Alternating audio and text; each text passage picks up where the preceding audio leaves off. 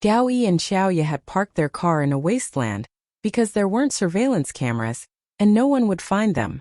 So Gu Ning met Gao Yi and Xiaoya at the wasteland. Huang Haiho was already tied tight with ropes by Gao Yi and Xiaoya, with his mouth sealed and eyes covered. He was also still unconscious. Did he wake up? Asked Gu Ning. Yes, but we knocked him unconscious again, said Gao Yi. Gu Ning then took a photo of Huang Haiho and sent it to Tang Bingsen. She used the phone which was registered under the name Tang Aining, and still remembered Tang Bingsen's phone number because she was his daughter in the previous incarnation. In addition to the photo, Gu Ning also sent him a message. Kuning, Tang Bingsen, Iim Tang Aining. The leader of the Tianyin gang is in my hands now. Your base and 2 bars were completely damaged by me. Are you surprised? Unfortunately, it's just the beginning. Because Tang Bingsen just passed out, he didn't read Gu Ning's message right away. After that, Gu Ning sent out a post on her other Weibo account. Exclusive news. The base of the Tianyin gang in City C exploded at 12:30 a.m. last night. The person who ruined Tanglong Winery is a strong enemy of the Tianyin gang. Illegal stuff like guns were also found in an underground room of Tanglong Winery. 2 bars owned by the Tianyin gang were also seriously damaged. People who like visiting their bars must be careful in the following days. Photos attached. Gu Ning exposed many photos of Tanglong Winery before and after it exploded. There were photos of the house before and after the explosion too. Before the house exploded, Gu Ning didn't leave until she took several photos of it. She had also taken photos of Tanglong Bar before and after it was damaged. Without hesitation, Gu Ning mentioned many influential media of City C on Weibo, but not many people saw it because it was too late now. Besides, Gu Ning didn't have many followers on her second Weibo account. However, she wasn't worried about it because she knew it would go viral tomorrow. Even if those influential media refused to report it in fear of the Tianyin gang, Gu Ning had plenty of ways to make it popular. Moreover, she attached many photos to the pose, which made it quite obvious that she wanted to tell everyone that the person behind this Weibo account was the one who exploded Tanglong Winery and Tanglong Bar. After all, only she could get photos at the scene. She even had photos of the illegal guns and drugs hidden in the underground room of Tanglong Winery. Gu Ning had no intention to keep it a secret, and she decided to make it public. After that, they went to have a rest. There was no need for them to stay in a hotel, so they directly parked their car at a less noticeable place and took a nap in it.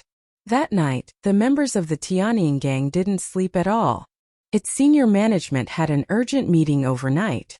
Their leader was missing, and the deputy leader was absent, so the 4 senior managers had to stand out and take the responsibility right now. However, all of them were ambitious and didn't get along very well with each other. With neither their leader nor the deputy leader present, each of them wanted to seize the absolute power, so the meeting didn't go well and they were secretly competing against each other. In the end, they had to wait till their deputy leader was back to make the final decision. Although Tanglong Winery was owned by the Tianyin gang, it was a legal business, so they turned to the police for help. Actually, they hadn't found Gu Ning's post on Weibo yet. Otherwise, they wouldn't have called the police. What was hidden in the underground room was already exposed, and what they shouldn't do at this moment was to let the police be involved in it. Tang Bingsen woke up in a few hours. At that time it was 5 a.m. Once he opened his eyes, he checked his phone in case he missed any messages when he was unconscious. A new message from a strange number caught his attention and he read it at once. Tang Bingsen, Tang Aining. The leader of the Tianyin gang is in my hands now. Your base and 2 bars were completely damaged by me. Are you surprised? Unfortunately, it's just the beginning. After reading it, Tang Bingsen was scared. His hand trembled and his phone fell on the ground. Because of Tang Bingsen he passed out once more. When he woke up again, it was already 9 a.m. He was quite weak now and even woke up in the hospital. Tang Bingsen's secretary went to pick him up before 8 a.m., but he didn't leave his room yet. His secretary called him, but no one answered. So his secretary became anxious and went upstairs to find him. His secretary had special permission and could freely enter and leave the Tang family's house, so none of the Tang family's domestic servants stopped him. He directly went to Tang Bingsen's bedroom to see him because his secretary knew that Ji Yijing wasn't home. In fact, Ji Yijing cried in the hospital almost every day after Tang Yixin had tried to commit suicide. She only had one child. If her daughter died, she honestly didn't know how to live her life further. Although Tang Yixin was in a terrible condition, the Tang family didn't give up on her. It didn't lack money anyway. Tang Bingsen had made the decision to let Ji Yijing take Tang Yixin abroad to get better treatment. Their family was in a dangerous situation now, so they couldn't move right away. Tang Bingsen's secretary knocked on the door of his bedroom, but no one answered. His secretary waited for a while, then called the housekeeper. The housekeeper was also worried about Tang Bingsen, so they decided to break inside. When they knocked the door open, they saw Tang Bingsen lying on the quilt with a pool of blood under his body. The scene shocked them and they immediately sent Tang Bingsen to the hospital. Tang Bingsen had an intravenous drip for a long while before he opened his eyes again. His secretary asked him what had happened. Tang Bingsen's secretary was his henchman, so he was aware of his relationship with the Tianying gang and Tang Bingsen told him everything. His secretary was also astonished after knowing what had happened. He had a premonition that the Tang family could be ruined by Tang Aining this time, but he didn't dare to say it aloud. Afterwards, Tang Bingsen told his secretary to send the deputy leader a message and tell him that the woman was Tang Aining. When it was 9:30 a.m., the deputy leader got off the plane at City C and saw Tang Bingsen's message. He was amazed when he learned that the woman was Tang Aining. Although he had heard a lot about Tang Aining and her grudges against the Tang family, he was still surprised by her unbelievable ability. Precisely because he knew how powerful Tang Aining was, he knew it would be super hard to catch her. Actually, he didn't care much about Huang Haiho, and he even hoped that Huang Haiho would never come back because in that case, he would be the leader of their gang. Two tigers could never share one mountain, and he always wanted to replace Huang Haiho. However, Huang Haiho was better than him, so he had to limit his ambition. Nevertheless, he had a great chance now that Huang Haiho was abducted. Even though Huang Haiho might survive, he could still send his people to secretly kill Huang Haiho. Every senior manager had his own loyal subordinates, so the deputy leader wasn't afraid at all. Although the Tianying gang was seriously damaged by Tang Aining, it still had a lot of wealth, which was enough in the deputy leader's eyes. Once he became the leader, he would have great power. When the deputy leader walked out of the airport, someone was already waiting for him, and they rushed to the hotel at once. Because Tanglong Winery exploded, they could only have a meeting in a hotel. In fact, the senior management of the Tianying gang was quite afraid of Tang Aining now. She could appear and disappear wherever and whenever she wanted. Right as the deputy leader rushed to the hotel, Gu Ning's post attracted a lot of attention on the internet. Some media didn't dare to report it because of the Tianying gang's influence, but some influencers didn't care about it at all. The moment those influencers reposted the news, more and more internet users read it. Common citizens hated illegal gangs because they stood for evil and they always did bad deeds. Many people were hurt and many families were harmed by illegal gangs. As a result, the Tianying gang was amid strong criticisms on social media within a short time. Wow, the person is so brave and exploded Tanglong Winery. How dare Tanglong Winery hide so many illegal objects? Is it really the base of the Tianying gang? It must be. Ordinary people wouldn't hide guns and drugs in their places. I'm pleased to know the base of the Tianying gang exploded. Me too, but why did that person do that? No idea, but the Tianying gang has done too many bad deeds. Right, the Tianying gang should be completely destroyed. It shouldn't exist. I think the Tianying gang has a strong enemy this time. Let's see what will happen next. I hate the Tianying gang too. Many people were excited to know that the base of the Tianying gang exploded, because they had a terrible impression of illegal gangs. At the same time, the existence of the Tianying gang aroused their curiosity. Even though many people had heard of illegal gangs before, they had never seen them in real life. The Tianjin gang was exposed this time, so they wondered what it had done. Some people even questioned the government in City C, because they believed that the government must have been aware of the existence of the Tianjin gang. If the government was aware of what the Tianjin gang was doing, it should stop it from breaking the law. However, it seemed that the Tianjin gang had existed for a long time. The Tianjin gang was able to do illegal things without being punished at all during the past years. In that case, the Tianjin gang must have secret support behind it, otherwise it wouldn't be able to stay safe. It seemed to be impossible to remove an illegal gang unless it made serious mistakes. Many internet users believed that the person exposed the Tianjin gang's base in order to attract a lot of attention from the media. Only when the dirty secrets were exposed in public could the illegal gang be punished according to the law. Under great pressure, the government and the police might take action to deal with the problem. The government must protect its reputation. If it did nothing when the dirty secrets were already exposed, it would lose its people's support. After all, most citizens couldn't accept the existence of an illegal gang. In fact, although the base and 2 bars of the Tianjin gang were destroyed, it still had great influence in City C, so it wasn't easy to deal with it. Social media, however, were out of the Tianjin gang's ambit. Moreover, the post and the news already went viral on the internet. The moment the deputy leader's car entered the city center and stopped in front of traffic lights, a big truck behind directly rushed towards it. Because there were cars at the other 3 sides of the deputy leader's car, he had no way to escape. Right when the big truck was about to hit his car, he and his driver jumped and ran away. Both of them were good at fighting, so it wasn't difficult for them to avoid the big truck, but innocent people around them would be in big trouble. They were members of an illegal gang and didn't have any kindness or sympathy for other people.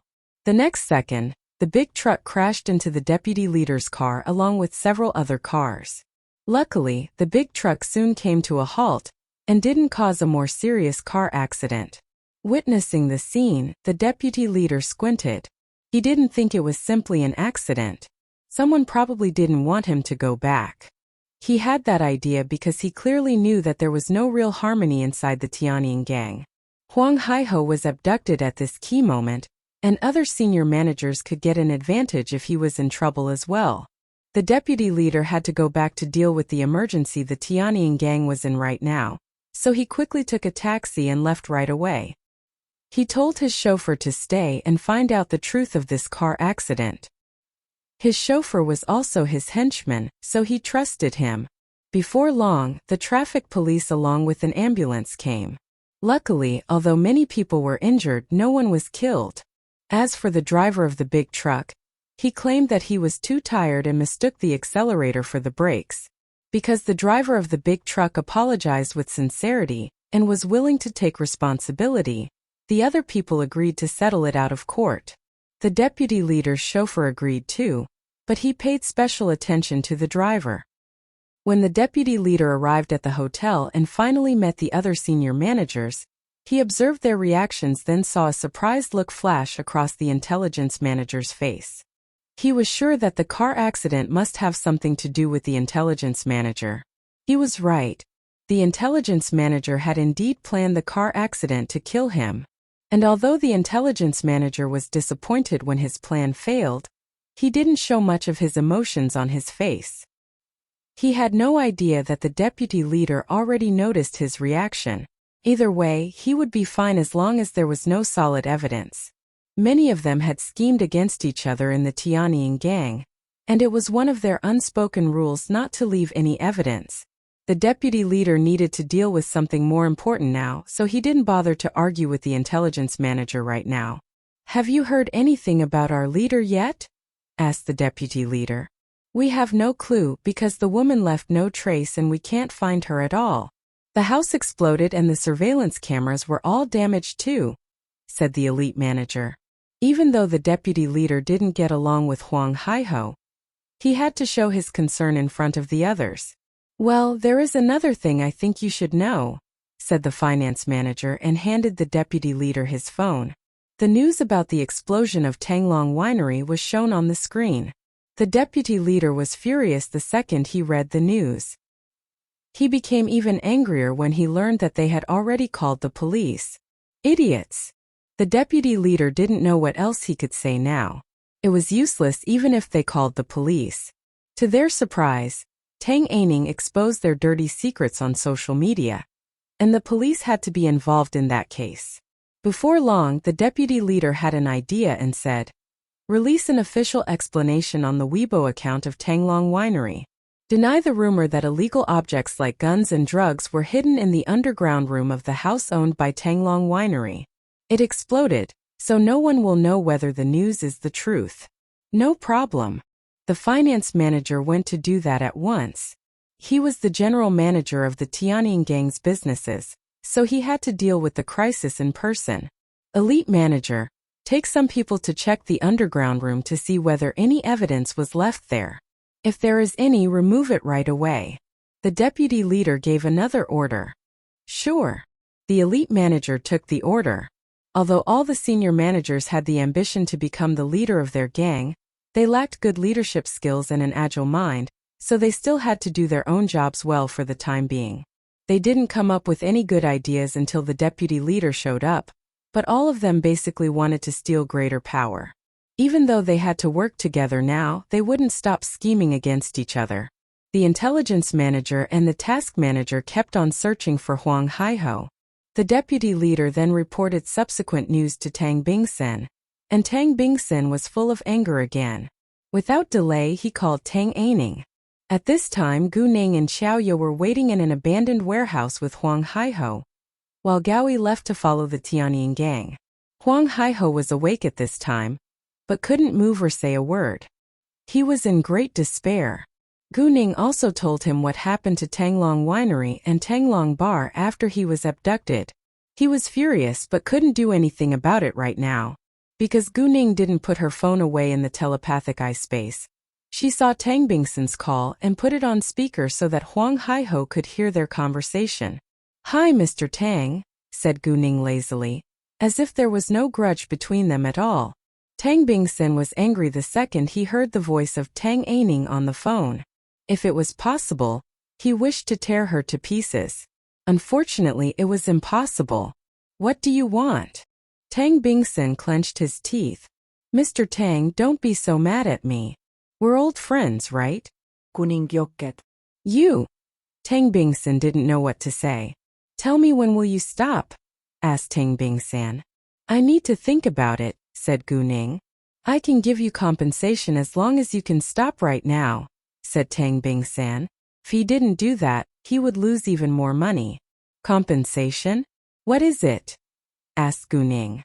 "I can give you 1,000,000,000 yuan, said Tang Bingsen. It wasn't easy for him to make that generous offer. "A billion yuan? I'm a billionaire myself, so I don't want your money," said Gu Ning with disdain. She didn't lack money at all. "What?" Tang Bingsen was surprised. To his astonishment, Tang Aining was richer than him. "So what do you want?" he asked again. "I don't know yet, but I want the Tang organization right now," said Gu Ning. "Both of us clearly know how it became so successful today." The Tang organization became very successful mostly because of Tang Aining's effort. Although Tang Aining wasn't involved in running the business, the Tang organization wouldn't have developed so quickly and smoothly without her help.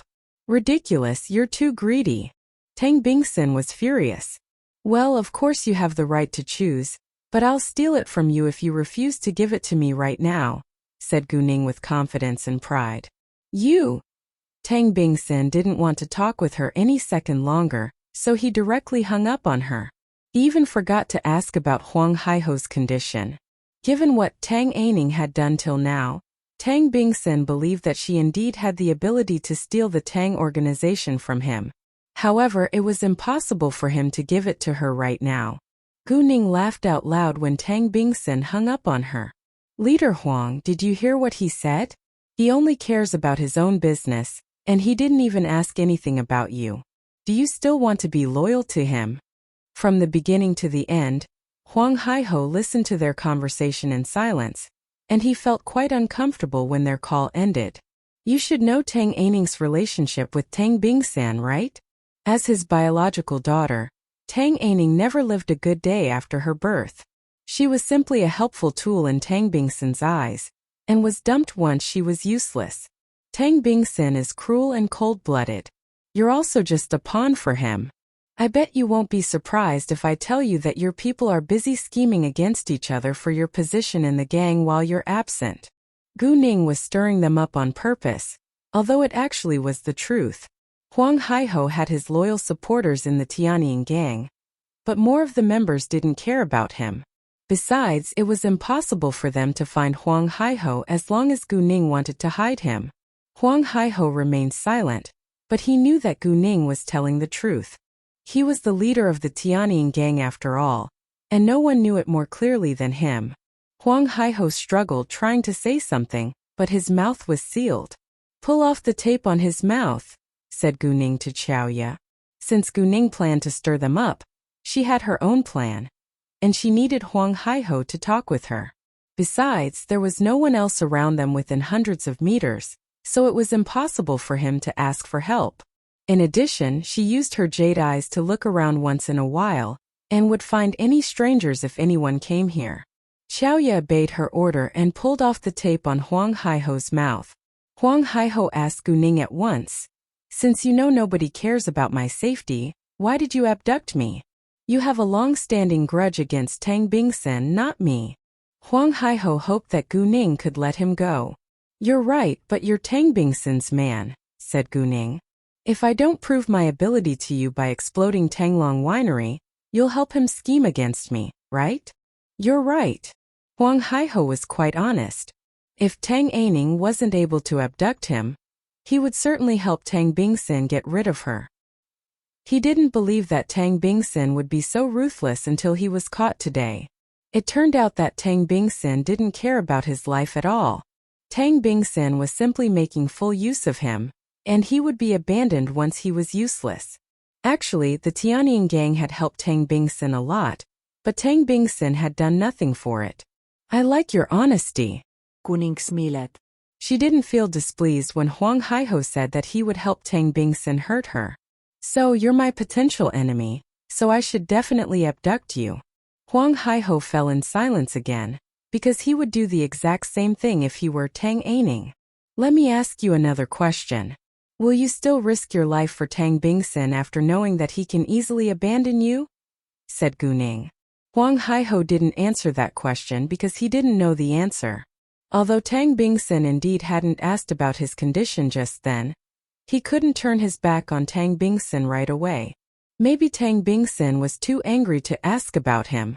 It was a very normal thought because Tang Bingsan was really angry during the call. "Well, I can call Tang Bingsan again and try to make a deal with him. If he's willing to give me 5 billion yuan to have you back, I'll let you go. You've made a lot more money than that for him, so I think he should be willing to protect you, right?" said Gu Ning. "If he refuses, why don't you make a deal with me then?" Gu Ning would really let Huang Haiho go if Tang Bingsan was willing to give her 5 billion yuan. If not, she would actualize the plan in her mind right now. "What deal?" asked Huang Haiho. He had indeed made more than 5 billion yuan for Tang Bingsan, so he didn't think it was a big deal. Instead, he was curious about the deal Gu Ning wanted to make with him. "We'll see," said Gu Ning and called Tang Bingsan again. Tang Bingsan picked it up after a few seconds. Although he didn't know why Tang Aining called him, he wanted to figure it out. "Mr. Tang, I would like to have a deal with you," said Gu Ning. "What deal?" asked Tang Bingsan. "Huang Haiho is in my hands now, and he's fine and safe for the time being, but I want 5 billion yuan for him. What do you think?" asked Gu Ning. "What? 5 billion yuan?" Tang Bingsan was shocked. Even though 5 billion yuan wasn't much in his eyes, it wasn't little either, and he just suffered a great loss, so he was reluctant to give Tang Aining so much money. "Isn't Huang Haiho worth 5 billion yuan in your eyes? I heard that he's made a lot more money than that for you," said Gu Ning on purpose. "He works for me, and it's his job to make money for me," said Tang Bingsan and took it for granted.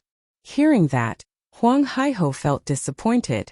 Although it was true that he worked for Tang Bingsen and it was his job to make money for him, he still felt uncomfortable when Tang Bingsen took it for granted. Are you willing to pay 5 billion yuan? Gu Ning asked again.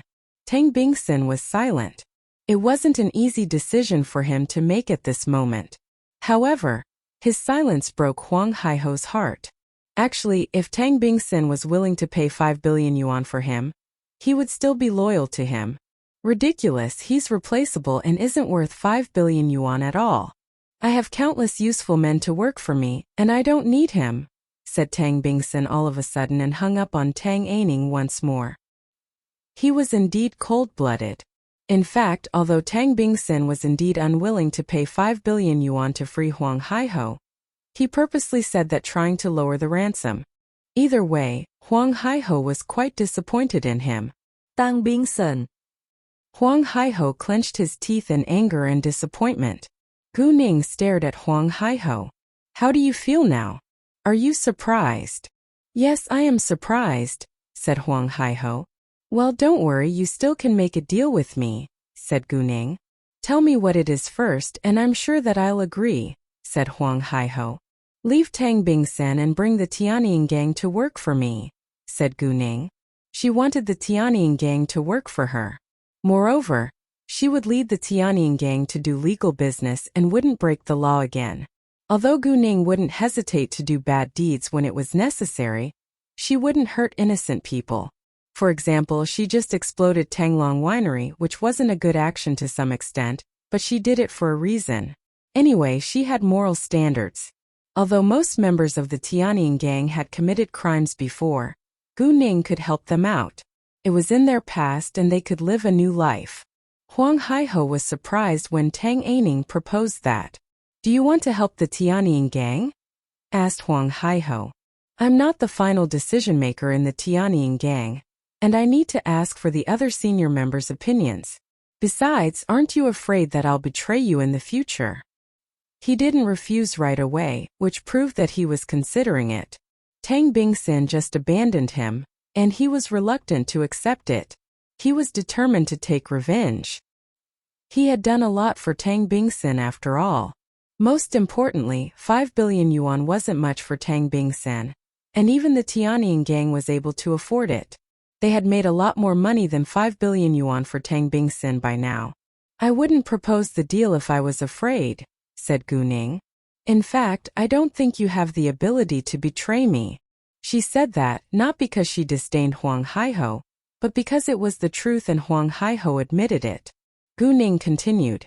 As for other members of the Tianying gang, they can stay if they're willing to work for me, and they can leave if they're unwilling to follow my lead.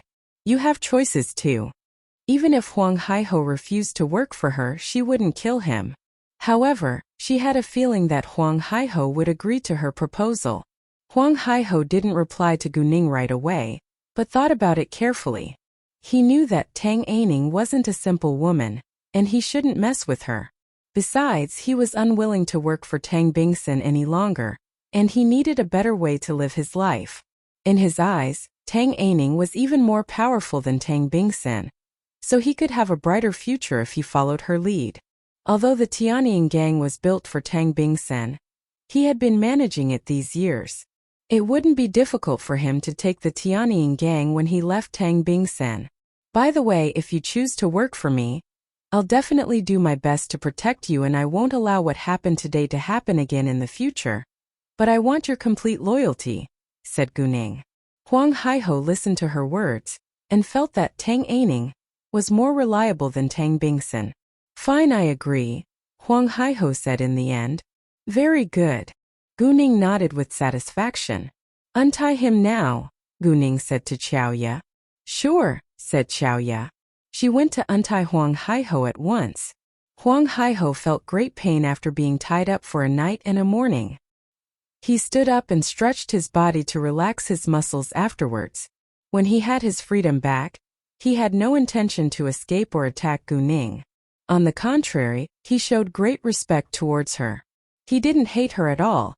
Even though she had exploded Tanglong Winery and damaged 2 bars owned by the Tianying gang, he yielded to power. Tang Aining was more powerful than him. so he was willing to listen to her. When Gu Ning stared at him, he felt stressed. Since the Tianying gang is mine now, you can't do illegal business nor hurt innocent people from now on, said Gu Ning.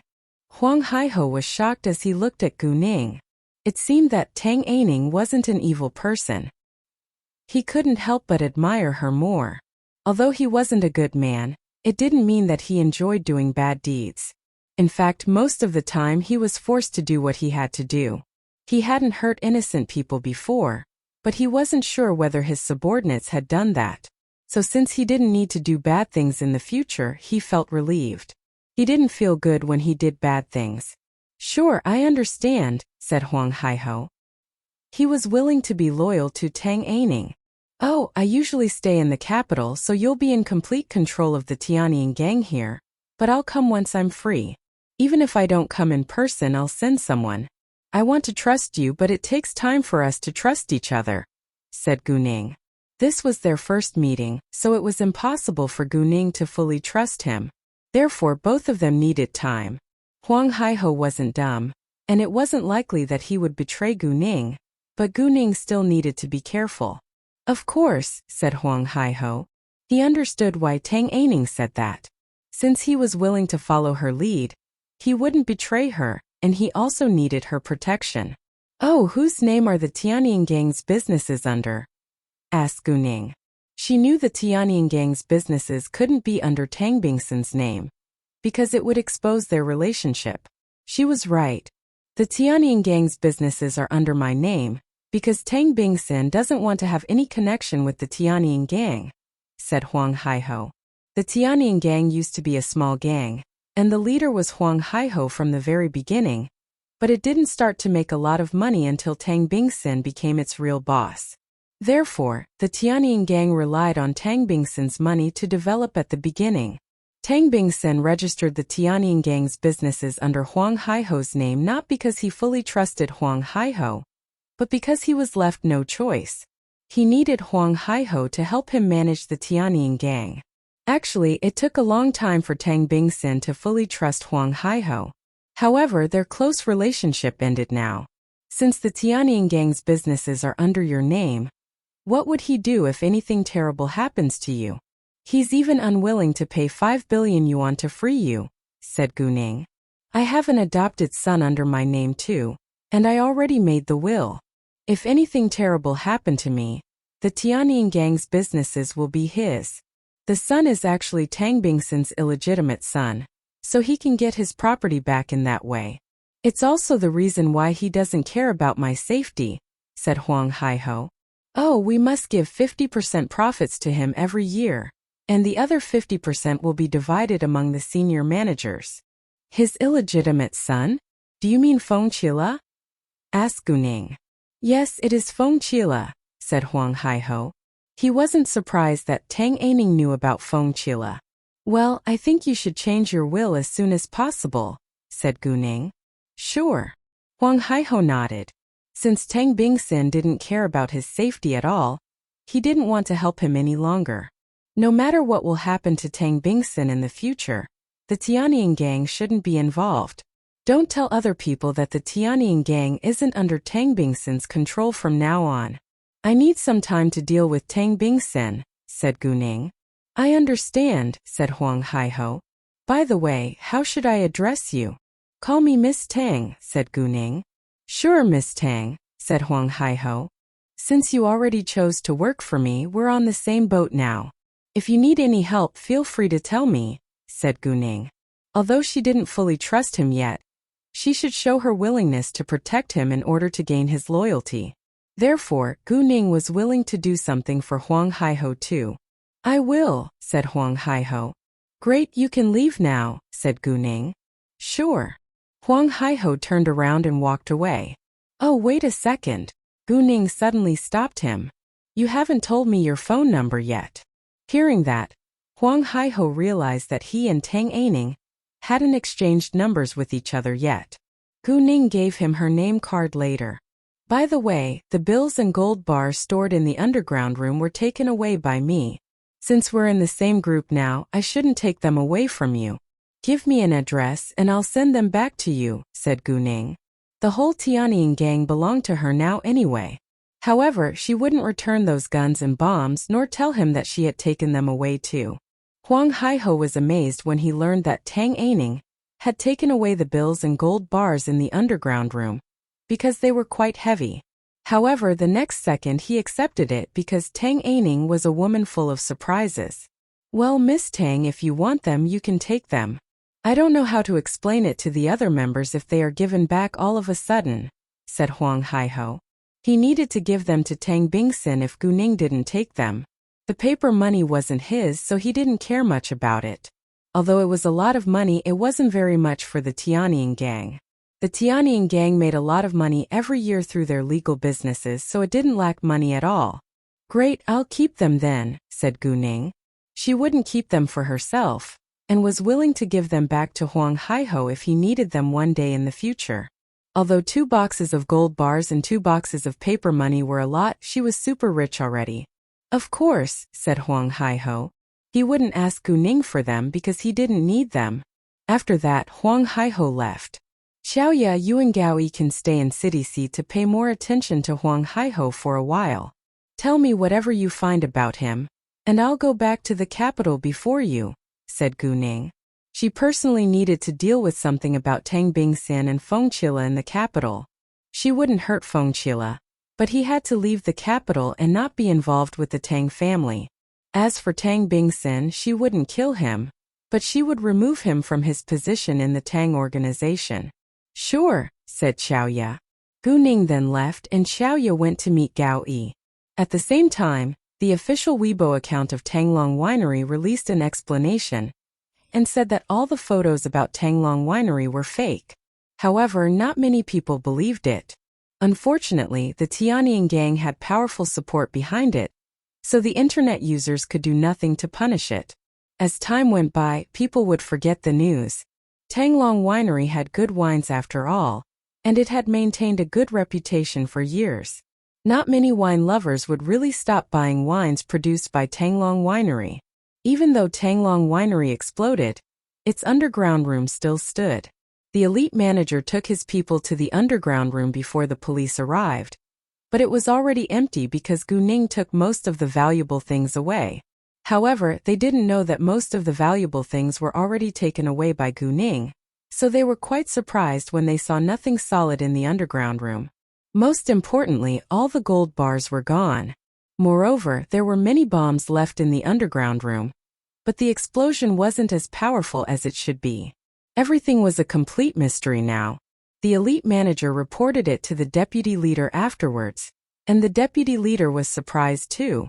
It was impossible for nothing to be left in the underground room, but they couldn't figure out why. The police came later, but they found nothing useful. Even though the police knew that the Tianyin gang was an illegal gang, they couldn't punish it without evidence. Huang Haiho didn't have a phone with him, but luckily he has some paper money in his pocket, so he took a taxi to Tanglong Winery later. Because Tanglong Winery was a legal business in outsiders' eyes, and Zhao Liqing, the finance manager, was also its general manager. He was in charge of it when Huang Haiho was absent. Although most senior managers of the Tianyin gang were ambitious, 2 or 3 of them were still respectful of Huang Haiho. As long as Huang Haiho was in the gang, they wouldn't cross the line. One of them was the finance manager, Zhao Liqing. Huang Haiho knew who he could trust in the Tianyin gang, so he assigned Zhao Liqing to be the finance manager. Zhao Liqing was astonished when he saw Huang Haiho. "Hi, Chairman Huang, welcome back." Zhao Liqing excitedly welcomed Huang Haiho at once. Because the police were still present, Zhao Liqing called Huang Haiho the chairman, instead of their gang leader. Even though everyone knew that Huang Haiho was the leader of the Tianyin gang, he was also the chairman of the Tanglong organization. Even the police called him Chairman Huang. When Huang Haiho got back, the police also asked him about the details of the abduction. Huang Haiho said that a strange woman knocked him unconscious before she abducted him, and he didn't wake up until this morning. He didn't know what had happened, but he seized a chance to escape. Because they didn't know how strong the woman was, they accepted Huang Haiho's words. The police found no useful evidence in Tanglong Winery, and they honestly were unwilling to mess with an illegal gang. Although they stood for justice, they were afraid of death. Most importantly, the Tianyin gang had a relationship with the government, so they could only turn a blind eye on it. Since Huang Haiho was back, Zhao Liqing told their people to stop searching for him. The deputy leader and the intelligence manager, however, couldn't accept it when they heard that Huang Haiho was safely back. They were the most ambitious members of the senior management in the Tianyin gang. The intelligence manager had tried to kill the deputy leader, and the deputy leader wished that Huang Haiho would never come back. Some of the other senior members also felt disappointed, but they could accept it, because they believed that Huang Haiho had the ability to save himself. In fact, even if Huang Haiho couldn't come back, it wasn't very likely for them to sit on his seat. No matter how the deputy leader and the intelligence manager felt at this moment, they had to face the reality. There was nothing else they could do, and they couldn't fight against him right now. Actually, if they were able to defeat Huang Haiho, they wouldn't have waited so long. Huang Haiho had a meeting of the senior management right after he was back. Before the meeting began, Huang Haiho called Tang Bingsen. Although he was determined to leave Tang Bingsen, he couldn't let him know about it right now. Therefore, he had to tell Tang Bingsen that he was safe now. Tang Bingsen felt relieved when he heard that Huang Haiho successfully escaped. In fact, he was unwilling to see Huang Haiho killed, because no one could be a better leader than him in the Tianyin gang. However, he was reluctant to pay 5 billion yuan to free Huang Haiho. Neither Huang Haiho nor Tang Bingsen talked about their conversation with Tang Aining, and they went to do their own jobs afterwards. About an hour later, the senior managers of the Tianyin gang gathered together in the meeting room of Tanglong Hotel. Those who were unhappy about the news that Huang Haiho was back had to hide their real feelings. Huang Haiho knew it very well, but said nothing about it. He didn't tell them about his deal with Tang Aining right now, and instead focused on doing their jobs. In order to not arouse their suspicion, Huang Haiho showed his angry attitude towards the abduction and gave an order to catch Tang Aining. Although the house Huang Haiho lived in exploded, he had other houses. Normally, he lived with his henchmen and bodyguards. Because he didn't have a family, his henchmen and bodyguards stayed by his sides day and night to protect him. He didn't feel safe when he was alone. However, it was useless when he encountered a strong enemy like Tang Aining. The house and the office building exploded, so they needed to rebuild them. Luckily, most of the wines stored in the warehouse under the office building were fine, so they could still sell them to make some money. What they needed to do now was to rent a temporary factory as soon as possible to continue doing their business. Their business was seriously affected because of the explosions, but they could only live with it. Gu Ning later flew back to the capital by herself. The news about the Tianyin gang was still a hot topic on the internet, but it didn't attract much more attention as time went by. It was almost 5 p.m. when Gu Ning arrived at the capital. She was alone today, so she dined outside. And because her car was parked at the parking lot of the airport, she drove by herself this time. However, shortly after she came back, she encountered trouble. Gu Ning wanted to have steak, so she went to a Western restaurant. Because the parking spaces were limited outside the restaurant, there was only one parking space left when Gu Ning went over. Right when she was about to back her car into the parking space, a middle-aged woman suddenly stood in her way and stopped her car from moving inside. "Hey, this parking space is already occupied. Go somewhere else," shouted the middle-aged woman to Gu Ning in a very unkind tone. Given Gu Ning's temper, she was quite displeased. If the middle-aged woman showed a good attitude towards her, she wouldn't be mad. However, the middle-aged woman was rude and unkind. Gu Ning opened the door car and got out of it. She walked to the middle-aged woman with a cold expression. "Ma'am, I don't understand why this parking space is already occupied. I arrived here before you." There was a car stopped not far from them, and the middle-aged woman came out of it. The car was also a luxurious car and was worth about 2 million yuan. It was obvious that the middle-aged woman was rich, but it wouldn't change the fact that she was acting like a barbarian. This middle-aged woman probably planned to bully Gu Ning because she thought that Gu Ning's car wasn't as expensive as hers. However, not every super-rich person would drive a very luxurious car, because most super-rich people kept a low profile. In addition, Gu Ning's car wasn't cheap at all. It was a Hummer which cost her over 1,000,000 yuan. However, her car wasn't as expensive as the middle-aged woman's car. Unfortunately, it was useless in Gu Ning's eyes. I told you that it's occupied, and you should go to park your car somewhere else. The middle-aged woman was still very rude. Why don't you go to park your car somewhere else? Gu Ning was mad. Don't you have any manners? The middle-aged woman criticized Gu Ning. Many people walked by them, and they heard the middle-aged woman's loud voice. What? It's ridiculous. You were rude to me first, so I don't think I should be polite to you, said Gu Ning. If you showed a good attitude towards me, I'd let you take the parking space, but your terrible attitude has ruined everything. You! The middle-aged woman didn't know what to say now. Onlookers also looked at the middle-aged woman with disdain. She's so shameless. It's obvious that this young girl arrived here before the woman. I agree. Oh. Shut your mouth.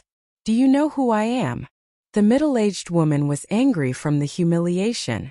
Nevertheless, before she could say something else, a female voice interrupted her. Mom! After that, a young woman walked to the middle-aged woman. She then turned to look at Gu Ning. She wasn't as arrogant or aggressive as the middle-aged woman, but was quite gentle. Unfortunately, Gu Ning still saw the jealousy in her eyes. Miss, I'm sorry. My mom has an appointment with her friend, and we're already late. My mom just wants to see her friend as soon as possible, said the young woman. This young woman was actually Shun Jilin, and the middle-aged woman was her mother, Chan Choin. Shun Jilin knew that Leng Xiaoting had a very beautiful girlfriend, but she didn't know that the stunning girl standing in front of her right now was Leng Xiaoting's girlfriend. If she knew that, she wouldn't be so calm. Even though you're in a hurry, you can't steal other people's parking spaces, said Gu Ning. Although Shun Jilin had a good attitude, Gu Ning saw that she wasn't a good person. She must agree with her mother, otherwise she wouldn't come to help her mother. Besides, she apologized to Gu Ning simply because she noticed that the situation wasn't to their advantage. You're right, and please accept my sincere apologies. Miss, please forgive us this time, said Shun Jilin. In fact, she was full of anger and hatred towards Gu Ning at this moment, but she had to pretend to be nice. After all, it was their fault. Most importantly, they were in a public place. Jilin. Chen Chuyin was dissatisfied with Shun Jilin's behavior. She didn't think that they needed to apologize. Fine, forget it, said Gu Ning. She was unwilling to waste time arguing with them. After that, Shun Jilin pulled Chan Chuyin away and left the parking space to Gu Ning. Gu Ning then got in her car and backed it into the parking space. Jilin, how could you give the parking space to her? Said Chan Chuyin in annoyance. Shun Jilin was displeased. Mom, you should change your personality towards other people. Didn't you see everyone was blaming you? It's super embarrassing. Don't make us a joke in public. Although Shun Jilin supported Chan Chuyin to steal the parking space, she was unwilling to be laughed at by other people in public. Shun Jilin would bully others who were inferior to her, but she cared about her image too. Chan Chuyin thought it made sense, so she dropped that topic, although she was still mad at Gu Ning. Alright, let's park our car over there, said Shun Jilin and walked to their car. After parking the car, Chan Chuyin and her daughter walked to the same Western restaurant as Gu Ning. Gu Ning found a seat by the window and ordered steak and fruit salad. Right after the waiter left her table, Gu Ning saw Chan Chuyin and her daughter walking inside, but she ignored them. Shun Jilin looked calm on the surface, but Chan Chuyin didn't bother to hide her disdain towards Gu Ning. Coincidentally, they sat not far away from Gu Ning. Oh, hi, Mrs. Shun, Miss Shen, nice to see you. Two women by the table greeted Chan Chuyin and her daughter at once. Nice to see you too, Mrs. Tong and Miss Tong. Chan Chuyin and Shun Jilin looked polite, but it was obvious that they thought they were better than them. Have a seat, please, said Mrs. Tong. After that, they began to order. Chan Chuyin took out an invitation letter from her handbag and gave it to Mrs. Tong later. Here, I got you the letter. Thank you so much. Mrs. Tong's face lit up at once. Not a big deal, but all the guests are important figures, so you must be careful and to not mess with someone you shouldn't offend, said Chan Chuyin. Although Gu Ning had no intention to eavesdrop their conversation, she had good hearing and easily heard their conversation. Therefore, Gu Ning realized what they were doing. Mrs. Tong wanted to attend an event, but she wasn't important enough to be invited. So she begged Chan Chuyin to help her get an invitation letter. She did everything to get into the party mostly because she planned to achieve something on someone's coattails. Gu Ning was right. Mrs. Tong and Miss Tong ached to attend the event in order to meet rich second-generation heirs. Although the Tong family was rich too, it wanted more. Of course we'll be careful, said Mrs. Tong right away. Oh, when will Miss Shun and Lord Lung have the engagement party? We're all looking forward to it, asked Mrs. Tong. Hearing that, Chan Chuyin and Shun Jilin felt a little embarrassed, but they soon composed themselves. Gu Ning, however, stopped at once. Lord Lung must be Lung shouting. There was only one powerful Lung family in the capital after all. Before Chan Chuyin could say anything, Mrs. Tong continued. Miss Shun, you're quite lucky to win Lord Lung's heart. He's a very rare quality man in the capital. I've heard of no one else who can become a major general at such an early age. Gu Ning was annoyed when she heard that. She was now very sure that they were talking about Lung shouting. People who were sitting at other tables were also surprised. Then they turned to look at Chan Chuyin and her daughter with amazement. Even though they didn't know who Lord Lung was, a major general was quite unbelievable. Since Mrs. Tong said that they were looking forward to attending the engagement party of Shun Jilin and Lung Shouting, everyone believed that Shun Jilin was Lung Shouting's fiancé. If Mrs. Tong said that earlier on, Chan Chuyin would definitely feel very proud, but now she had a totally different feeling. Well, Shouting is too busy to settle it right now, said Chan Chuyin. Even though she herself didn't believe her words, she had to look elegant on the surface. In the past, she always believed that Shun Jilin would marry into the Lung family because of the Shun family's relationship with it, and she had often shown off in front of her friends. Actually, Master Lung also had the intention to set them up, so she had confidence that it was a sure bet. Unexpectedly, Lung Shouting got a girlfriend afterwards. In that case, it wouldn't be likely for Shun Jilin to marry into the Lung family. I understand. Lord Lung has a very important position in the military after all, said Mrs. Tong.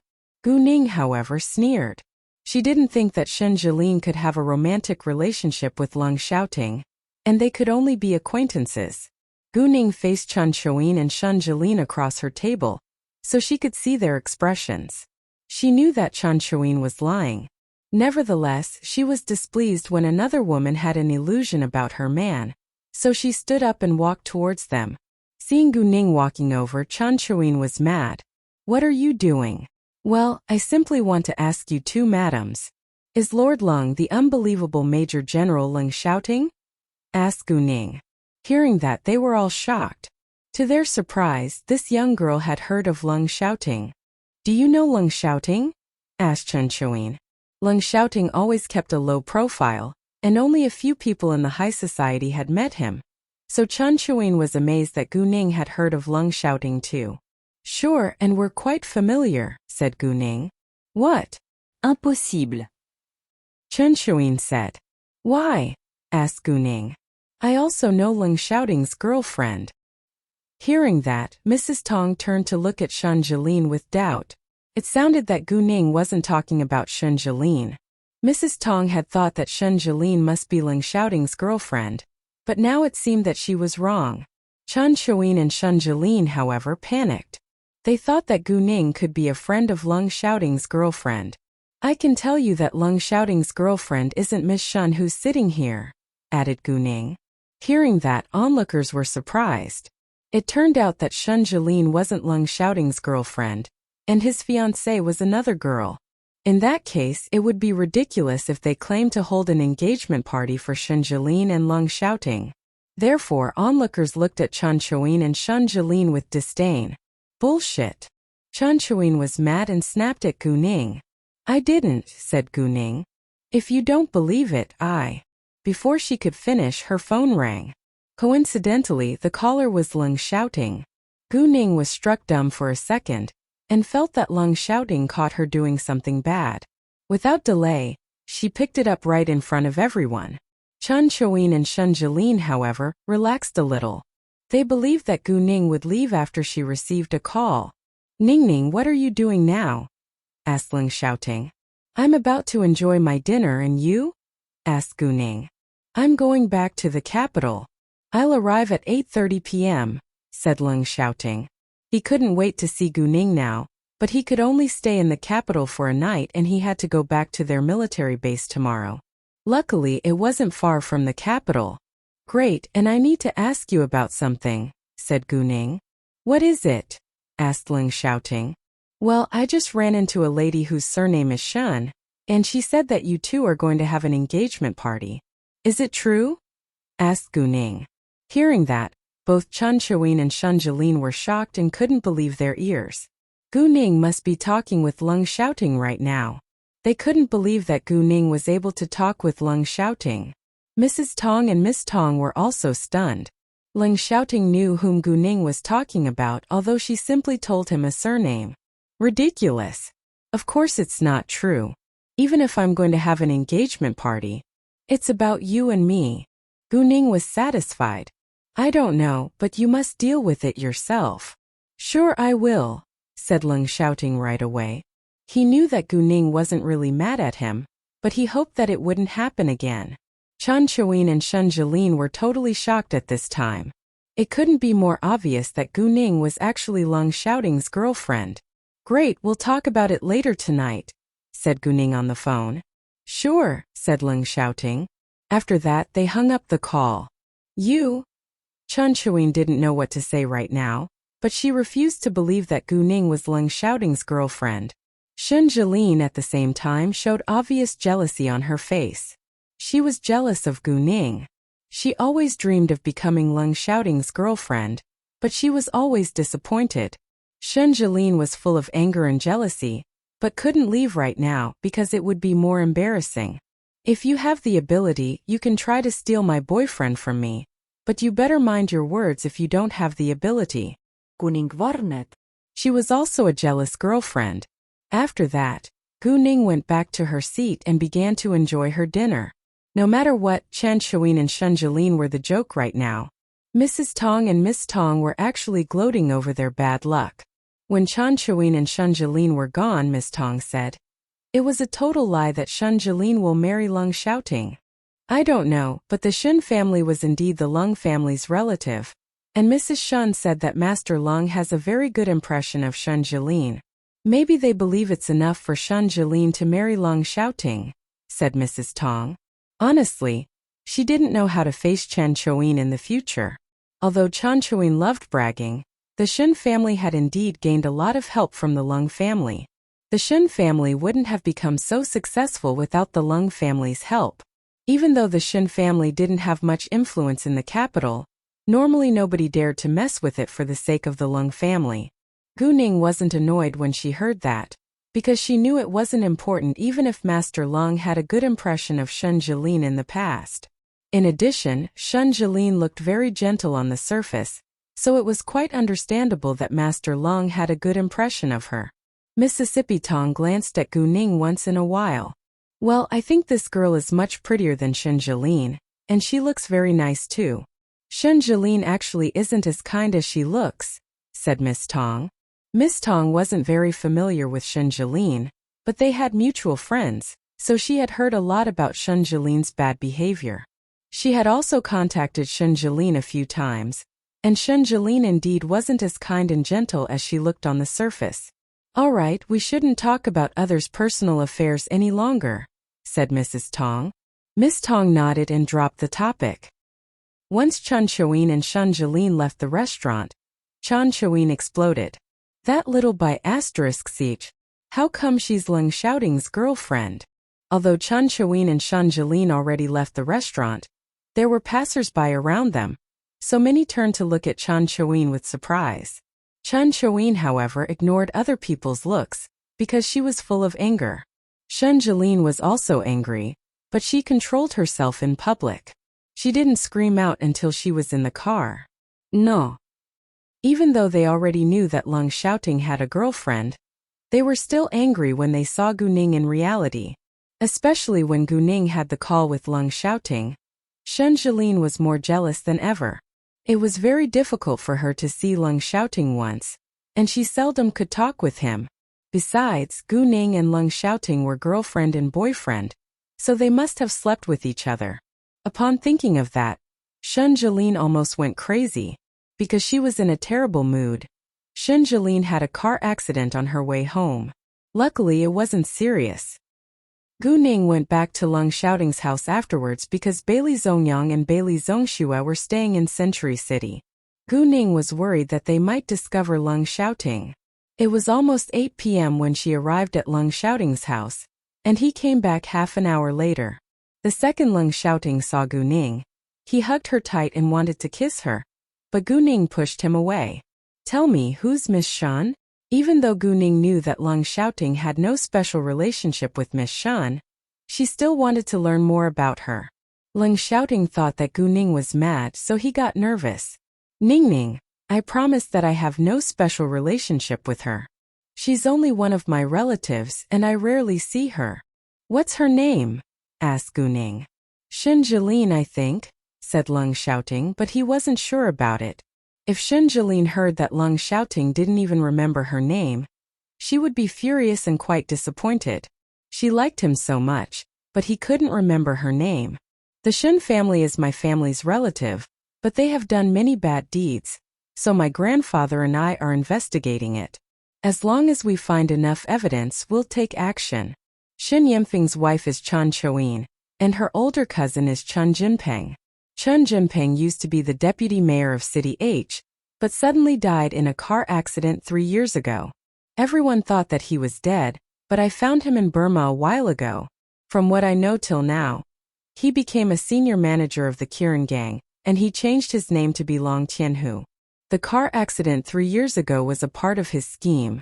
They must be hiding something. Besides, Shen Yanfeng maintains a secret relationship with Yuan Wanrui, the third son of the Yuan family.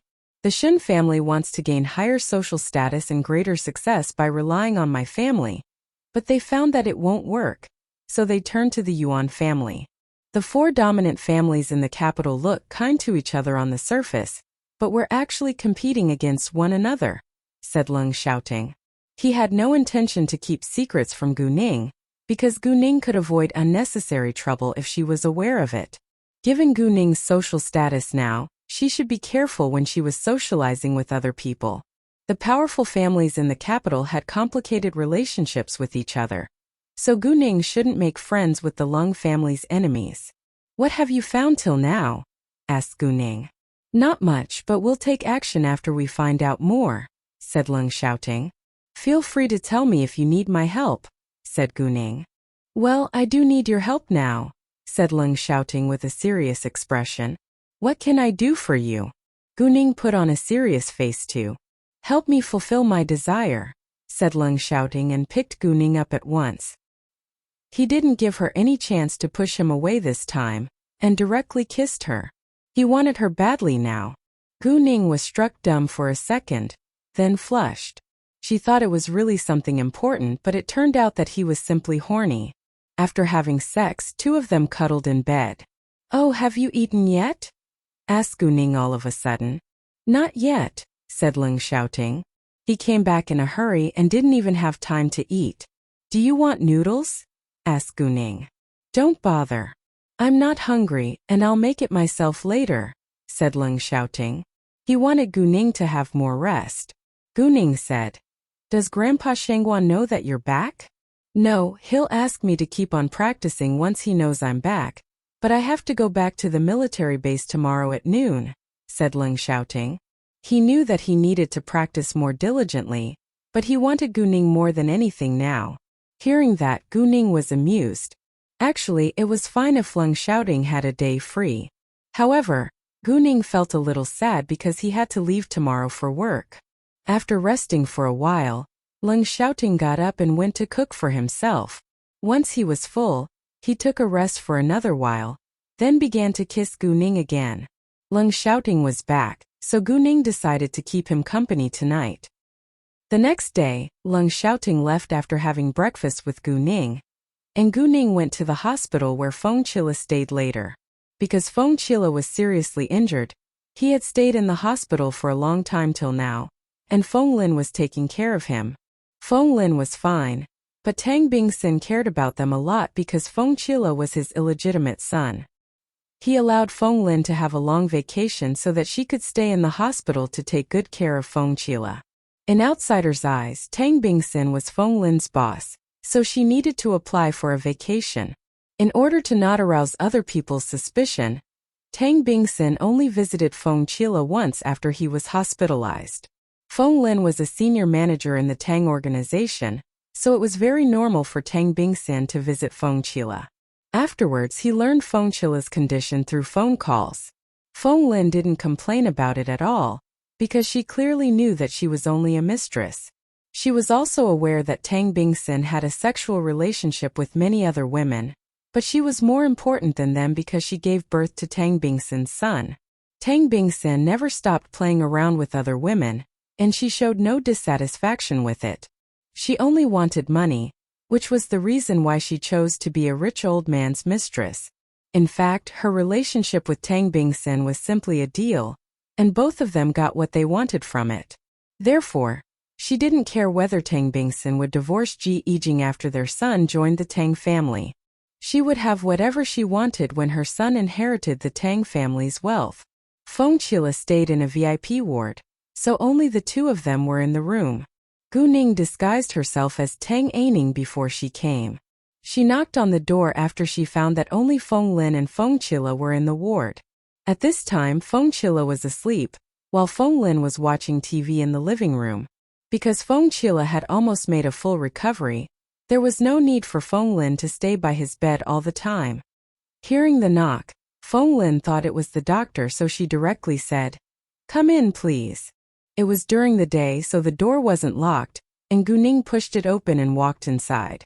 The second Feng Lin saw Tang Aining, she stood up in fear. "You!" Although Feng Lin hadn't attended Tang Yixin's wedding, she read everything on the internet, so she recognized Tang Aining. Once she saw her, she was frightened now. Seeing Feng Lin's reaction, Gu Ning knew that she recognized her. "Don't be afraid. I won't hurt you. I came to have a talk with you," Gu Ning said to comfort her. She didn't want Feng Lin to call more people to come. What do you want to talk about with me?" Feng Lin stayed alert.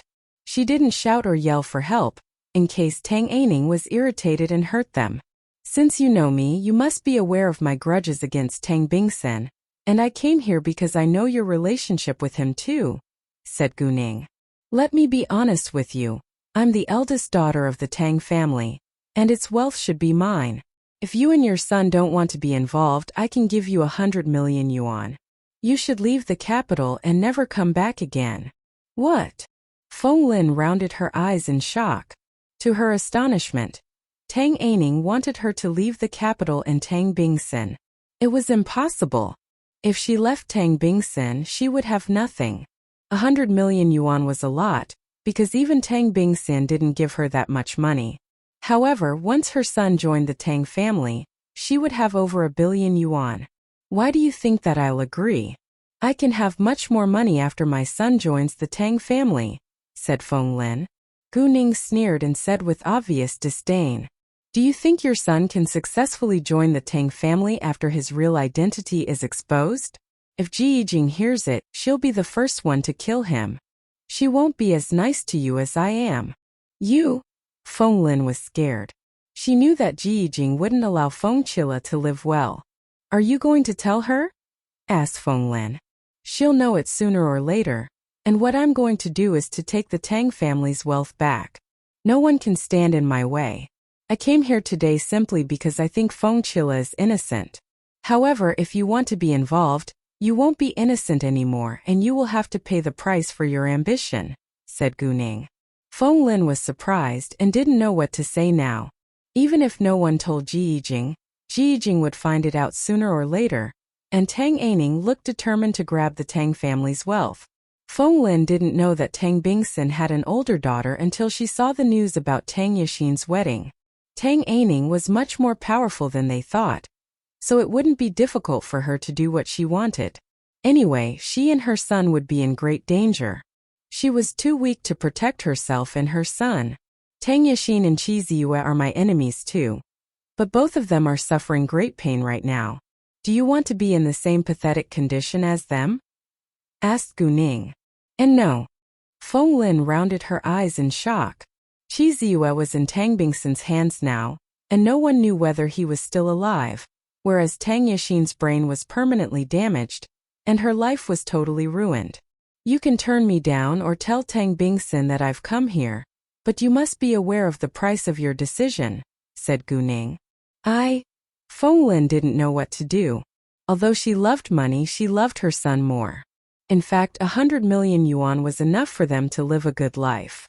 Right at this moment, the door of the bedroom was pushed open, and Feng Qile walked out. Actually, Feng Qile had been eavesdropping on their conversation by the door. Qile, why did you come out now? Feng Lin got nervous. Feng Qile begged Feng Lin. Mom, we should agree and leave the capital.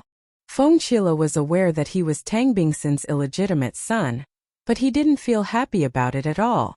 On the contrary, he was quite upset after knowing the truth, because a mistress and an illegitimate son weren't welcome anywhere. He didn't want his own mother to ruin another person's family, and he was unwilling to be an illegitimate son forever. Even though Tang Bingsun was very rich, he didn't care about it. Besides, Tang Bingsun was a terrible man who cheated on his wife and had more than one mistress. Feng Qile had caught Tang Bingsun flirting with a woman before by accident. If they had a normal relationship, they wouldn't flirt with each other. He also knew that it was hard for rich men not to have mistresses. Sometimes, he hated himself for being an illegitimate son. Mom, I hate being an illegitimate son, and I've always been unhappy about it. I just didn't know how to talk about it with you. Although he's rich, I don't want his money. He's a terrible man and I hate him, said Feng Qile. Hearing that, Feng Lin's body was shaking in sadness. To her surprise, her son already found out about their abnormal relationship with Tang Bingsun. Gu Ning, however, wasn't surprised by Feng Qile's reaction. Instead, Feng Qile left a good impression on her. Qile, do you really want to leave? Asked Feng Lin. Compared with her son, Tang Bingsun and his money were nothing in her eyes. Yes, Mom, we should leave, said Feng Qile with a serious expression. Feng Qile cried at once. Sure, you're right. We'll leave. We must leave here. After that, Feng Lin looked to Gu Ning. I accept your offer, but I hope you can fulfill your promise. No problem. Tell me the number of your bank card, and I'll transfer 100 million yuan to you later. You must quietly leave the capital in Tang Bingsun, said Gu Ning. I know. Feng Lin nodded. Gu Ning was surprised, but not very surprised by Feng Lin's quick agreement. Anyway, she was glad that she agreed. After getting the number of Feng Lin's bank card, Gu Ning left, and Feng Lin kept her promise and didn't tell Tang Bingsun what had happened between them. Gu Ning went to a bank to transfer the money to Feng Lin. Normally, it took 24 hours for the bank to deal with a transfer, but Gu Ning was a VIP client, so she didn't need to wait. Once she stated her need, it was done within minutes. Feng Lin was shocked that she soon received the money. Qile, should we leave right now or tomorrow? Asked Feng Lin. I want to leave right away, said Feng Qile. He was unwilling to stay here. Great, let's go to see the doctor now, said Feng Lin. Feng Qile was fine now, so he could leave the hospital. Sure. Feng Qile beamed. Seeing his happy face, Feng Lin felt quite sad. Although Gu Ning gave Feng Lin 100 million yuan, she didn't want to pay the bill by herself and called Tang Qingyang afterwards. Guam Ning. Tang Qingyang picked up her call. Hi, Qingyang, Tang Bingsun's mistress and illegitimate son agreed to leave the capital just then and I gave them 100 million yuan for it. If they really leave, you should give the money back to me when you become the chairman of the Tang organization one day in the future, said Gu Ning. Gu Ning wanted Tang Qingyang to pay the bill. The Tang organization would be his sooner or later, so 100 million yuan was nothing. She was willing to wait until Tang Qingyang successfully won the position of chairman of the Tang organization. Tang Qingyang was struck dumb for a second by the news. No problem. He agreed with alacrity. Even if Gu Ning wanted 1 billion yuan, Tang Qingyang could give it to her, because she had done him a great favor. Oh, Tang Bingsen's illegal gang is also going to leave him. I made an agreement with its leader a few days ago. I can't make sure that they won't betray us right now, but I don't think we need to be worried, said Gu Ning. Actually, the Tianying gang wasn't as powerful as Gu Ning used to think. Really? Tang Qingyang was excited. Yeah, Gu Ning said. You're unbelievable, said Tang Qingyang. Thanks. Kuning smilet. I've been very busy these days, but we must dine together someday, said Tang Qingyang. Sure. Gu Ning agreed. After that, they ended the call. Gu Ning then went back to Century City and put on her own clothes. She rested for a while and it was soon dinner time. When she was thinking about what to have tonight, she received Shen Yao's call.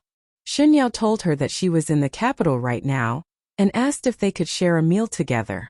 Gu Ning accepted her invitation because she wanted to see Shen Yao's real face. Shen Yao wasn't familiar with the capital, so she asked Gu Ning for recommendations. Gu Ning wasn't a picky eater, so she let Shen Yao make the decision. Shen Yao then chose a great place. She was in the Eastern District now, and they would meet in a mountain villa. A mountain villa always had a great view and quiet environment, and Shen Yao liked it. Since Shen Yao made the decision, Gu Ning listened to her. Therefore, Gu Ning left her home and went to see Shen Yao. It was almost 5 p.m. now, and it took about 40 minutes to get to the Eastern District by car. If there was a traffic jam, it could take even longer. Luckily, Gu Ning left her home earlier, because even though Gu Ning had lived in the capital for years in the previous incarnation, she wasn't familiar with every part of it. The capital was too large after all. She had only been to some popular parts of it before. Shen Yao was much closer to the mountain villa, so she arrived there earlier than Gu Ning. She came alone, and had already handled her business in City Gu. Shen Yao always wanted to come to the capital, trying to regain her memories about this city, but she found everything was much more complicated than she thought now.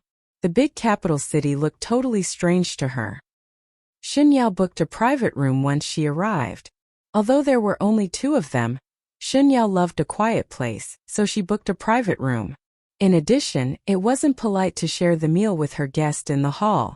However, right after Shen Yao booked the private room, a group of 5 people came and wanted a private room too.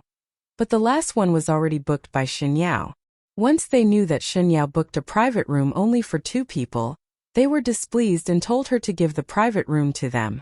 You only have 2 people. I don't think you need a private room. You can dine in the hall. Their attitude was very terrible. Shen Yao wasn't a weak woman, and she had a quick temper, so she argued in anger. Why can't 2 people dine in a private room? I came and booked the last private room before you. Why should I give it to you just because you have more people? Mind your attitude. Don't humiliate yourself. A man snapped at Shen Yao. He was obviously an arrogant, good-for-nothing rich heir. Who do you think you are? Shen Yao stared at him. You! The man was mad at her tone. Do you know who I am? He wanted to bully Shen Yao with his family's influence and wealth. However, Shen Yao wasn't afraid of him at all. She turned to look at the receptionist. Is this your way of serving your customers? Shouldn't you do something now? The receptionist opened her mouth at once. Lord Yu, I'm sorry. This lady already booked the private room. Could you dine in the hall? Lord Yu was mad. What? You know who I am, so how dare you say that to my face? Lord Yu, please don't make it difficult for me, said the receptionist.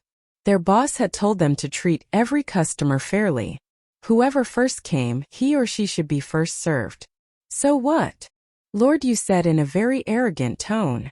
Right at this moment, a displeased male voice sounded behind them. Lord Yu, why are you venting your anger on my staff member? Hearing the voice, Lord Yu was surprised and changed his attitude at once. Unklali, imsuri. I just. The man was Li Minglang, and he was the owner of this mountain villa. He was in his 50s this year. Then what are you doing here, Lord Yu? Li Minglang interrupted him. Lord Yu didn't know what to say now. He was a little afraid of Li Minglang because Li Minglang was in a more important position than him, and was also older than him. He dared to shout here only because his father had a relationship with Li Minglang, and because he also called Li Minglang Uncle Li. Lord Yu, please remember the rule in my place. First come, first served, said Li Minglang. Of course, said Lord Yu. Li Minglang then ignored Lord Yu and apologized to Shen Yao. Miss, I'm sorry. I hope your mood isn't affected. It's fine, said Shen Yao, then walked to the private room. Lord Yu and his people felt embarrassed and left at once. Although Lord Yu was still displeased, he didn't dare to act against Li Minglang. The Li family was his family's most important business partner, and his father might beat him if he ruined their cooperation. Shen Yao sat down in the private room and waited for Gu Ning's arrival before they began to order. During this time, Shen Yao took out her phone to read news about the capital. In a few seconds she read a lot of news about Gu Ning. Shen Yao was amazed because she didn't know that Gu Ning was famous. Without delay, she read every piece of news about Gu Ning. The first news she read was about Gu Fan, and Shen Yao figured out that Gu Ning was a businesswoman. After Shen Yao read many comments about Gu Ning, she was more curious about her. It turned out that Gu Ning was a celebrity admired by many people on the internet. She typed down Gu Ning's name and searched for more information about her.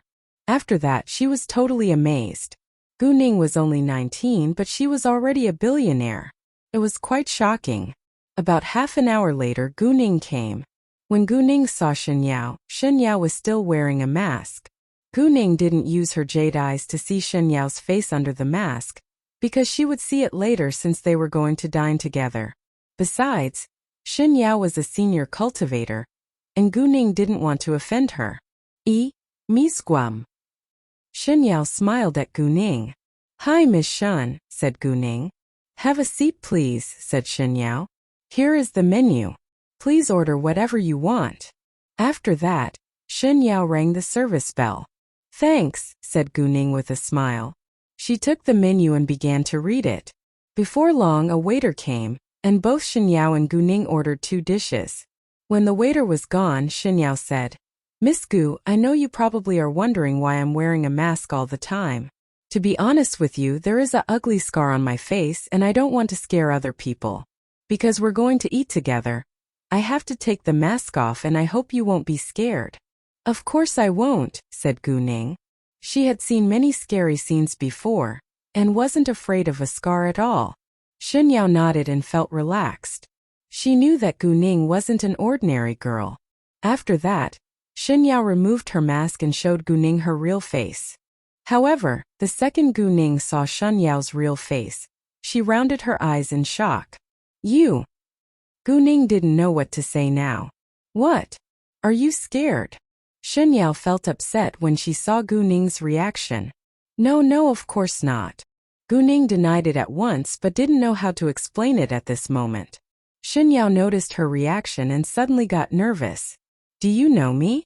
She had a feeling that Gu Ning recognized her. Well, Gu Ning stammered. Gu Ning had indeed seen Shen Yao's face before in a photo, and it was of Lung Xiaoting's mother, Yunyao. Shen Yao had the exact same face as Yunyao.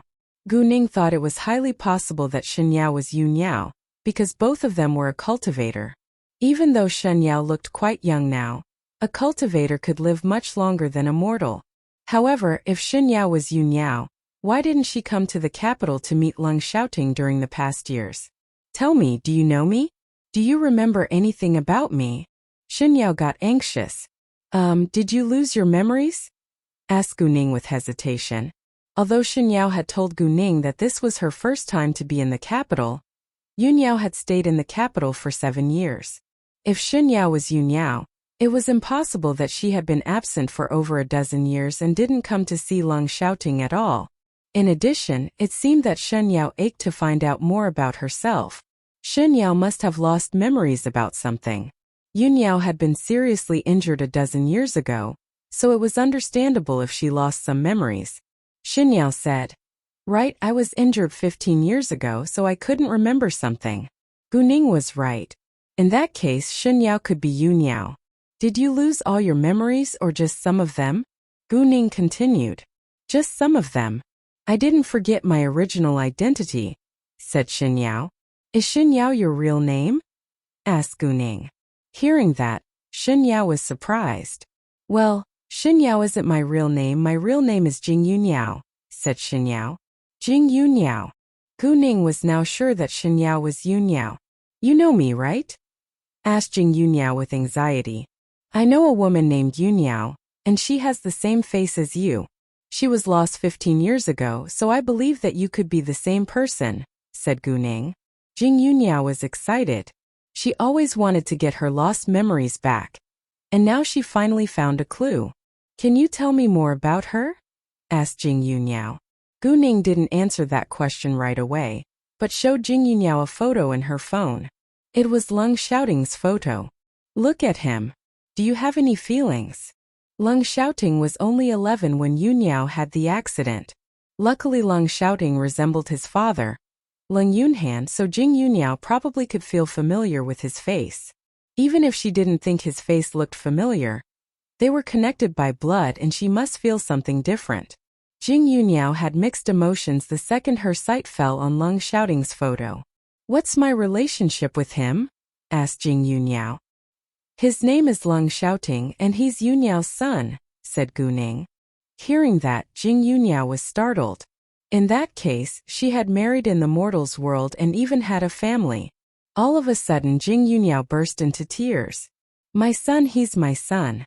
No wonder I felt he looked so familiar when I saw him for the first time. But I couldn't remember where I've seen him before. In fact, Guning didn't have any doubt about Jing Yunyao's identity now. Where is he now? Jing Yunyao asked with excitement. She wanted to see him. He isn't in the capital right now because he left for work, said Guning. I can give him a call and tell him to come back right now.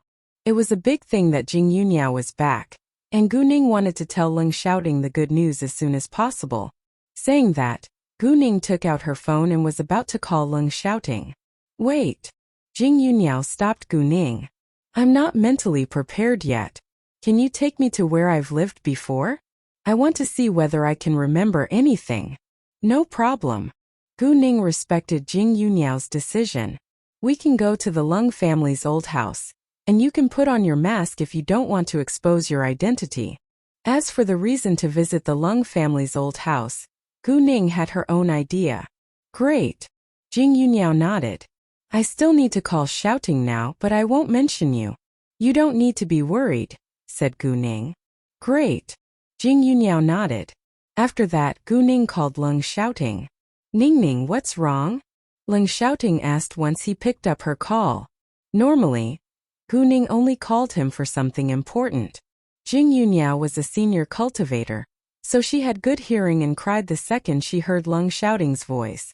Although she lost her memories, she knew that Leng Xiaoting was her son now and failed to control her emotions. Guning felt sorry for that, but there was nothing she could do about it. Xiaoting, I found several books in your parents' room before, and I want to read them now. Can you tell Grandpa Leng that I'll visit him later? Said Guning. Leng Xiaoting didn't mind Guning going into his parents' room, but he was absent now, so they had to ask for Master Leng's permission. Sure. Leng Xiaoting agreed, because there indeed were many good books in his parents' room. Afterwards, Leng Xiaoting called his grandfather. Master Leng didn't think it was a big deal, so he agreed. After he finished the call with Leng Xiaoting, he called Guning and said, Ningning, you don't need to ask for my permission before you come. We're a family, and you can come to see me whenever you want. Even though Guning did it out of politeness, he sincerely took her as his granddaughter-in-law.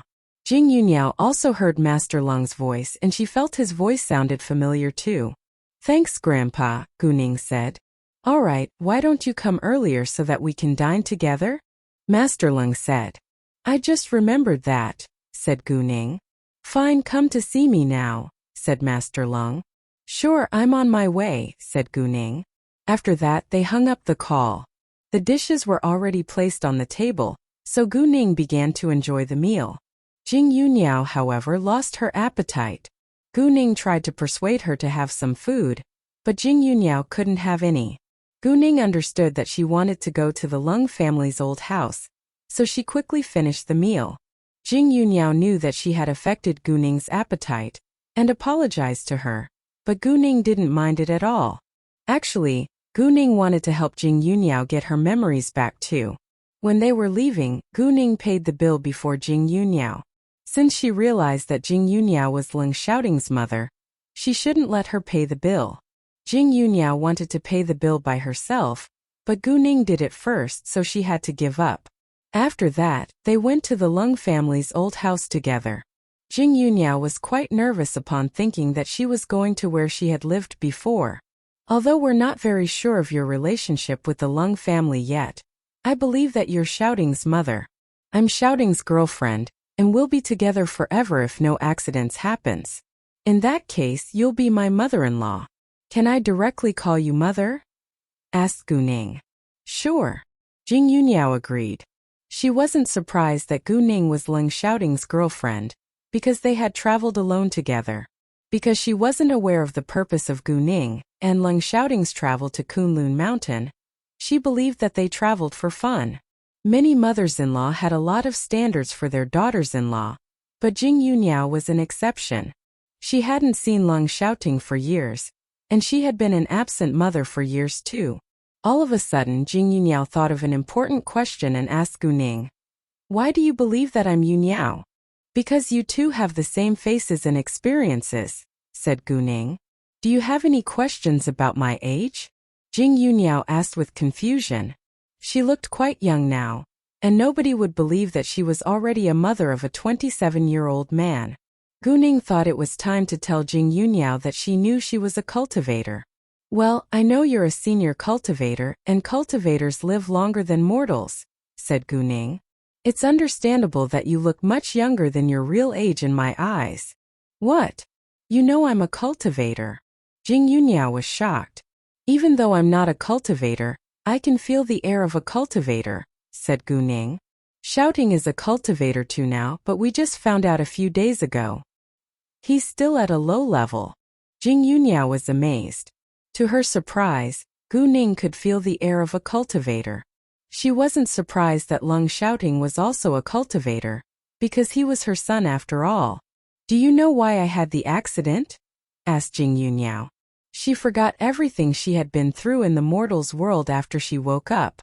Her older male cousin had saved her life, but he refused to tell her what she had been through, but simply warned her not to go back to the cultivation world again, or she could die. After she had a full recovery, she wanted to find out the truth by herself, but was stopped by her older male cousin. She then moved to City Ge and lived a new life there. Even though she couldn't go back to the cultivation world right now, she decided to go back there in the future once she had a chance. During the past 15 years, she always tried to get her memories back. She couldn't stay calm any longer when she ran into Lung Xiaoting, and she made up her mind to visit the capital and get her memories back afterwards. However, she didn't tell her older male cousin that she was going to the capital, because she knew that he would stop her. "I heard from Xiaoting that his parents died after falling down a cliff when they were in the middle of carrying out a mission. Is Xiaoting's father dead?" Jing Yuniao was heartbroken. Although she didn't remember anything about her husband now, she must have been deeply in love with him since she chose to marry him, which was forbidden by the cultivation world. "Yes, he's a mortal after all," said Gu Ning. "Well, what's my husband's name?" asked Jing Yuniao. Leng Yunhan, said Gu Ning. Leng Yunhan. Jing Yuniao repeated it. "What happened next?" asked Jing Yuniao. "After Xiaoting became a cultivator by chance, I got curious, because mortals normally can't become cultivators.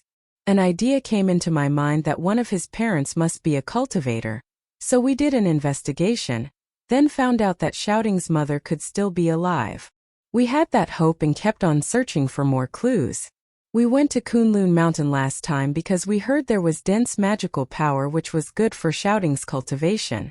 In addition, we also wanted to visit where Xiaoting's parents died.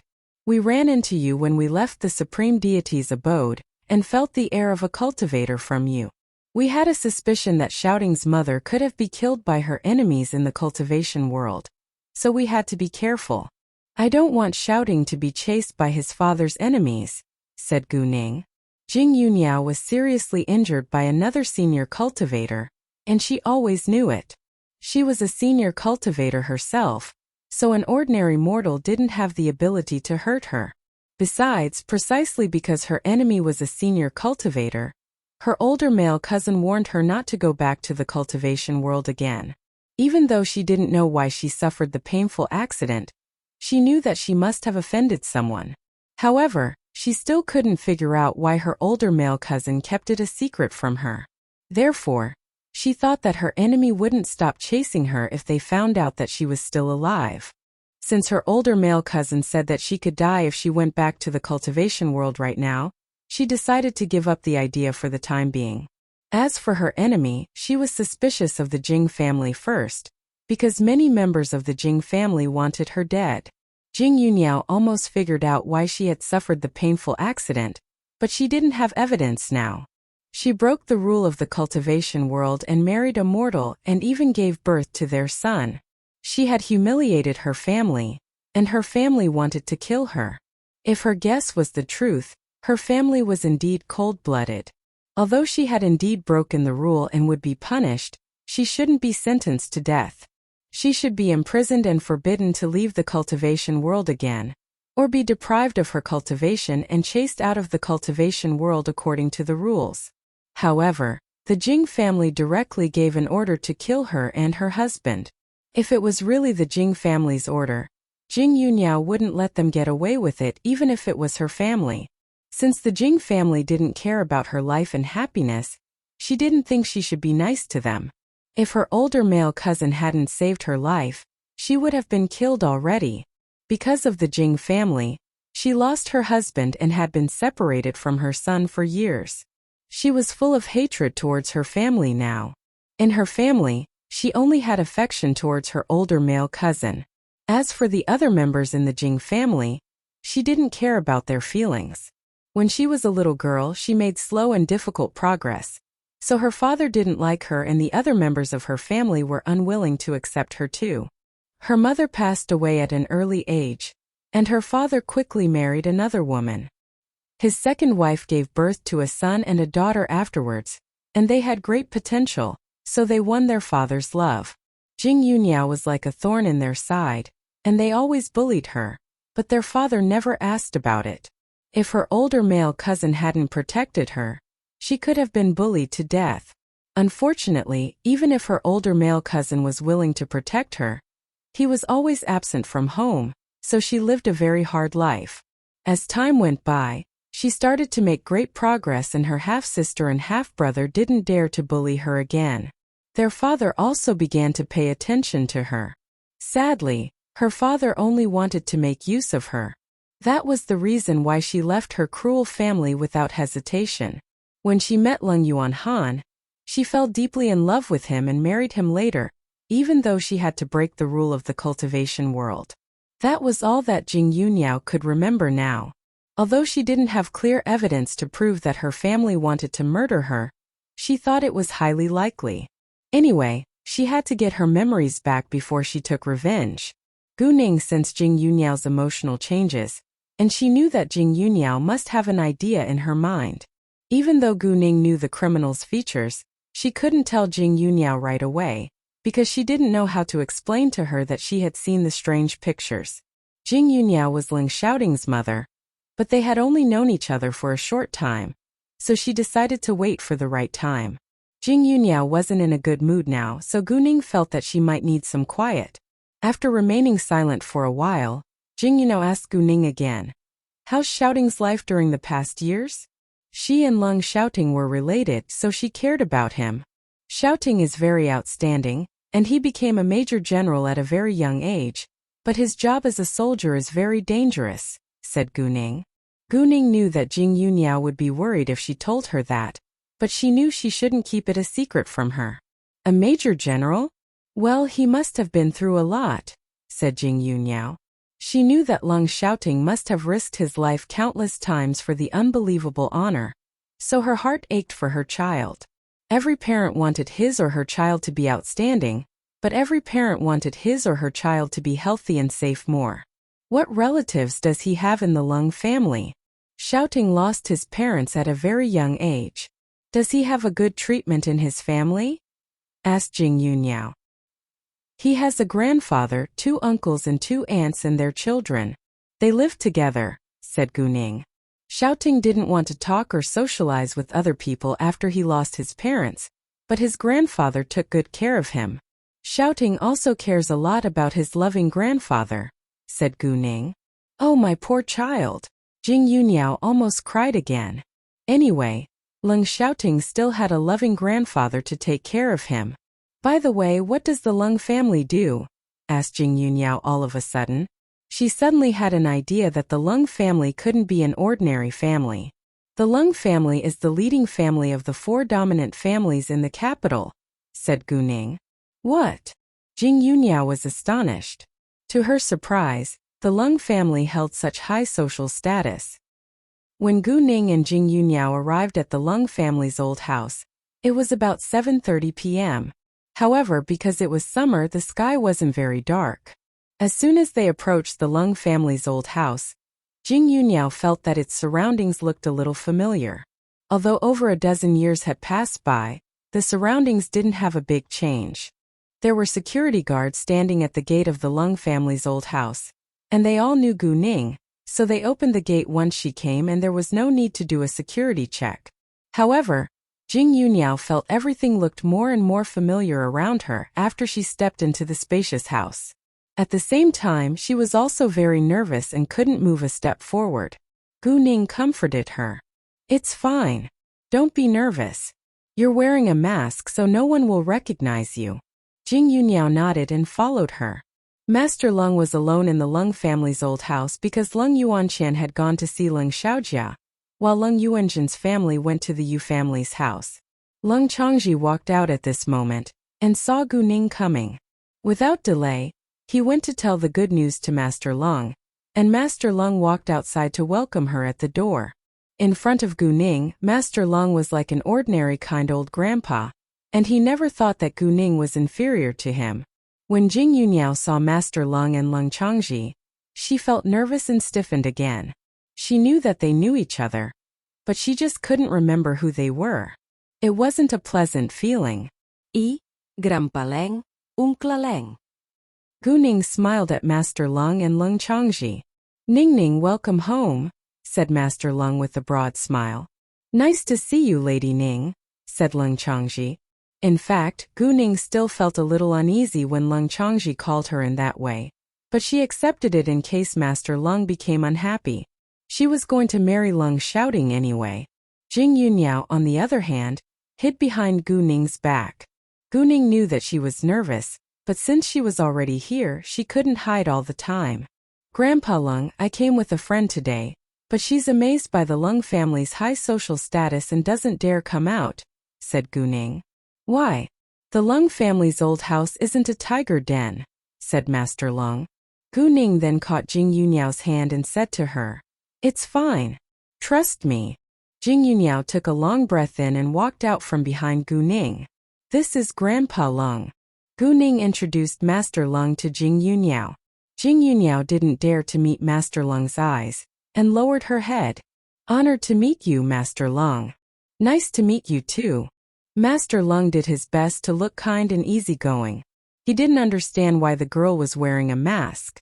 However, even though he didn't know why, he didn't ask any questions about it, because she was Gu Ning's friend. Grandpa Lung, my friend has a wound on her face, so she's wearing a mask now. Please don't mind it. Gu Ning explained at once. Master Ling nodded. It's fine, I don't mind it at all. He understood that girls all cared about their appearances. Come on in now. After that, they walked in together. Jing Yunyao looked around when she walked ahead.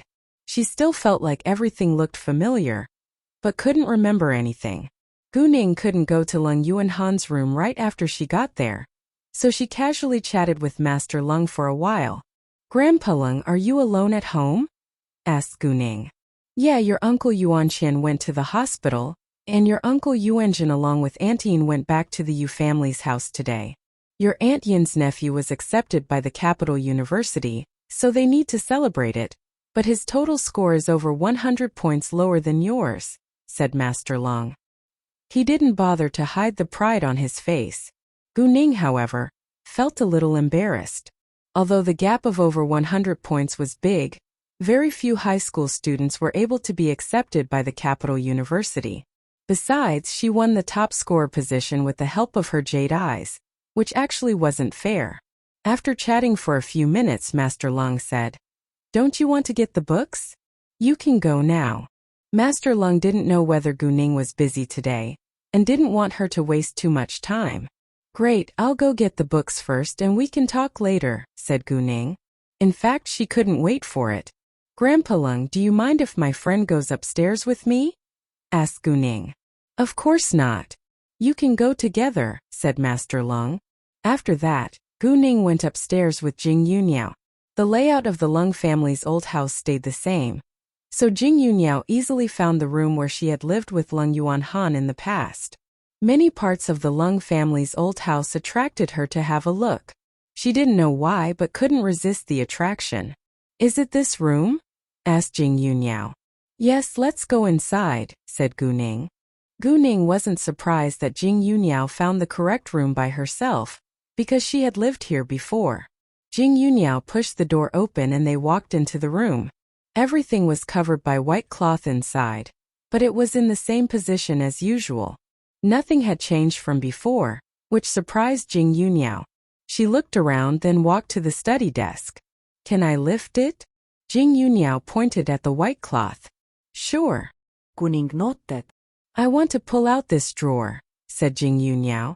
She felt something was calling for her attention in it. "Of course," said Gu Ning. In the drawer there was a pen, ink, paper and inkstone. Jing Yunyao picked up the inkstone. The inkstone was covered in magical power, and Gu Ning could feel it. She simply took it as an antique, because there were many antiques in the Lung family's old house. Jing Yunyao's hands were shaking while holding the inkstone. "I brought this inkstone out of the cultivation world. This is the only thing my mother left to me. I heard from shouting that Yunyao loves calligraphy. Can you write down a few lines?" asked Gu Ning. "Sure." Jing Yunyao nodded. Although many years had passed, the pen, ink, paper and inkstone could still be used. Gu Ning prepared everything for Jing Yunyao, and she began to write down on a piece of paper. She wrote down several lines of a love poem. Gu Ning could clearly see that her calligraphy was exactly the same as Yunyao's handwriting. "Let me show you the album of Shouting's family and Yunyao's notebook. Maybe it will be helpful for you to get your memories back," said Gu Ning. After that, she walked to where the album and notebook were placed. She took them out and gave them to Jing Yunyao. "You can look at them. I need to find several books." Since they came here with the excuse of getting several books, they must have some when they left. "Sure." Jing Yunyao nodded. Gu Ning then walked to the bookshelves. Jing Yunyao opened the notebook and saw her handwriting. While she was reading, she couldn't help but cry. After reading the notebook, Jing Yunyao flipped through the album and tears welled up in her eyes once more the moment she saw herself, her husband, and her son in the photos.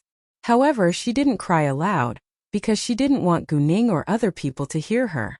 Gu Ning soon found several books written by ancient famous writers. "We can't stay here too long, but you can take the notebook and album with you," said Gu Ning. She was sure that Jing Yunyao was Lung Shouting's mother, so she was willing to let her take the notebook and album away. Moreover, Gu Ning also planned to let Jing Yunyao stay in Lung Shouting's house. "Can I?" Jing Yunyao was worried, because she hadn't gotten her memories back yet. "Of course you can," said Gu Ning. Jing Yunyao nodded and put them in her bag. When they walked out of the room, Jing Yunyao kept turning around and gave it a glance. Master Lung didn't ask Gu Ning what books she wanted to take away.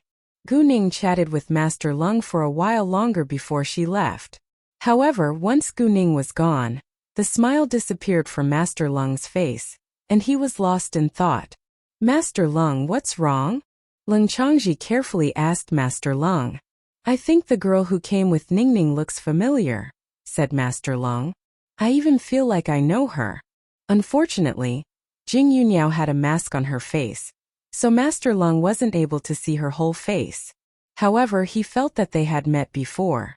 Master Lung found it quite strange and wanted to figure out who the girl was, but it wasn't appropriate for him to ask Gu Ning face to face. Really? Lung Changji was surprised. In fact, he also felt that the girl looked familiar.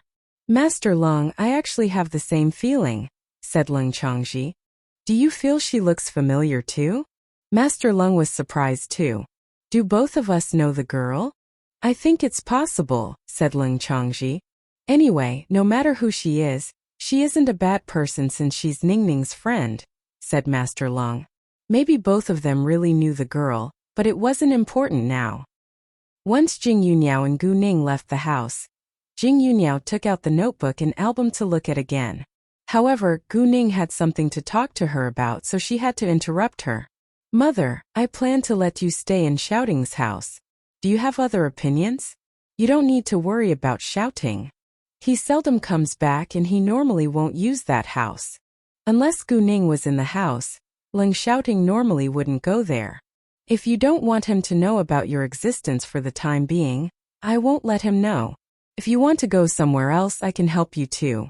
Since you're Shouting's mother and you're not familiar with the capital, I won't let you find a place to live on your own. There are other cultivators in the place where I live, so I don't want you to meet them. Neither you nor Shouting should go to the place where I live, said Gu Ning. She didn't bother to hide it from Yuniao. Lung Shouting had houses, the Sihiyuan, and apartments under his name, but he only lived in one of the houses. Jing Yuniao was surprised. What? There are cultivators in the place where you live now? Yes, I've met many cultivators these days and you probably know some of them, said Gu Ning. Do you know their names? Asked Jing Yuniao. The cultivators in the place where I live now are a brother and a sister.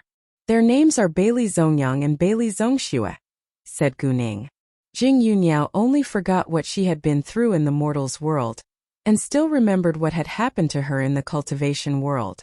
They're members of the Bailey family. Why are they in the mortal's world now? Jing Yuniao was astonished. Normally, cultivators shouldn't come to the mortal's world. It wasn't allowed among cultivators. What's the Bailey family's position in the cultivation world? Asked Gu Ning. She was curious to know.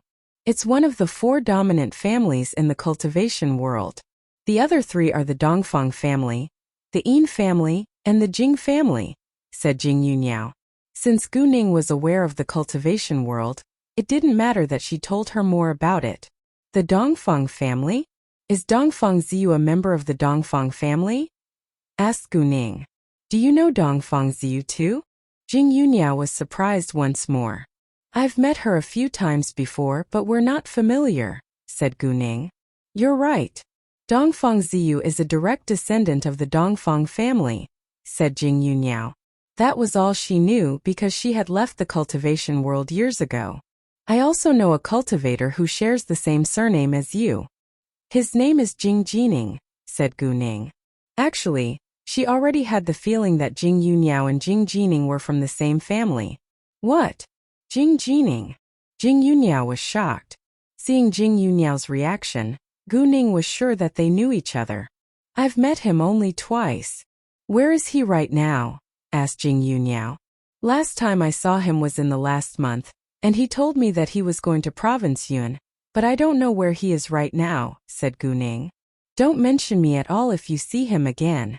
He's my older cousin, and he always stops me from finding out what happened to me that year, said Jing Yuniao, feeling quite nervous. Knowing that, Gu Ning was confused. Why? Asked Gu Ning.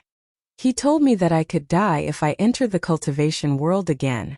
Although I don't know what memories I lost and why someone wanted me, I have to stay away from the cultivation world, but... Jing Yuniao looked very sad. Do you know who's your enemy now? Asked Gu Ning. I have a suspicion but no evidence, so I can't make the conclusion now, said Jing Yuniao. Although she had a clear answer in her mind, she couldn't tell Gu Ning before she found solid evidence. Since Jing Yuniao was unwilling to tell her, Gu Ning didn't force her. Mother, can you promise me one thing? What is it? Asked Jing Yunyao. Even though you know who your enemy is, don't take action alone. We can talk about it with shouting after you get your memories back. Gu Ning almost begged Jing Yunyao. She didn't want anything terrible to happen to Jing Yunyao again, and didn't want Leng Shouting to lose his mother once more either. Gu Ning added, Shouting is at a low level right now, but he has an excellent experienced private teacher to help him make progress. He's also a talented cultivator, and he has gone up in 3 levels at a time. He's in the period of turning chi into energy now, so I believe that he can become a senior cultivator in the near future. They were determined to take revenge. What? Shouting is already in the period of turning chi into energy. Jing Yunyao was shocked. It was too unbelievable to be true in her eyes. Even those so-called talented cultivators in the cultivation world couldn't go up in 3 levels at a time. To her surprise, Leng Shouting was able to do that within a short time. At the same time, Jing Yunyao felt proud of him too. Since Leng Shouting was a cultivator now, there would be a lot of trouble ahead of him. Yes, Gu Ning said. Jing Yunyao didn't know what to say all of a sudden, and Gu Ning gave her some time to absorb the shocking information. After a long while, Jing Yunyao asked, Oh, how did Shouting become a cultivator? Shouting was searching for a night-luminescent pearl, and suddenly found he was able to absorb its magical power once he held it in his hands. Maybe because he absorbed more and more magical power over time, his body started to change and the magical power began to circulate in it. Then he became a cultivator, said Gu Ning. Actually, Leng Shouting had absorbed more magical power from her body, but it was a secret that she would never tell. Jing Yunyao nodded because different people had different chances to become a cultivator. Mother, can you move into Shouting's house? Asked Gu Ning. Will it be inconvenient for you? Asked Jing Yunyao because Leng Shouting didn't meet her yet. Of course not, said Gu Ning. Great. Jing Yunyao smiled. Then Gu Ning drove her to Leng Shouting's house. Mother, may I know which period you're in right now? Asked Gu Ning. I'm in the advanced stage of turning chi into energy, but I've stopped in that stage for years, said Jing Yunyao. Although she had left the cultivation world for years, she didn't stop practicing her cultivation. Because the man who wanted to kill her was at a very high level, she had to improve herself. As long as she could reach the period from concrete to abstract, she would have help and support from Tiandazong. Tiandazong held an even higher position than the 4 dominant families, so she would be safe then. However, there was also a condition that she couldn't have made unacceptable mistakes before so that Tiandazong would accept her. If a senior cultivator made an unacceptable mistake, Tiandazong wouldn't kill them, but they would seriously punish them. Although Jing Yunyao believed that the Jing family wanted to murder her, she didn't have the ability to fight against it now. She had to continue to improve herself in order to successfully take revenge. Even if she was going to die, she would die for a reason. Especially after she found out that she had a son now, she had to be very careful and wouldn't take action until she was fully prepared. Don't worry, I definitely won't take action alone, said Jing Yunyao. Great. Gu Ning felt relieved. Oh, you just told me that Shouting has an experienced private teacher. Who is he? Does he know my relationship with Shouting? Asked Jing Yunyao. He's a senior cultivator too, but he isn't a member of the cultivation world, so he doesn't know your relationship with Shouting. He's a senior member of the Kunlun sect, and his name is Shangguan Yang, said Gu Ning. Shangguan Yang. Jing Yunyao was shocked. Mother, do you know Shangguan Yang? Asked Gu Ning. Yes, I heard a little about him, but we've never met before, said Jing Yunyao. The Kunlun sect used to be the leading orthodox sect among different sects when the cultivation world wasn't separated from other worlds, and Shangguan Yang was a rare senior cultivator. As modern society came into being, there were fewer and fewer cultivators because magical power was harder and harder to be found.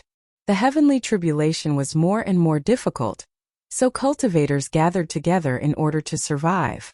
Because there is endless magical power in Qianling Mountain, the cultivation world is set there, but it is only as large as a city with a few thousand people. Over the past hundreds of years, we didn't see any other cultivators in the mortals' world, so we thought cultivators only existed in the cultivation world. To my surprise, Shangguanyang is still alive, said Jing Yuniao. Grandpa Shangguan lived in the tower the entire time, and we drew his attention with delicious food. I persuaded him to take shouting as his student, so he came back to the capital with us, said Gu Ning. There is indeed more magical power in Kunlun Mountain than other places, but I've never been to the Kunlun sex place before, said Jing Yuniao. I'm really surprised to know that Shangguanyang is still alive. When they arrived at Lung Shouting's house, it was already 10 p.m. so Gu Ning arranged a room for Jing Yuniao.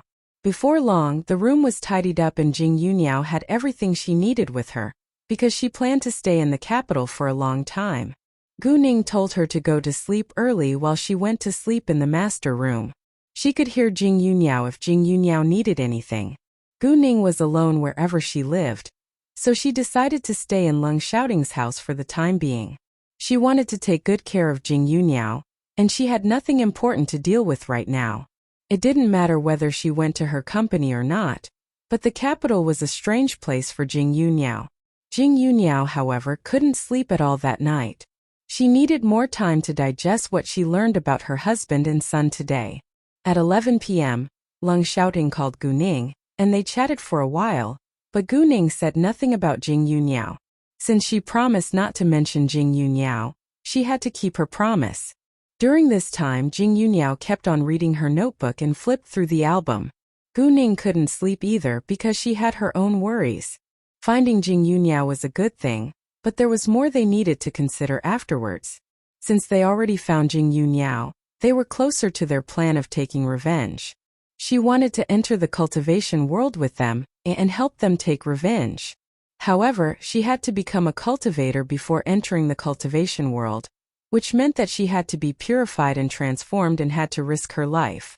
If she failed, she could die. It wasn't easy for her to be reincarnated, and she cared about her family and love a lot.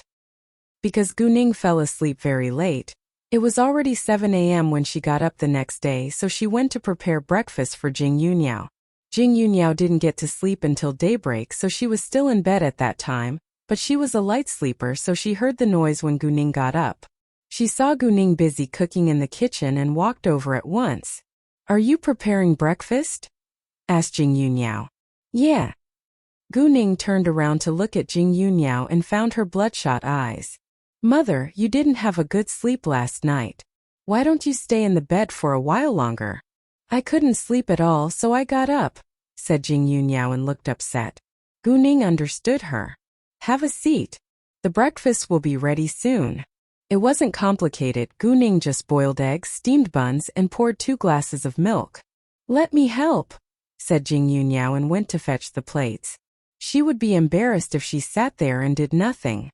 Even if this house belonged to her son, they hadn't met each other yet, and Gu Ning wasn't very familiar with her either. Gu Ning actually had the same feeling. Although Lung Shouting was Jing Yuniao's son and they weren't very familiar, Jing Yuniao was a member of their family, so she wouldn't allow Jing Yuniao to do the housework. Therefore Gu Ning said, "No need, please just sit there and enjoy my service." Since Gu Ning said that, Jing Yuniao didn't insist. Before long, the breakfast was ready. Although Jing Yuniao didn't have much appetite, she forced herself to have some food in case Gu Ning was upset. In addition, she didn't want to affect Gu Ning's mood or appetite. During breakfast, Gu Ning glanced at Jing Yuniao but said nothing. Jing Yuniao noticed her unusual behavior and said, "What do you want to talk about with me?" I'm afraid it's a little offensive," said Gu Ning. "It's fine, I won't mind it," said Jing Yuniao. "Well, why do you keep the scar on your face? Is it difficult to remove it?" asked Gu Ning. Hearing that, Jing Yuniao was struck dumb for a second. In fact, the scar on her face was also a deep scar in her heart. Luckily, it wasn't something she didn't want to talk about. "Well, I just don't want to remove it, because it can remind me of what I've been through," said Jing Yuniao. "I'll remove it after I finish my revenge." The scar wasn't beautiful after all, and she didn't want to face her son with an ugly face. In addition, she didn't want other people to spread rumors about Lung Shouting's disfigured mother. "Can you successfully remove it?" asked Gu Ning. Well, I don't have much confidence. I can only do my best to make it fade away as much as possible. Actually, I was quite lucky and only a scar was left on my face. My face was completely damaged at the very beginning, said Jing Yuniao. Her older male cousin had a recovery magical pill at that time, which helped her face recover. However, the recovery magical pill wasn't of high quality and its effect was limited, so her face didn't have a full recovery. If she had a magical pill of high quality, there would be no mark left on her face. Actually, she was quite satisfied with the recovery of her face, and didn't have any complaints about it.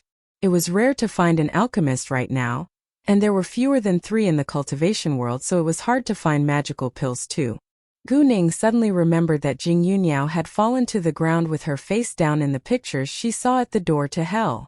Anyway, it wasn't easy for Jing Yuniao's face to recover and only leave a scar.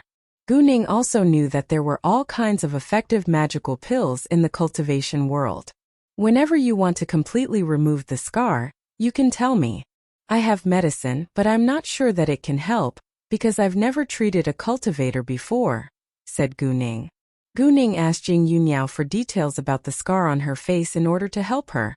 But since Jing Yuniao didn't have the intention to remove it right now, Gu Ning said nothing about it. What? You have a medicine that can remove the scar?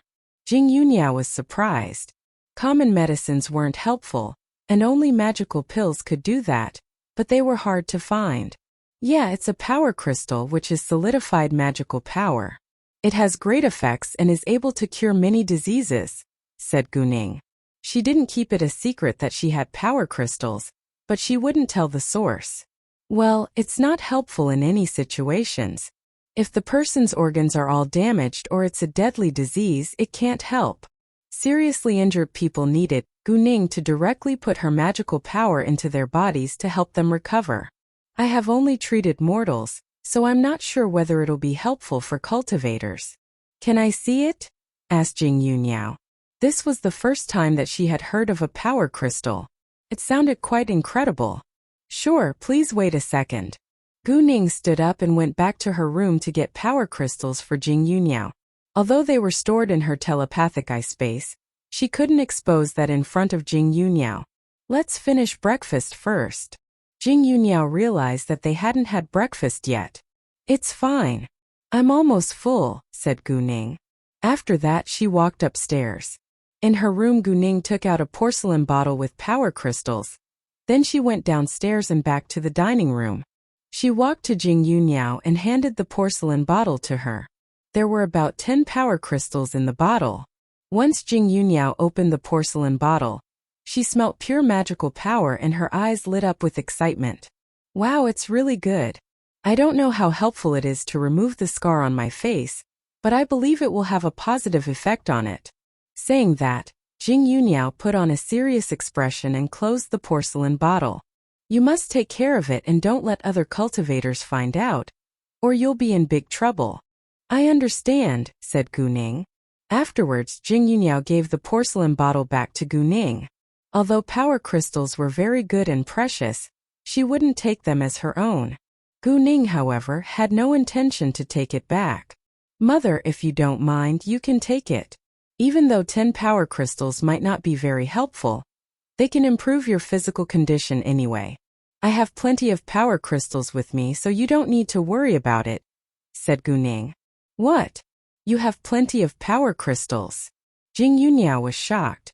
Yes, but I'm afraid I can't tell you how I got them, said Gu Ning. Since Gu Ning was unwilling to tell her, Jing Yuniao wouldn't ask about it. Well, thanks. Jing Yuniao smiled at Gu Ning. Mother, you don't need to put too much pressure on yourself. Take it easy. You'll get your memories back one day in the future. Why don't we hang out together today? Asked Gu Ning. I read a lot of news about you yesterday by accident, so I know that you're a busy businesswoman. If you have anything important to deal with, you can focus on your work. I can take good care of myself, said Jing Yuniao. By the way, it's really unbelievable that you're able to make so many big achievements at such an early age. Haha. There is nothing important waiting for me to deal with. I've hired professional managers to help me run my companies, said Gu Ning. If she was busy today, she wouldn't stay here with Jing Yunyao. Well, Jing Yunyao was still slightly worried. Mother, it's fine. Kuning comforted Jing Yunyao. Since Gu Ning said that, Jing Yunyao gave in. They left together at 9 a.m. Gu Ning guided Jing Yunyao around for a while, but Jing Yunyao felt like everything was different now. The capital city had made dramatic changes during the past 15 years, so it was understandable if Jing Yunyao felt like everything looked new and strange. In addition, although Jing Yunyao had lived in the capital for over a dozen years before, she had spent most of her time with Lung Yuan Han in the military, so she wasn't very familiar with the capital. When it was almost 12 p.m., Gu Ning and Jing Yunyao went to the commercial zone. It was time for lunch, so Gu Ning planned to shop after having the meal. They could look at the Gufan store too. The Gufan store would be opening the day after tomorrow, and it had already attracted a lot of attention on the internet. Because Gufan was one of the hottest topics on social media once it was founded, many people had the idea to shop in its store after it was open. Therefore, Gufan already had a group of potential customers. Some internet users had shopped online on the official website of Gufan, and they were all impressed by its novel designs and good quality. However, even though online shopping was very convenient now, many customers still preferred to try the clothes in physical stores. Gu Ning actually wanted to visit Gufan in order to choose sets of clothes for Jing Yunyao. Jing Yunyao had brought clothes with her, but women could never have enough clothes. Before all that, they went to dine together. Jing Yunyao was in a better mood now, so she wanted to eat some food. Because neither Gu Ning nor Jing Yunyao were picky eaters, Gu Ning made the decision. Luckily, they were in a commercial zone, so they had plenty of choices. In the end, because Jing Yunyao was interested in it, they decided to have spicy hot pot. Because of the scar on Jing Yunyao's face, Gu Ning booked a private room for them.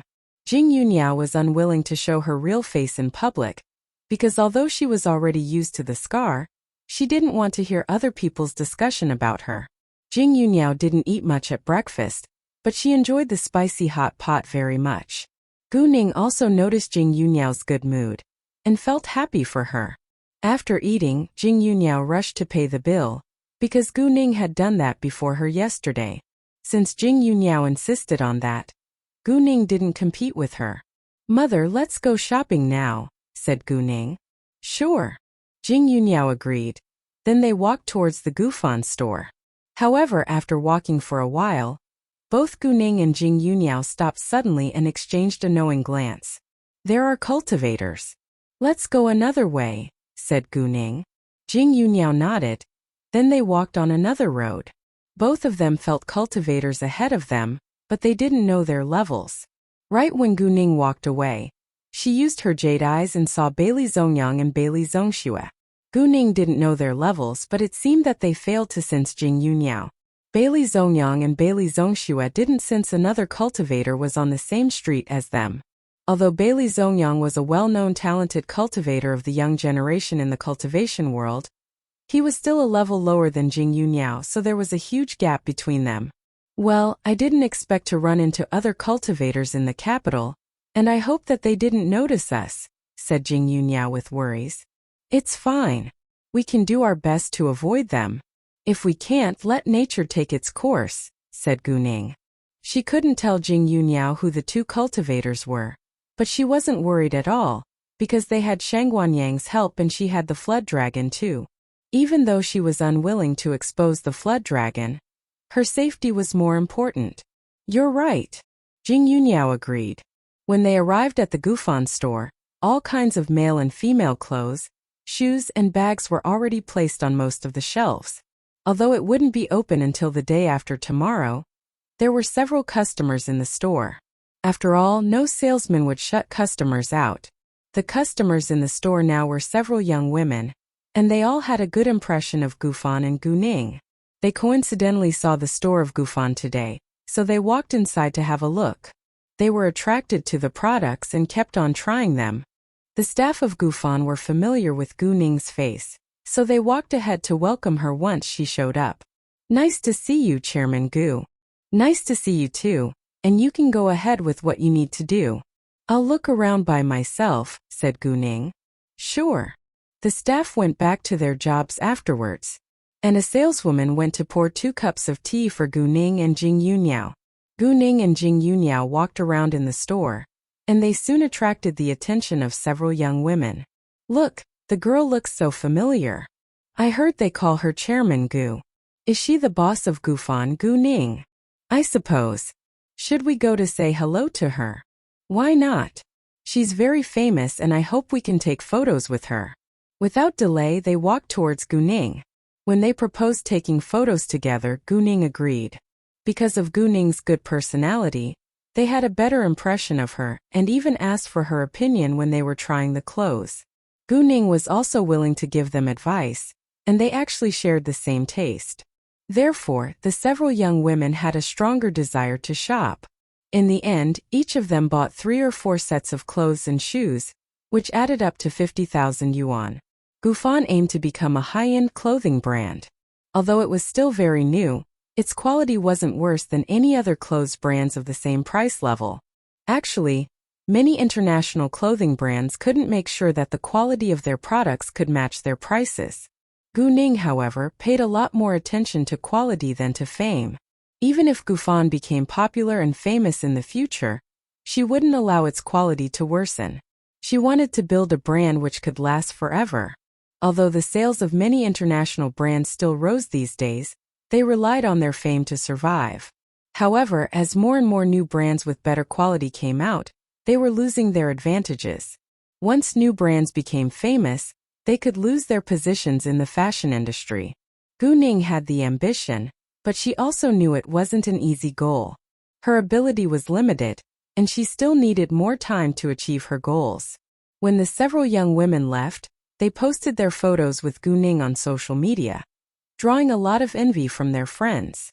Gu Ning went to pick up several sets of clothes for Jing Yuniao later, and told her to try them on. Jing Yuniao felt shy and hesitated to accept this gift. Gu Ning knew that Jing Yuniao would decline, but she also knew that Jing Yuniao would accept it as long as she insisted. No thanks, I have enough clothes, said Jing Yuniao. Jing Yuniao liked Gufan too, but she thought that it was impolite to accept the gift from Gu Ning when she did nothing for her. Gu Ning had already given her many power crystals today, and she thought it was enough. It's nothing. We're going to be a family anyway, and I love to give you gifts, said Gu Ning. Jing Yuniao understood that Gu Ning was very kind to her. I know, and I feel very happy to have you be my family member. Great, so you must accept my gift, said Gu Ning. Well, you just gave me a gift this morning, so I don't think I should accept a gift from you again, said Jing Yuniao. Since Jing Yuniao felt a little embarrassed, Gu Ning thought that she should consider her feelings. Although Jing Yuniao was Ling Xiaoting's mother and her future mother-in-law, they weren't very familiar with each other. Why don't you buy me a good seafood meal tonight? Said Gu Ning. A big seafood meal cost a lot too, so it could help Jing Yuniao feel better. Sure, but you don't need to send me so many clothes just for a free meal, said Jing Yuniao. She knew that Gu Ning proposed that in order to help her feel better, but she still thought that Gu Ning had given her too much. If you don't accept my gift, I'm afraid I'll lose my appetite for a good meal, said Gu Ning. Seeing that Gu Ning wouldn't give up, Jing Yuniao didn't know what to do now. All right, I'll try them, she said in the end. Wonderful. Gu Ning peamed. Many staff members in the store witnessed the way Gu Ning and Jing Yuniao got along with each other, and they were quite envious. It wasn't easy for a daughter-in-law to get approval from her mother-in-law. Although they didn't know who Gu Ning's boyfriend was, they believed that he couldn't be an ordinary man. In addition, Jing Yuniao had a natural air of elegance, which made people believe that she must have been born in a very good family. Gu Ning had prepared 3 sets of clothes, bags, and shoes for Jing Yuniao, but Jing Yuniao only wanted 1 set. Jing Yuniao tried to refuse, but Gu Ning persuaded her to accept all of them. Although Gufan was owned by Gu Ning, she still paid the bill when she shopped there. Afterwards, they left together. Jing Yuniao felt quite touched that Gu Ning treated her so well. They went to look around later, and Jing Yuniao told Gu Ning to stop the car when they passed a church, because she somehow felt it looked familiar. Therefore, Gu Ning stopped the car in a nearby parking lot and went towards the church together with Jing Yuniao. It was a quaint European church, and was one of the 5 main cathedrals in the capital. The architectural style of the church was a Romanesque semicircular arch, and the whole church faced south from the north. A tall cross was set on the top of the church, and the whole church looked very exquisite. In front of the church was a small courtyard. No one knew whether it was an artificial design or an accident, because the green space was divided into a cross shape. There was a stone tablet on each side of the green space, but the handwriting was already blurred. Following the path, they came to the entrance of the church. The gate of the south hall was gorgeous, and the main entrance in the middle was carved with exquisite brick carvings. The church had 3 courtyards. The gate was an ancient building occupying the first courtyard of the church, the east courtyard was the main building of the church, and the west courtyard was the living area. The main building of the church was a brick structure, facing the south, while the facade of the front building was in a typical Baroque style. 3 majestic brick arches were juxtaposed to decorate the entire building facade luxuriously and solemnly, and exquisite brick carvings could be seen everywhere. The church was very quiet. The south church was different from the east, west and north churches. The pillars in the church were all bricks, surrounded by terrazzo, and the top of the pillars was also inlaid with gold patterns. Although more than 10 years have passed, nothing had changed. Gu Ning quietly followed Jing Yuniao without saying a word. Jing Yuniao looked at everything here and felt so familiar. Obviously she had been here. However, she only felt everything looked familiar, and nothing else. After walking around for a while, Gu Ning and Jing Yuniao went to have a seat in the main hall of the church. There were many other people sitting in the hall. Most of them were couples. "How I wish we could have our wedding here," said a woman. A couple sat not far away from Jing Yuniao. "My grandfather's thoughts are outdated, and he doesn't allow the younger generation to hold Western-style weddings, but don't worry, I'll give you the wedding you want. We can hold it with only our friends as the guests, but it won't look grand. Do you mind?" The man said. "Of course not. Even if there are only the 2 of us, I won't mind it," said the woman. Hearing their conversation, Jing Yuniao felt it was very familiar too. It seemed that she had said the same thing before. Since she felt it was familiar, it must have happened to her before. Jing Yuniao's thoughts were spinning, and it was torture for her when she failed to remember what she tried so hard to. She was determined to get her memories back. Because of the obsession, Jing Yuniao suddenly had a painful headache and she covered her head with her hands at once. "Mother!" Gu Ning was scared and supported her in a hurry. The second Gu Ning supported Jing Yuniao. Jing Yuniao passed out, so Gu Ning lifted her up in her arms without hesitation before she left. The scene shocked everyone in the hall, because Gu Ning seemed to be very strong. Someone was worried about them and asked her with concern, "Miss, may I help?" "Thanks, I can handle it," said Gu Ning. When Gu Ning carried Jing Yuniao up, she secretly put her magical power into her body in case anything terrible happened. As the magical power moved into Jing Yuniao's body, Jing Yuniao gradually calmed down. The nerves in her brain also went back to normal. In addition to that, the scar on Jing Yuniao's face also faded a little. When Gu Ning carried Jing Yuniao back to her car, Jing Yuniao woke up and Gu Ning stopped putting her power into Jing Yuniao's body. "What happened?" asked Jing Yuniao.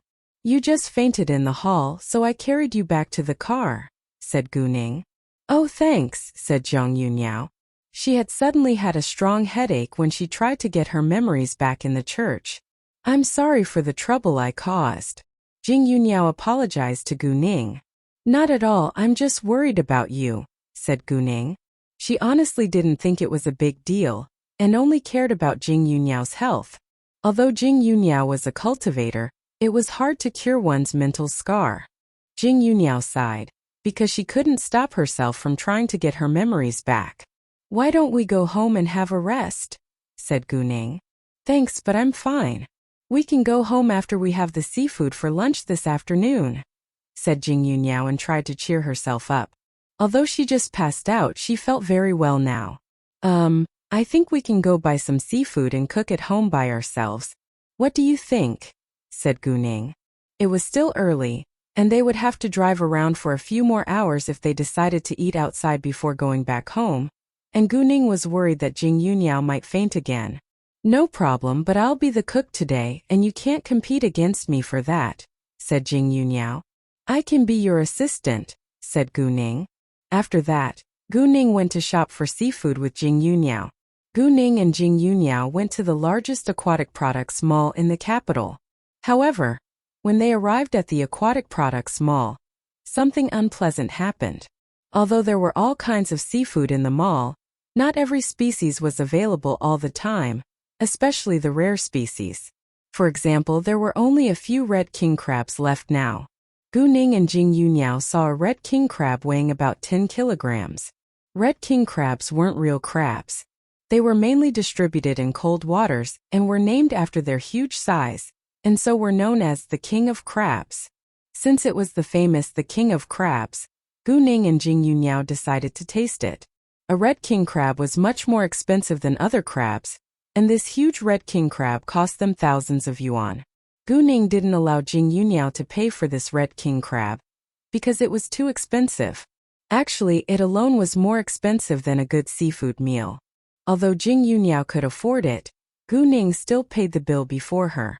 However, right after Gu Ning paid the money for the red king crab, a woman came in a hurry and directly said that she wanted the same red king crab.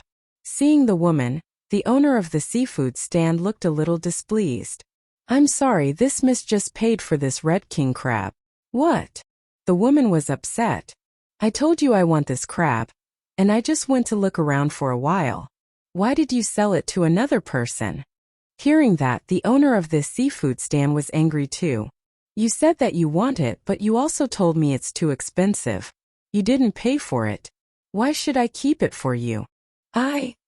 The woman was struck dumb for a second and panicked a little. In fact, she left to search for cheaper red king crabs but failed.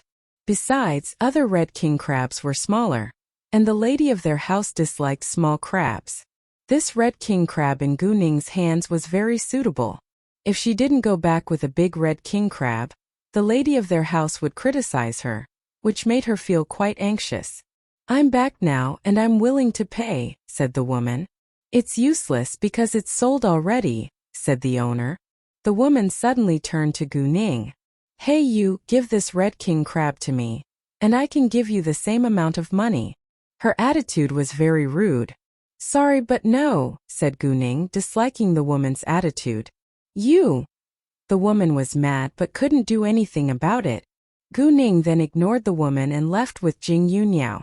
They also bought mini prawns, fish, shellfish and other seafood. They even bought some food materials for the next 2 days. It was only 4 p.m. when they were back at the house, so Gu Ning told Jing Yunniao to have a rest, and that they could begin to cook at 6 p.m. Jing Yunniao nodded. When it was 5 p.m., Gu Ning received a call from Qi Tianlin, and he invited her to share a meal together because he was in the capital now. Gu Ning told him that she wasn't available today. However, she could give him a free meal in the Huangdang Hotel. Qi Tianlin snorted with disdain. "I don't lack money for a meal, and it's not easy for me to come to the capital. I simply want to share a meal with you, and I know you're living in the capital now. As the host, shouldn't you invite your friend to have a meal together?" All of a sudden he became angry. "Do you think I'm not qualified to be your friend?" Gu Ning rolled her eyes. "If you really take yourself as my friend, you should understand me.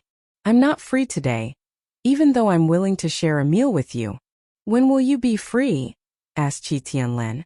"Tomorrow," said Gu Ning. "Well, can you come to see me after dinner? By the way, do you have more pills?" asked Qi Tianlin. Gu Ning laughed. "Now I understand why you want to see me. Don't mince your words." Gu Ning wasn't being mean, but this was the way they got along with each other. Qi Tianlin hesitated for a second, then said, "Fine, I need more pills, and honestly you don't know me very well. I'm not as cruel as you think." Qi Tianlin was in a car at this moment, and Cheng Hua was the driver. Yu Hao sat on the front passenger's seat, and he was surprised by his leader's words. Since when did his leader change?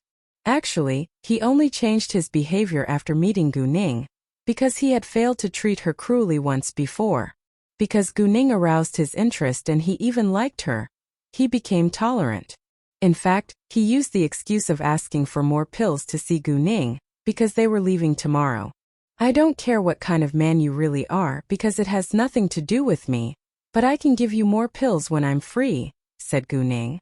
She indeed had no interest in learning what kind of man Chi Tianlin was. However, since they were friends, she was very generous. Great, come to see me after dinner. And I can transfer the money to you right now. We're leaving tomorrow morning, so you must be quick, said Chi Tianlin. Sure, said Gu-ning. Jing Yuniao took out her notebook and the album once she was back in her room, and she felt like crying once more. She didn't forget that she had to cook tonight, so she composed herself and went downstairs at 5:30 p.m. Gu-ning heard the sound of Jing Yuniao opening the door, so she walked out too. Jing Yuniao didn't wear a mask at home, so Gu-ning was able to see the scar which had slightly faded. She was surprised, then realized that it was the effect of her magical power. Jing Yuniao noticed her reaction and asked with confusion, "What's wrong?" Mother, Gu-ning didn't know how to start the conversation. "What happened?"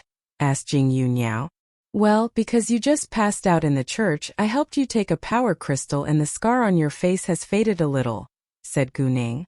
She couldn't tell her that it was the effect of her magical power, so she made up a lie.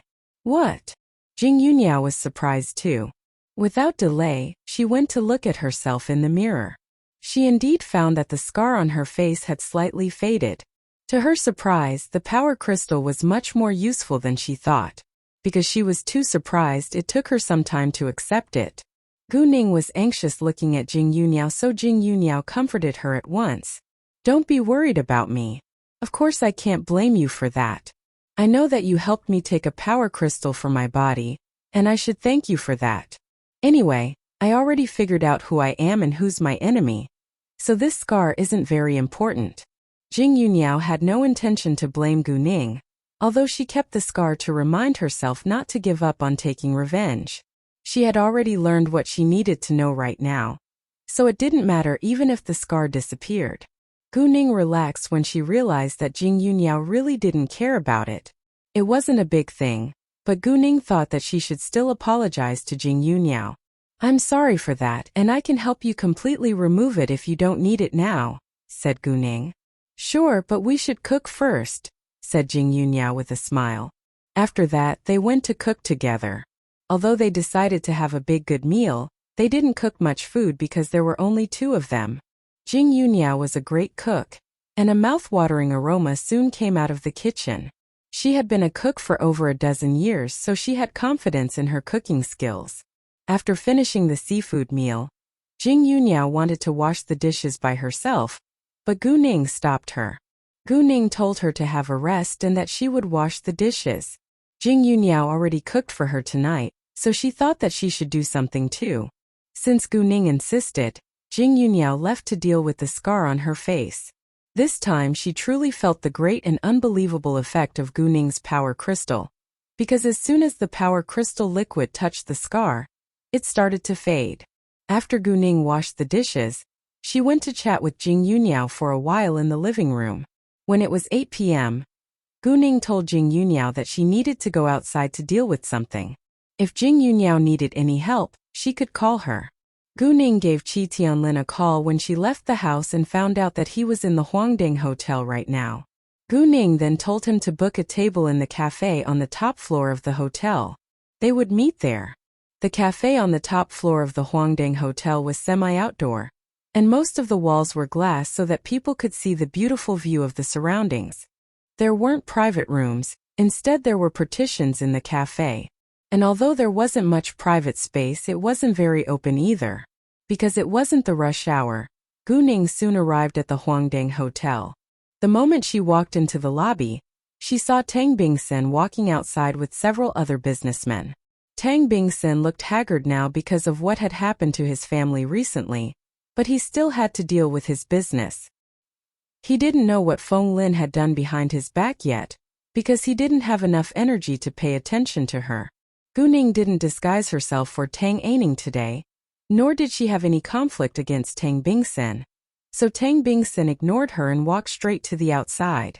A while later, Tang Bingson finally heard the bad news that Feng Lin ran away with their son.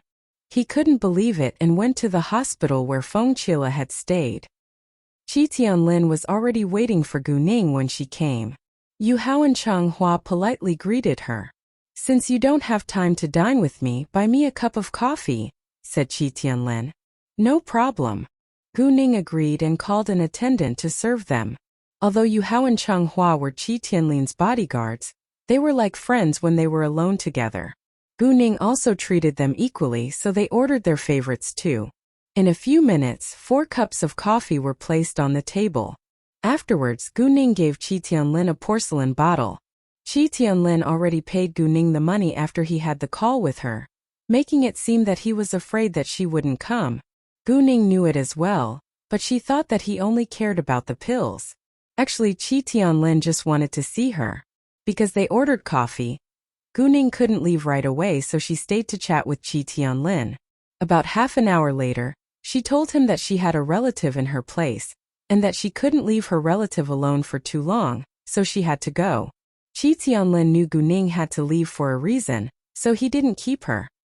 When Tang Bingson arrived at the hospital, he was told that Feng Qila had already left the previous afternoon.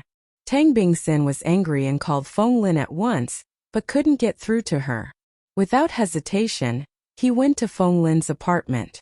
He had the key to Feng Lin's apartment, so he directly opened the door and walked inside. However, it was totally empty now. What the hell? Tang Bingson was furious.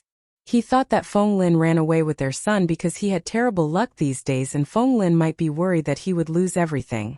Tang Aining must be involved in this. He didn't think that he was able to keep the fact that he had an illegitimate son a secret from her. After that, Tang Bingson called Tang Aining in anger, but Gu Ning had put the phone in her telepathic eye space, so she missed his call. Tang Bingson was ablaze with fury and smashed his phone to the ground.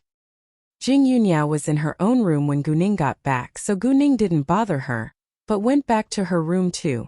A while later, Leng Xiaoting called her and Gu Ning chatted with him for a long time, but she still said nothing about Jing Yunyao. After having the call with Leng Xiaoting, Gu Ning took out the phone under the name of Tang Aining. She checked it several times every day to see whether she had missed any calls or messages. In fact, she mainly cared about whether Tang Bingson had contacted her. She enjoyed it very much when he was furious. Gu Ning wasn't worried about Huang Haiho, because she gave Gao Yi's phone number to him, so that he could find her through Gao Yi. When Gu Ning took out the phone, she soon saw missed calls from Tang Bingson, and she called him back. In a few seconds, Tang Bingson picked it up. "May I help, Mr. Tang?" Gu Ning sounded quite lazy. Because there was only a room between Jing Yunyao's room and Gu Ning's, and Jing Yunyao had good hearing as a cultivator, she was able to hear what Gu Ning was saying on the phone. Although Gu Ning just had another call, Gu Ning deliberately lowered her voice, so Jing Yunyao didn't pay attention to it. This time, however, Gu Ning didn't bother to lower her voice. Jing Yunyao could hear that Gu Ning changed her voice and that a man was talking with her. It aroused Jing Yunyao's curiosity, so she focused on their conversation. Gu Ning was her son's girlfriend after all, and she wanted to know more about her. "Did you abduct Feng Lin and Feng Qila?" asked Tang Bingson without hesitation. "Why do you think it's me?" asked Gu Ning. She didn't ask him who Feng Lin and Feng Qila was, which meant she already knew them, and Tang Bingson believed that she must have abducted them. "Is it you?" asked Tang Bingson. "Yeah, it's me." Gu Ning admitted it. "You?" Tang Bingson was mad. "Why did you do that?" asked Tang Bingson in anger. "They have no grudge against you." "You're right, so I didn't hurt them, but they stood in my way, so I had to remove them. I simply gave them some money and told them to cut their relationship with you," said Gu Ning airily. Hearing that, Jing Yunyao frowned. "What do you want?" asked Tang Bingsan. "I told you I want the Tang family's wealth. As long as you're willing to let me take it over, I can let you go, or you can wait to be punished," said Gu Ning in a cold tone. Jing Yunyao realized that Gu Ning must have a long-standing grudge against this Mr. Tang on the other side of the phone. However, she didn't know why. She was worried that Mr. Tang might be Gu Ning's ex-boyfriend. Although she shouldn't judge Guning if Guning had ex-boyfriends, she didn't want Leng Xiaoting to be hurt if Guning still kept in touch with her ex-boyfriend. Even though they hated each other, hatred was also an emotion. Tang Bingsen, if I had found out the truth earlier, you would have been killed a long time ago. You betrayed your first wife Ai Xinrong because you're too selfish. It must have something to do with you that she fell into a vegetative state in the car accident. Gu Ning was suspicious of Tang Bingsen. Ai Xinrong was Tang Aining's mother, and Tang Aining inherited her mother's surname. Tang Bingsen got nervous when Gu Ning said that, because the car accident was indeed a part of his scheme. Jing Yuniao was also scared when she heard that. Once your first wife was caught in the car accident, you welcomed your mistress and illegitimate daughter, and threw your biological daughter into a cruel training camp. You made full use of her and forced her to do bad deeds for the Tang family's interests, but you will be disappointed because Tang Aining isn't dead and you will pay for what you've done, said Gu Ning with a sneer. Jing Yuniao was shocked and believed that Gu Ning was also Tang Aining. It turned out that Gu Ning had been sent to a cruel training camp before when she was only a little girl. No wonder she was so excellent at fighting. All of a sudden, Jing Yuniao had a deep sympathy for Gu Ning. You! Tang Bingsen was furious but didn't know what to say. Gu Ning didn't give him any chances and directly hung up on him. Even though she lost control of her emotions just then, she would be fine in a few minutes. After that, Gu Ning realized that her conversation with Tang Bingsen on the phone might have been heard by Jing Yuniao. Luckily, she didn't care about it. Tang Bingsen was still furious when Gu Ning suddenly ended the call, so he fainted again. Because he was walking back and forth during the call with Gu Ning, he collapsed straight to the ground. Tang Bingsen struggled to get back to his feet and covered his chest with one hand. He found it was hard for him to breathe. He soon realized that he was in a very bad condition, so he called his housekeeper and ordered the housekeeper to call his family doctor over. This wasn't the first time that he had suddenly fainted after having a call with Gu Ning, so he hired a family doctor to take care of him. The housekeeper was downstairs, but Tang Bingsen was out of strength to call for help at this moment. He could only do his best to make a call.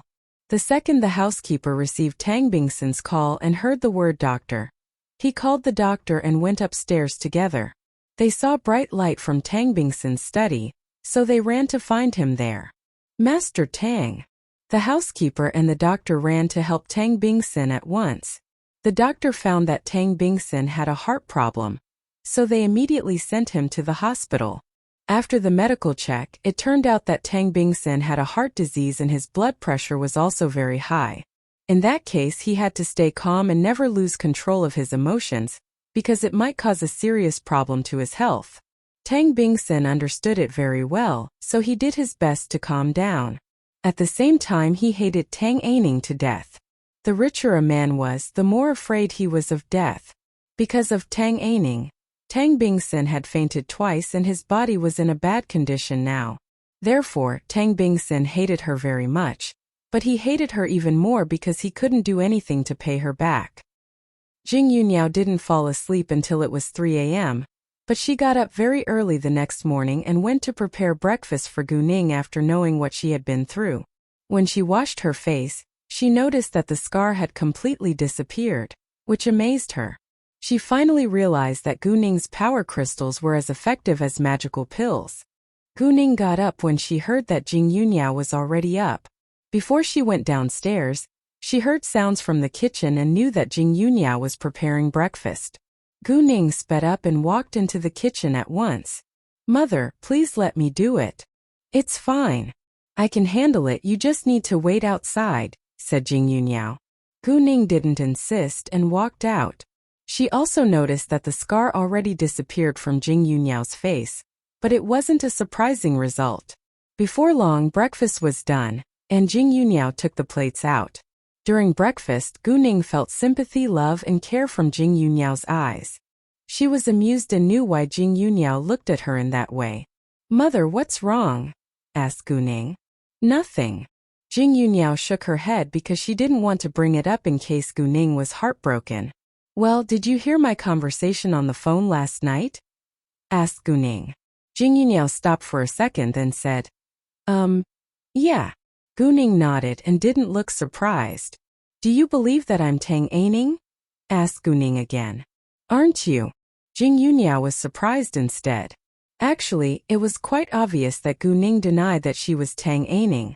Of course not, Tang Aining is already dead, but she was my teacher in the past. I'm taking revenge for her and I simply want to scare her father, so I used her name, said Gu Ning. If Gu Ning didn't explain it right now, it might cause misunderstandings.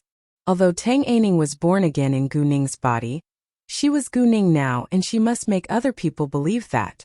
Oh, I understand it now, said Jing Yunyao and felt relaxed.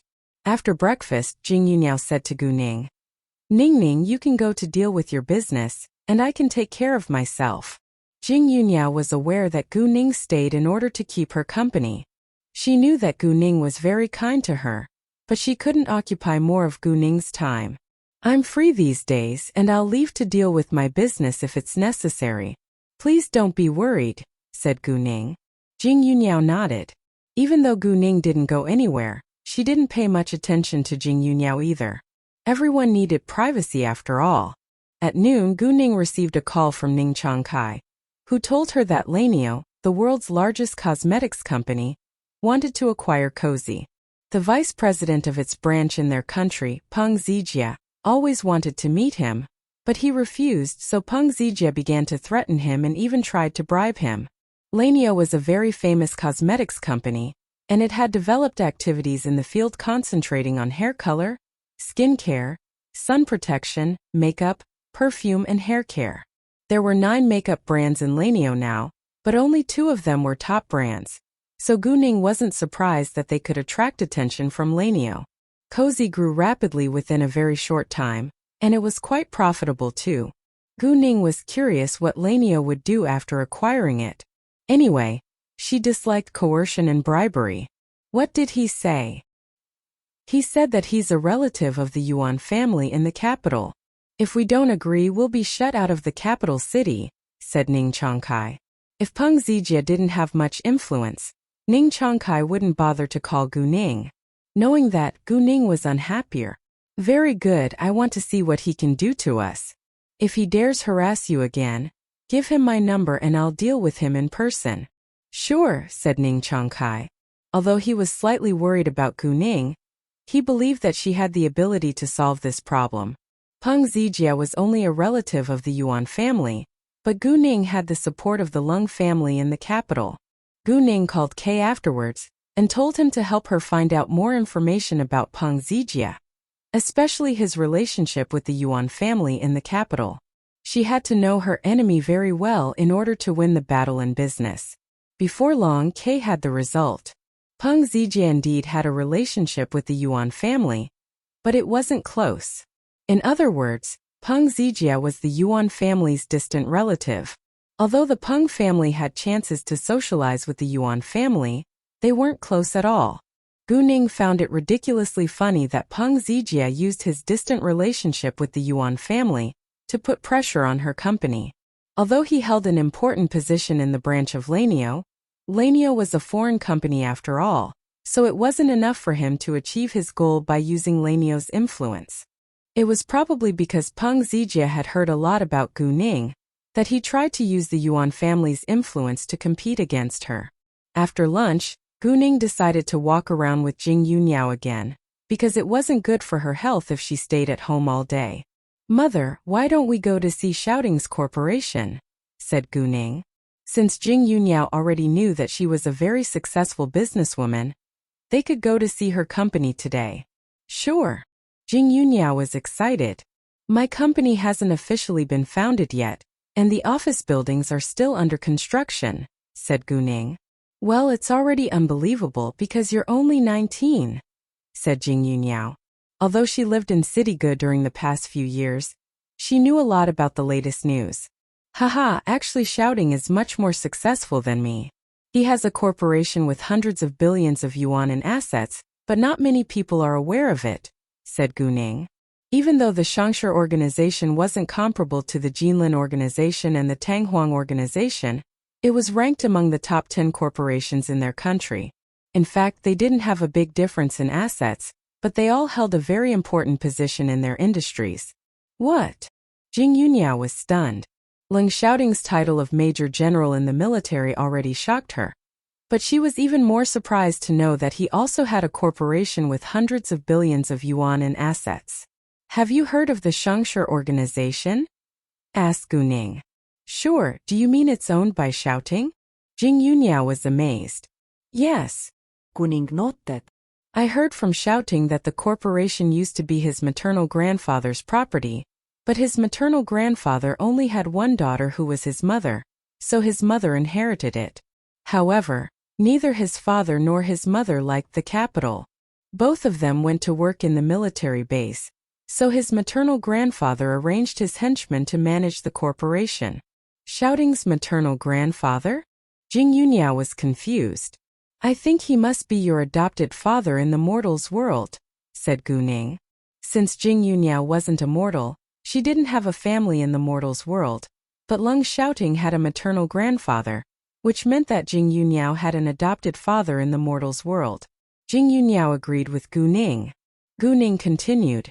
Xiaoting also joined the army later, but he also had to manage his business empire, so he was very busy almost every day.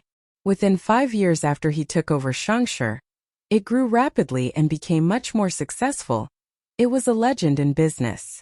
Jing Yuniao was astonished, but also felt sorry for what her son had been through.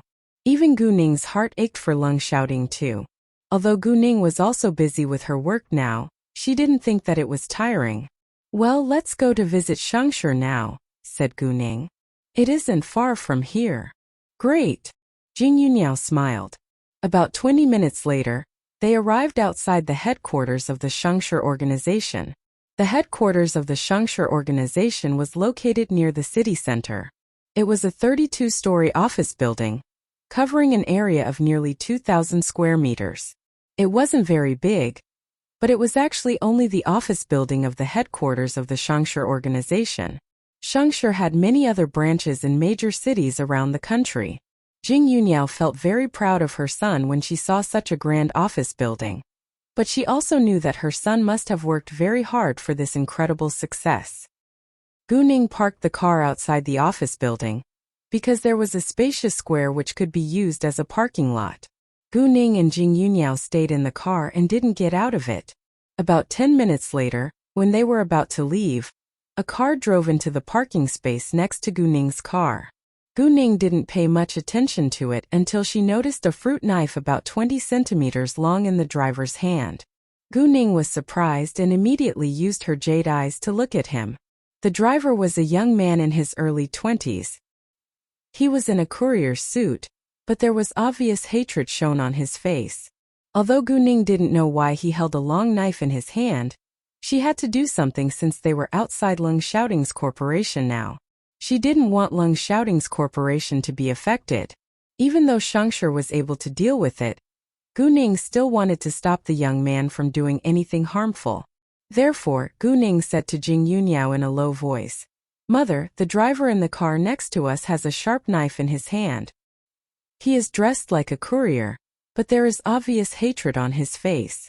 I'm afraid that he'll do something terrible, so we must pay more attention to him." Hearing that, Jing Yuniao was annoyed. Sure. Jing Yuniao agreed and got out of the car with Gu Ning. They walked separately as if nothing was wrong.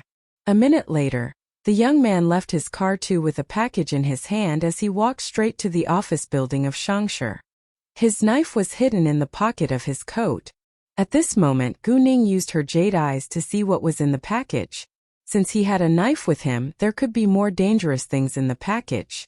She hoped that she wouldn't see explosives in it. Luckily, there were only several stones in the package. Gu Ning and Jing Yuniao quietly followed the young man. The young man who disguised himself for a courier stopped at the door of the office building. It seemed that he was waiting for someone to take the package. About 3 minutes later, a woman about 30 years old walked out towards him. The man handed the package to the woman, before reaching his hand into the pocket of his coat when the woman was signing her name. Other than Gu Ning and Jing Yuniao, no one else noticed what he was doing. The second the young man pulled out his sharp knife, Jing Yuniao abruptly dashed out and kicked him away. The knife in his hand fell to the ground with a clear sound, which attracted attention from people around them. The woman who was signing her name was scared and threw the package to the ground at once. The security guards by the door also ran to the young man and captured him. Although they didn't witness what the young man had done, they knew it was a murder attempt. What happened? It seems that the courier wanted to stab Manager Ding, and the woman kicked the courier away at a key moment. Wow, it's unbelievable. After a quick kick, the young man was already 3 meters away from them, shocking a large group of people. Manager Ding, are you all right? Someone went to ask Manager Ding with concern. Manager Ding was still shocked and couldn't say a word. Right at this time, a private car stopped at the door, and 3 men stepped out of it. They were 2 young men and a middle-aged man. The middle-aged man asked with a serious expression, "What's going on here?" President He. Once he showed up, all the staff in Changsha greeted him with great respect. Jing Yunyao felt that he looked familiar, but didn't know who he was. He Qiming also saw Jing Yunyao, and was surprised when he saw her face. Y Yunyao. He Qiming couldn't believe his eyes. Jing Yunyao stared at He Qiming, but didn't know what to say. Other people didn't know He Qiming's relationship with Jing Yunyao, so they remained quiet. You! He Qiming walked to Jing Yunyao at once. President He, can we go to your office to have a private conversation? Gu Ning stopped him right away. Gu Ning didn't expect to meet someone who could recognize Jing Yunyao here, but she thought that she should probably tell Leng Xiaoting that she had found Jing Yunyao later. Oh, hi, Miss Gu. He Qiming didn't notice Gu Ning until now.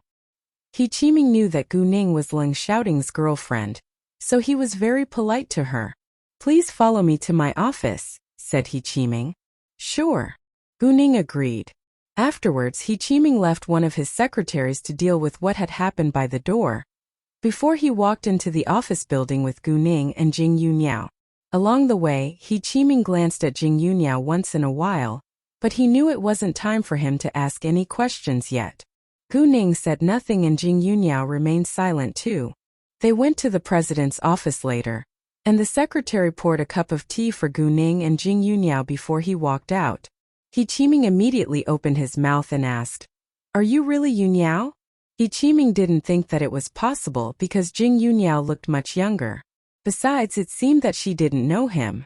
Before Jing Yunyao could say anything, Gu Ning said, "Yes, she is really Yunyao Xiaoting's mother, but she lost her memories." Hearing an affirmative answer, He Qiming was excited. However, although Gu Ning was Leng Xiaoting's girlfriend, he didn't know much about her, so he didn't fully trust her. "She looks much younger," said He Qiming. "Well, she has taken good care of her skin," Gu Ning explained, although it was a lie. He Qiming nodded because it was possible for a 50-year-old woman to look like a woman in her early 30s. "Well, I saw their bodies with my own eyes that year," said He Qiming again. "Didn't the woman have a totally disfigured face?"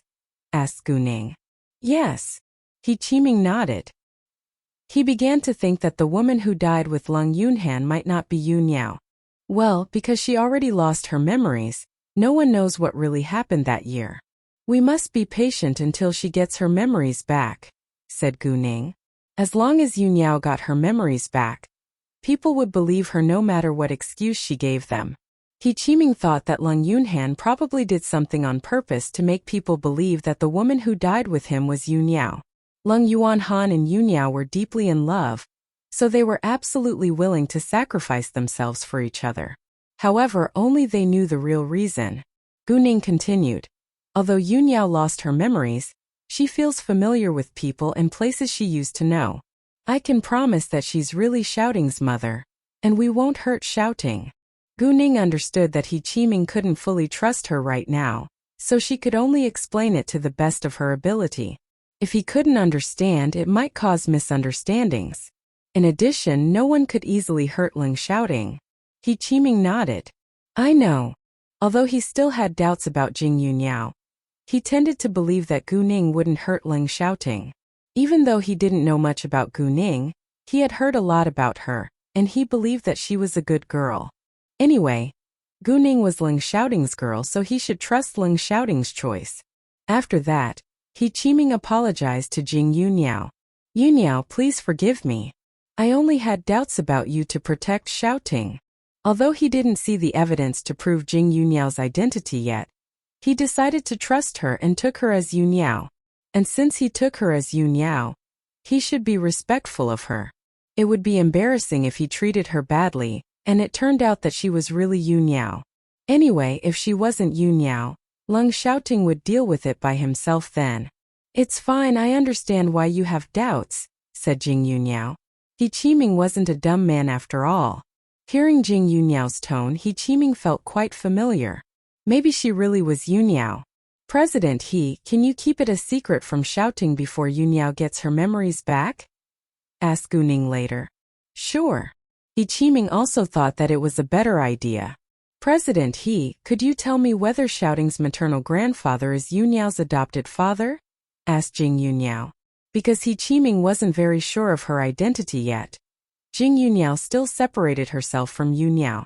Yes, because Yuniao saved our master's life, and our master didn't have any children. He adopted Yuniao as his own daughter.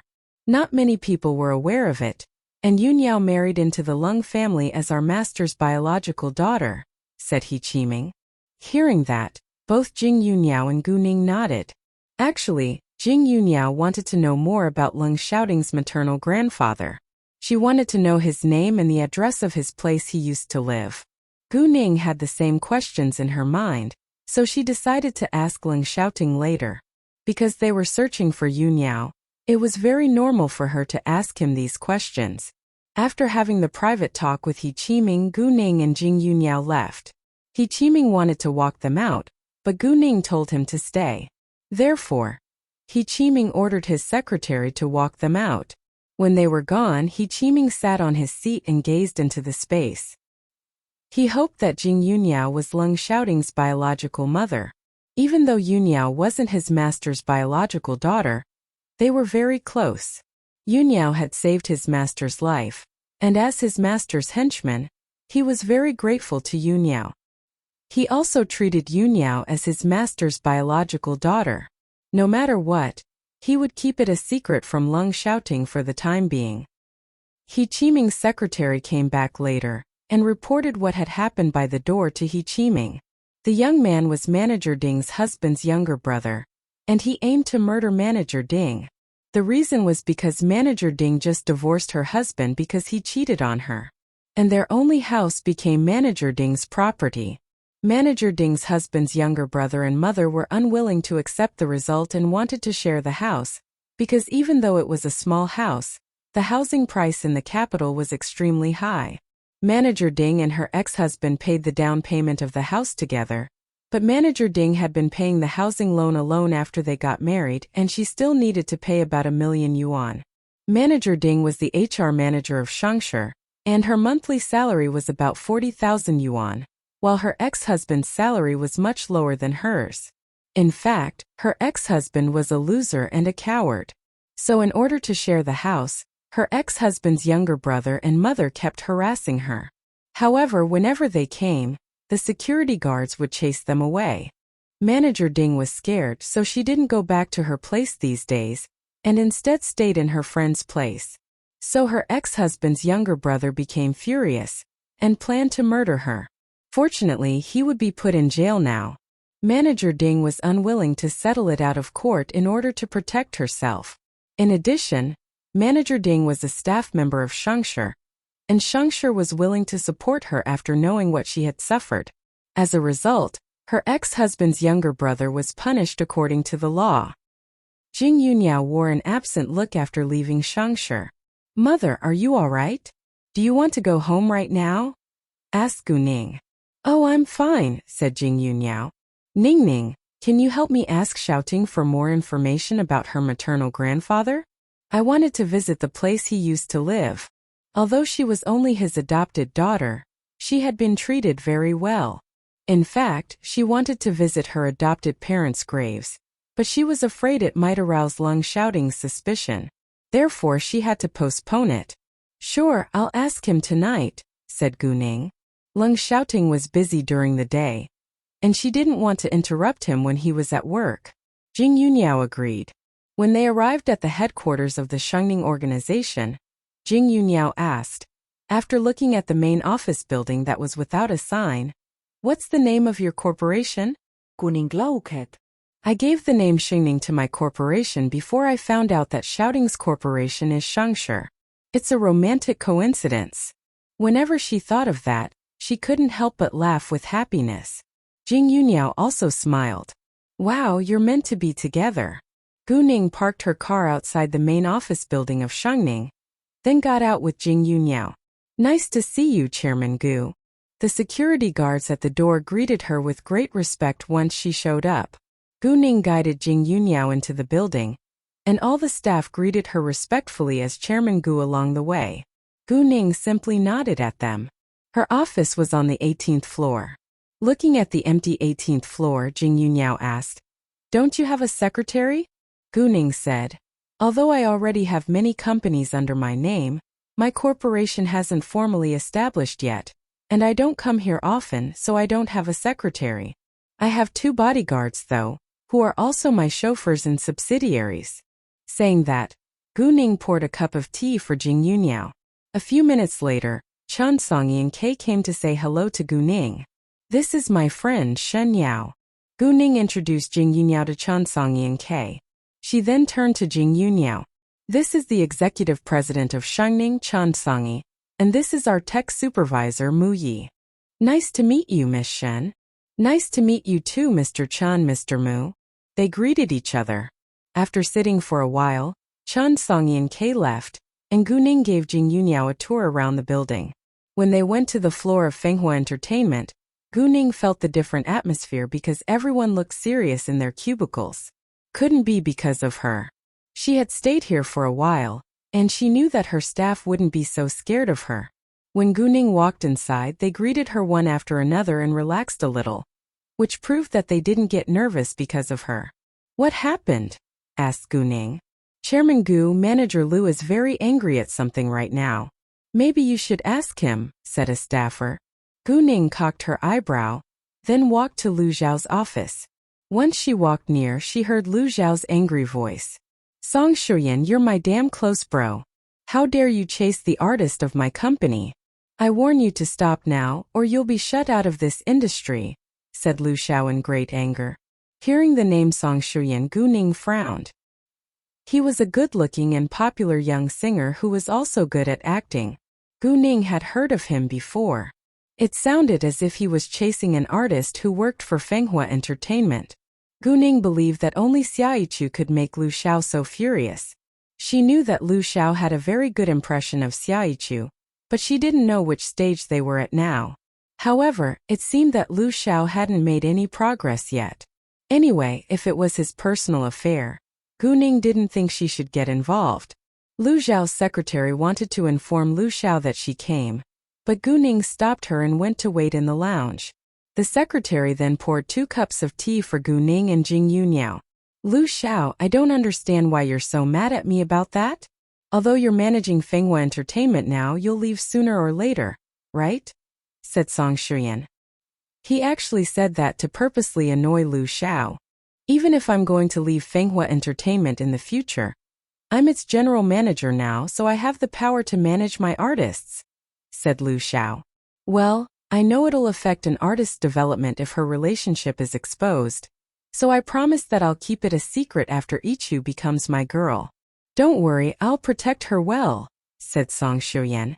"Bulls asterisk it, Song Shuyan. I'm warning you to stay away from Xia Yichu," shouted Lu Xiao and hung up on Song Shuyan. He was indeed full of anger because of Xia Yichu. He now regretted helping Xia Yichu hire Song Shuyan's music teacher, so that they had a chance to see each other. Gu Ning didn't rush to go inside and gave him several minutes to calm down. Lu Xiao called Xia Yichu right after having the call with Song Shuyan. "Xia Yichu, stay away from Song Shuyan. You're still a new face and gossip will only ruin your career. Do you understand?" said Lu Xiao. Although he was jealous, what he said was also the truth. Xia Yichu only had a small number of fans, and not many of them were her loyal fans. Song Shuyan, however, had dozens of millions of fans, and most of his fans were loyal. If Xia Yichu had any gossip with him, she would surely be amid strong criticisms. Because Xiaichu was still a new face, Song Shoyan's fans would jump to the conclusion that she wanted to ride on his coattails. However, if Xiaichu was a popular, successful singer too, the situation would be different. Actually, even if Xiaichu was popular too, Lu Xiao wouldn't allow her to have any gossip. I told you I did keep a distance from him, but we have the same music teacher and I can't avoid him forever, said Xiaichu, feeling aggrieved. Just stay away from him and leave the problems to me. I'll handle it, said Lu Xiao, but he was still mad at Song Shoyan. Fine. Xiaichu agreed. In fact, Xiaichu could feel that Lu Xiao treated her differently, and he was a very handsome and successful mature man, so she had special feelings towards him too. Nevertheless, she felt that she didn't deserve Lu Xiao, because Lu Xiao was at a much higher position than her. Gu Ning knocked on the door of Lu Xiao's office a minute after he finished the call with Xiaichu. Come in, said Lu Xiao in annoyance, because he was still in a bad mood. Gu Ning then pushed the door open and walked inside.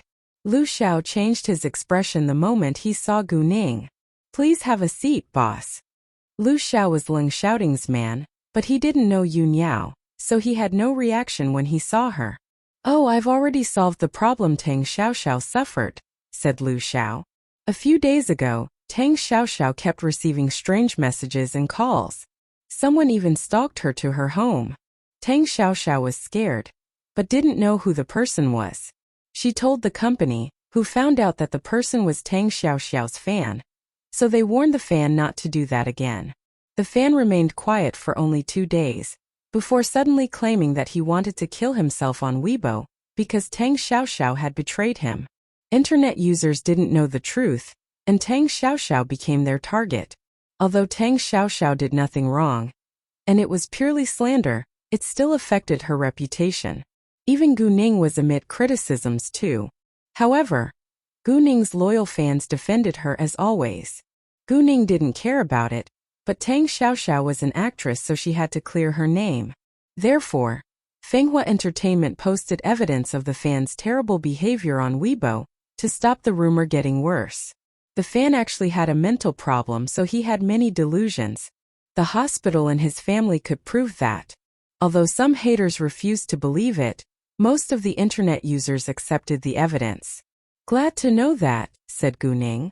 She believed in Lu Xiao's ability. Gu Ning said nothing about Xiaichu because it was their personal affair. She also didn't stay there for long, and soon left with Jing Yunyao. When they were home, Gu Ning told Jing Yunyao to have a rest and that she would cook, but Jing Yunyao refused, so they cooked together in the end. In the night, Leng Xiaoting called Gu Ning, so Gu Ning asked him what his maternal grandfather's name was, and the address of the place where he used to live. Because Gu Ning asked the questions casually, Leng Xiaoting didn't think further about it. He told her that his maternal grandfather was Yi Zhongye, and that the place he used to live was at XX Road in the Northern District. The house was still there, but only the housekeeper and his wife were living there. After Yi Zhongye and his wife passed away, the other members of the Yi family moved out as well, so Leng Xiaoting told the housekeeper to stay there. The house was empty anyway. The next day, Gu Ning got up early to run. Jing Yunyao heard that Gu Ning was up, so she left the bed too, then went to run along with Gu Ning. It wasn't convenient for her to practice her cultivation right now, so she could only improve her physical health. Cultivators needed to exercise too.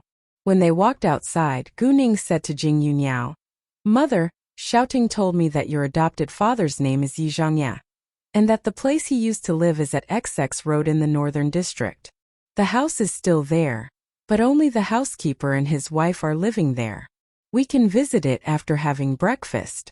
Hearing the name Yi Zhongye, Jing Yunyao felt familiar, but she couldn't remember the man's face.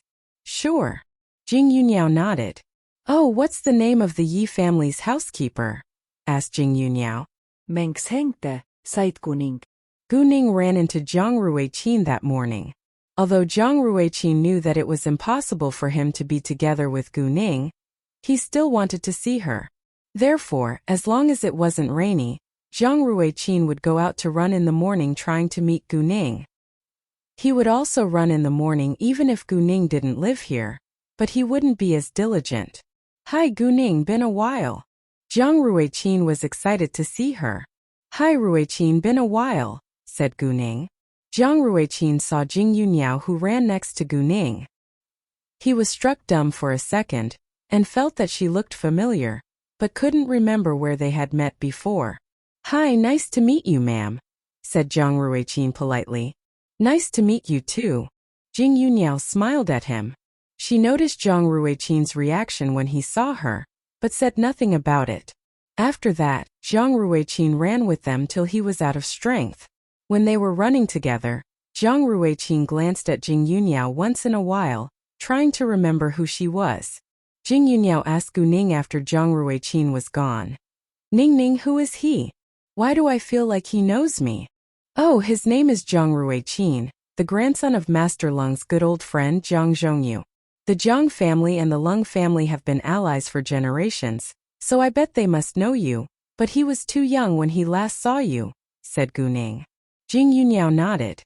After running for a while longer, Guning and Jing Yuniao went back home. They both went to have a shower, and then had breakfast together later. When they finished breakfast, they were ready to go to the Yi family's old house. However, because it was far from where they were right now, they spent nearly an hour on the road. The capital city was too large and too busy, so it wasn't easy to get used to the pace of living there. Luckily, Guning had stayed in the capital for many years before, so it wasn't difficult for her to get used to it, but Jing Yuniao needed more time. The capital city is too big. We have to spend at least half an hour on the road every time, said Jing Yuniao. Haha, you're right, and it's very hard to have a house here, said Guning. If she didn't have her jade eyes, she wouldn't have confidence to build her business empire here. Because although she appeared very successful right now, she wasn't comparable to businessmen in the capital. Most successful businesses gathered in the capital and city be after all. The Yi family's old house stood in the old district, and although most of the surrounding buildings became skyscrapers, it still stayed the same. Jing Yuniao felt it looked very familiar. The gate of the Yi family's old house was made of iron, and they were able to see inside, where an old couple in their 60s were watering and trimming flowers and other plants in the front yard. Although the house was old, it was very clean. Do you want to go inside? Guning asked Jing Yuniao. Sure, but we should tell them to keep it a secret from shouting, said Jing Yuniao. After that, they walked forward together. Hi, Mr. Meng. Guning called outside the iron gate. Meng Jingde and his wife turned to look at the iron door, but they couldn't see Guning and Jing Yuniao clearly because they were losing their sight. Anyway, Meng Jingde walked towards them later. Who are you? Asked Meng Jingde. Right when he finished that question, he saw Jing Yuniao's face and looked shocked. Yun. He was too shocked to call her name. In his memory, Yuniao was already dead for years. Guning and Jing Yuniao said nothing and waited in silence. Jing Yuniao also felt that Meng Jingde looked quite familiar. What's wrong? Meng Jingde's wife, Mrs. Meng, ran to him when she saw that he suddenly stopped and looked shocked.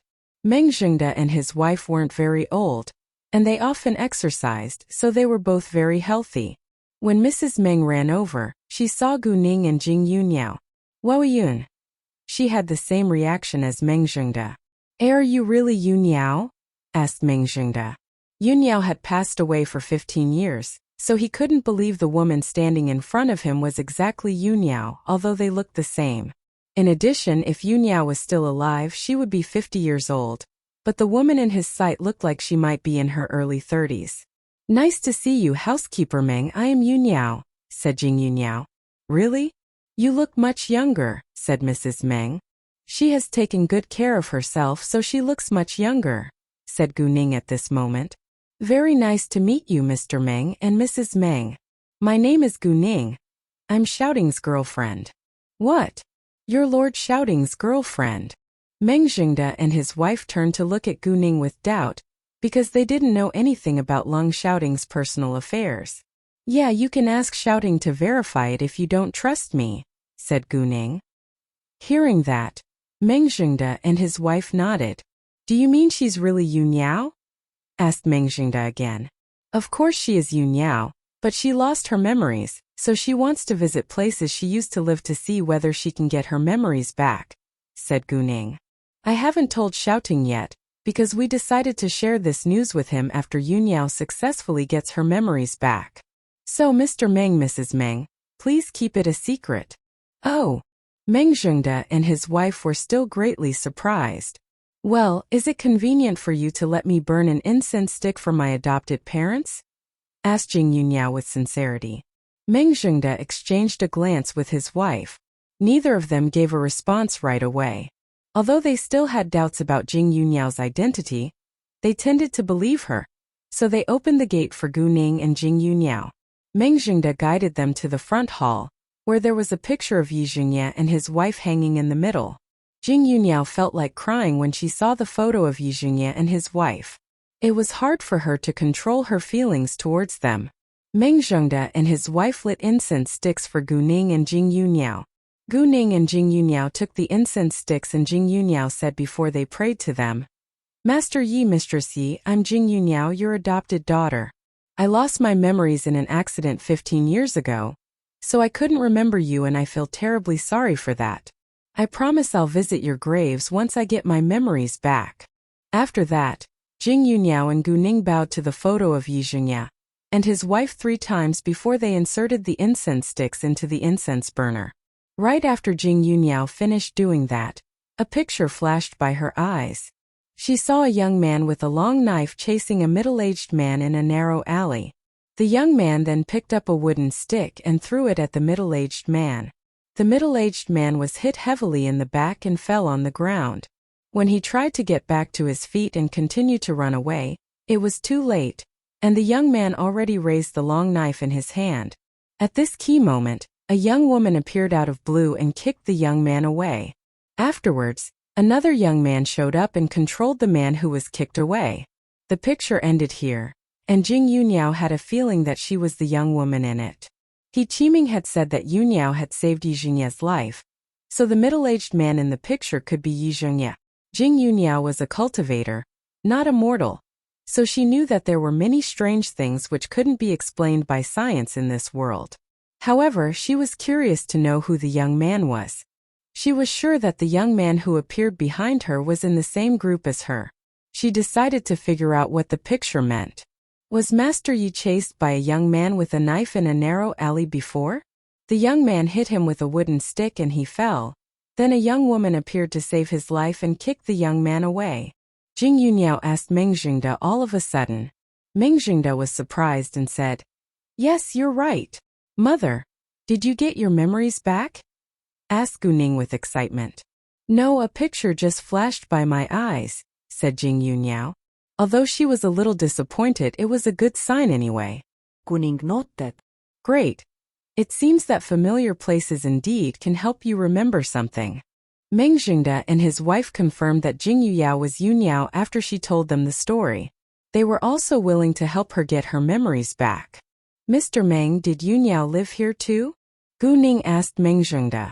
Yes, before Yunyao married into the Lung family, she lived here for a year. Although she got married, the Yi family still kept her room here. It's still the same now, said Meng Zhengde. Can we have a look? Asked Gu Ning. Sure. Meng Zhengde agreed without hesitation. Please follow me this way, said Meng Zhengde. Housekeeper Meng, please allow me to walk at the front. I want to see whether I can find the room by myself, said Jing Yunyao. No problem. Meng Zhengde agreed. Therefore, Jing Yunyao walked at the front, followed by Gu Ning, Meng Zhengde, and Mrs. Meng. Jing Yunyao went to the second floor later. She looked around, then went up to the third floor.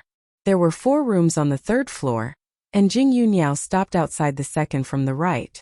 At this time, Meng Zhengde and Mrs. Meng exchanged a glance again, because this room was actually Yunyao's room. I think it must be this one, said Jing Yunyao. You're right, said Meng Zhengde. After that, he pushed the door open for Jing Yunyao, and they walked inside one after another. Everything stayed the same in the room, but the furniture was covered by white cloth now. Meng Zhengde and his wife lifted the white cloth to let Jing Yunyao see the room clearly. Jing Yunyao looked around for a long time, but unfortunately she remembered nothing. Afterwards, Gu Ning and Jing Yunyao helped Meng Zhengde cover the furniture with white cloth before they left.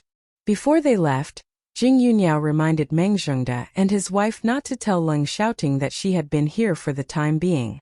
Meng Zhengde and Mrs. Meng watched Gu Ning's car moving away in their sight. They didn't go back in the house until Gu Ning and Jing Yunyao totally disappeared. "Do you think she's really Yunyao?" asked Mrs. Meng. "I think she is, but we must be patient till she gets all of her memories back," said Meng Zhengde. Since they promised Jing Yunyao not to tell Leng Xiaoting that she had been here, they wouldn't say anything about it. Jing Yunyao was actually a little upset after they left the Yi family's old house, but she pretended to be calm in case Gu Ning was worried about her. "Mother, why don't we go to Hengdian World Studios now? There is a crew from Fenghua Entertainment filming a new show," said Gu Ning. The shooting of an empress of military blood was about to come to an end, and Gu Ning had only visited it twice till now. "Sure." Jing Yunyao nodded. 10 minutes later, Gu Ning and Jing Yunyao arrived at Hengdian World Studios and Gu Ning gave Lu Zhan a call later. At this moment, Lu Zhan was really angry, because an actress didn't do her job well in an important scene today. In the scene, the actress's role was the goddess of medicine of the Medicine King Valley, and she was a beautiful kung fu master. In the story, she showed up by flying over from the bottom of the cliff and saved the leading actress who wanted to commit suicide by jumping from the cliff. They filmed at a real cliff for the quality of the show. However, this actress's hand was injured, so she couldn't catch the leading actress, which annoyed Lu Zhan. Because she was injured, they had to replace her right now. Although it wasn't an important role in the show, it required a skilled actor. The setting was already down, so they couldn't give it up and jump to the next scene. Lu Zhan didn't know what to do now, but he suddenly received Gu Ning's call. "Hi boss," said Lu Zhan. "Where are you right now?" "I'm driving by Hengdian World Studios. Can I have a short visit?" asked Gu Ning. "Sure, we're in District F," said Lu Zhan. "Great, I'll be right there," said Gu Ning and hung up the call. Lu Zhan suddenly had an idea that Gu Ning would be perfect for the role. "What's wrong?" Louis Chen asked Lu Zhan with curiosity. "Nothing, we can have a rest for 10 minutes, said Lu Zhan. He needed to ask for Gu Ning's permission in taking over the role of goddess of medicine, so he could say nothing about it now. However, if Gu Ning played the role in the show, she might overshadow the leading actress. Anyway, he needed Gu Ning's agreement first. Louis Chen thought that Lu Zhan must have found a suitable actor for the role, or he wouldn't be so happy. Because Lu Zhan had no intention to tell him the reason, Louis Chen didn't ask further about it and went to tell the filming crew to stop for a while. Lu Zhan at the same time stood up and walked to the front door. Gu Ning's car stopped outside District F, and she saw Lu Zhan waiting at the door once she got out of her car. "Hi, Uncle Lu. Did you come to pick me up in person?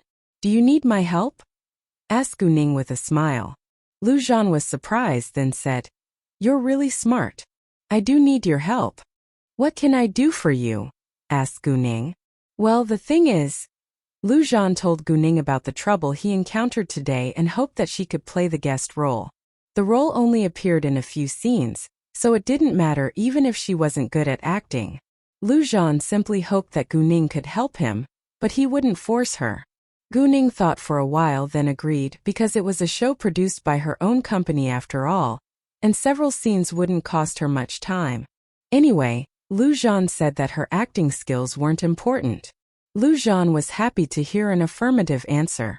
"Do you want to stay here with us? Or to go home? If you want to go home, I can arrange someone to drive you home." Gu Ning asked Jing Yunyao. Even though it might not cost her much time, she would spend a day here and she was afraid that Yunyao might feel bored. "It's fine, I think it'll be interesting," said Jing Yunyao. Since Jing Yunyao said that, Gu Ning agreed. There weren't many outsiders in District F, because it was a little remote with cliffs, valleys, ponds, and beautiful wild flowers. It was hard to find a natural view like that, so they didn't waste time searching for it since the Hengdian World Studios could provide a place like that. When Lu Zhan came back with Gu Ning, every member of the crew got nervous. They weren't scared of Gu Ning, but Gu Ning was the boss after all, and no one wanted to make mistakes in front of her. Get prepared, our boss will play the role of goddess of medicine, said Lu Zhan to Lui Chen. Hearing that, other members of the crew were all astonished. Actually, Gu Ning was very beautiful and they all knew that she was excellent at fighting. However, as the boss of their company, it was a little strange that she came to play a guest role. Anyway, they knew that Gu Ning just agreed to help Lu Zhan. No matter how good or bad Gu Ning's acting skills were, they didn't want to see Lu Zhan's angry face again. Therefore, they began to prepare the equipment. The leading actor and actress were waiting in the lounge for the filming to continue. When they saw Gu Ning walking inside, they were surprised and stood up at once. Hi, boss. Boss, nice to meet you. I'm Xiao Hanchen. Xiao Hanchen greeted Gu Ning. This was the first time that Xiao Hanchen met Gu Ning, so he was a little nervous. Although he was already 30 while Gu Ning was younger than 20, he still had great respect towards her. He had read a lot of news about Gu Ning on the internet, and he admired her unbelievable abilities. Xiao Hanchen was already working for Fenghua Entertainment now, and he was very grateful to Lu Zhan and Gu Ning. He loved acting and was determined to win his own position in the industry. Nice to meet you too. Gu Ning was very nice to them. Although she was their boss, she treated them kindly. All right. Tell the makeup artist to help our boss wear makeup for the role of goddess of medicine. Lu Zhan didn't want to waste more time. Knowing that, everyone in the room was shocked. However, they also knew that no one was more suitable than Gu Ning for the role now. Gu Ning went to wear the makeup while Jing Yunyao waited aside.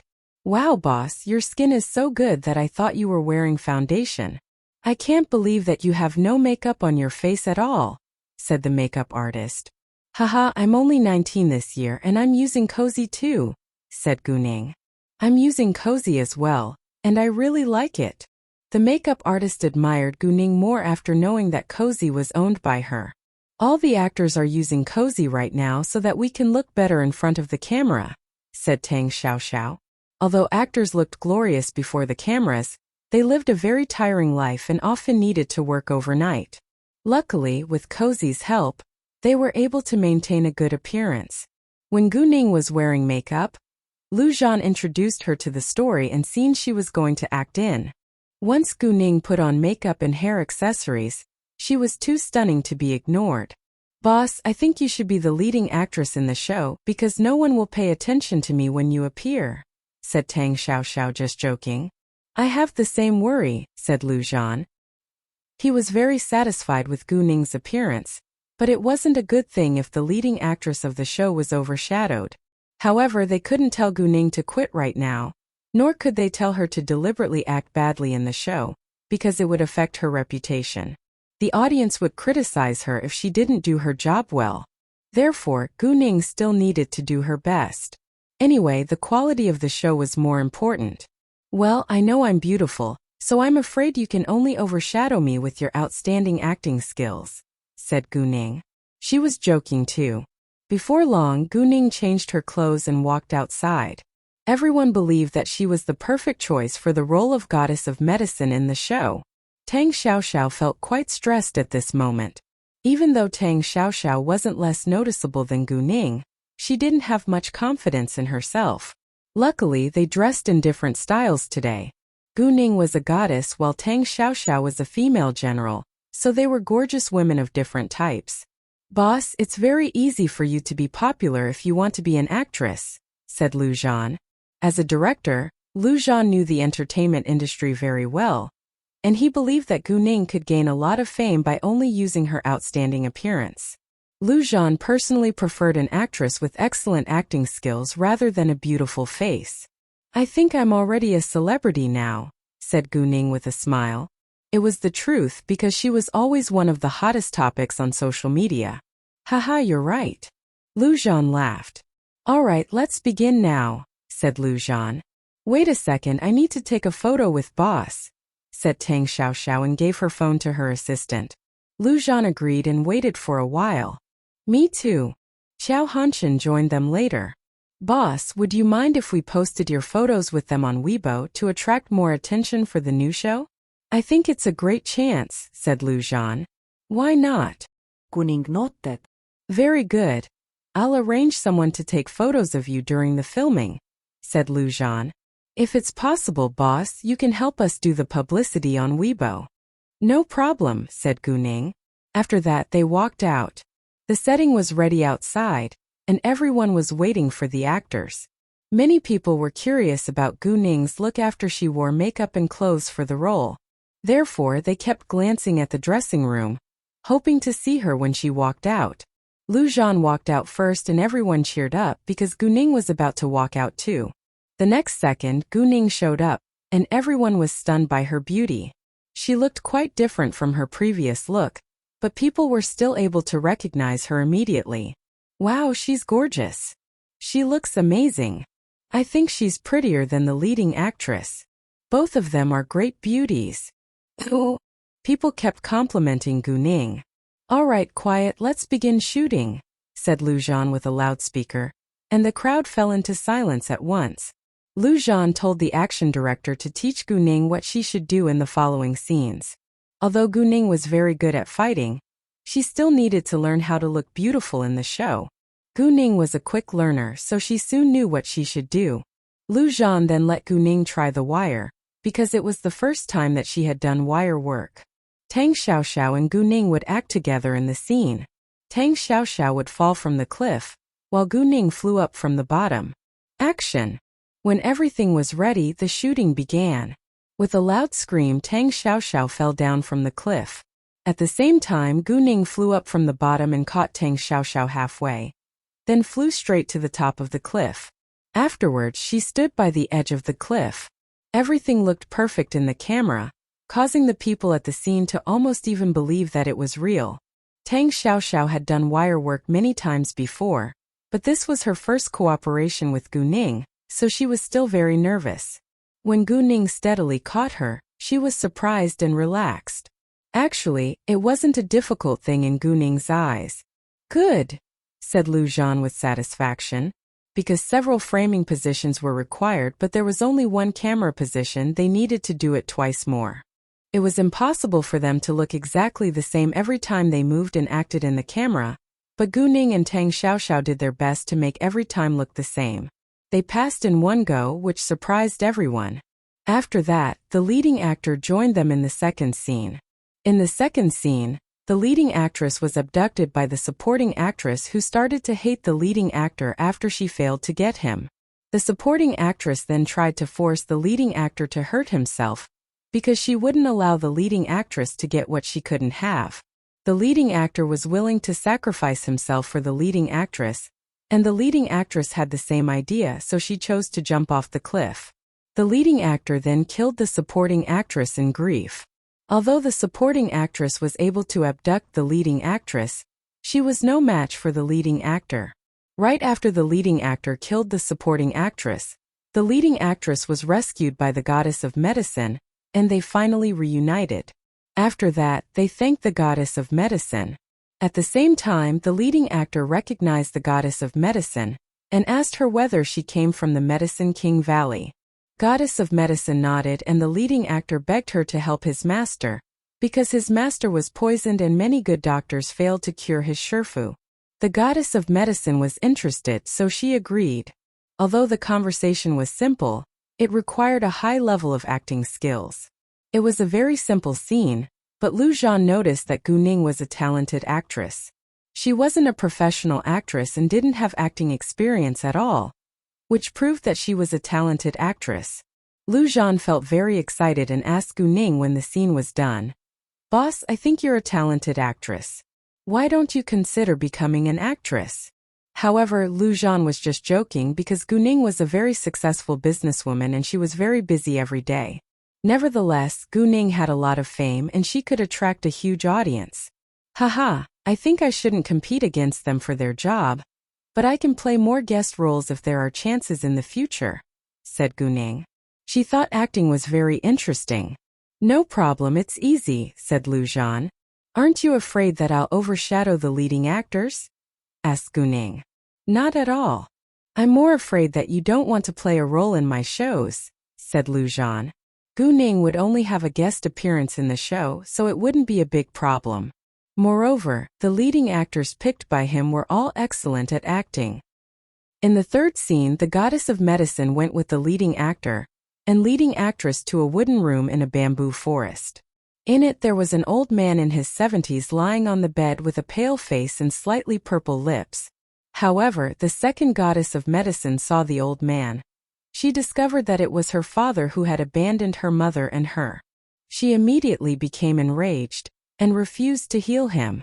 Gu Ning showed touching hatred and anger on her face and in her eyes, which made people believe that she really had the feelings. Tang Xiaoxiao and Xiao Hanchen were impressed by Gu Ning's acting skills, if she used any. When the goddess of medicine refused to cure the old man, the leading actor asked her for the reason. He had a feeling that they must have a grudge against each other. The goddess of medicine then told him the truth, and the leading actress wanted to have a private talk with her. After that, the leading actress walked aside with the goddess of medicine and told her the real reason why her father abandoned her mother and her that year. It turned out that a killer was chasing her father at that time, and he was forced to leave his wife and daughter behind in order to protect them. The goddess of medicine couldn't accept it at the beginning, but was persuaded to rescue the old man in the end. Although Gu Ning had no experience of acting before cameras, she often acted in her real life, because she used to be a professional killer. Therefore, Gu Ning played a vivid role as the goddess of medicine in the show. As a result, even Tang Xiaoxiao couldn't perform properly at the beginning. Luckily, Tang Xiaoxiao was an excellent actress, so she began to focus on her role and proved her ability. Gu Ning and Tang Xiaoxiao just had different advantages. Anyway, the filming went on smoothly. When the goddess of medicine returned to the wooden room, she helped the old man take a pill before she began to treat him. As time went by, the old man opened his eyes. The goddess of medicine had left before the old man was conscious, and she told the leading actor and leading actress not to tell the old man that she had rescued him. That was the final scene of Gu Ning's part. Although she didn't show up in many scenes, it still took a long time for her to finish her guest appearance. "Very well, you have your own advantages," said Lu Zhan. "Well, I think our boss is better than me," said Tang Xiaoxiao. "Maybe because she is your boss, you felt a little uneasy before the cameras," said Lu Zhan, encouraging Tang Xiaoxiao to be confident. Tang Xiaoxiao and Gu Ning understood him, so they dropped that topic.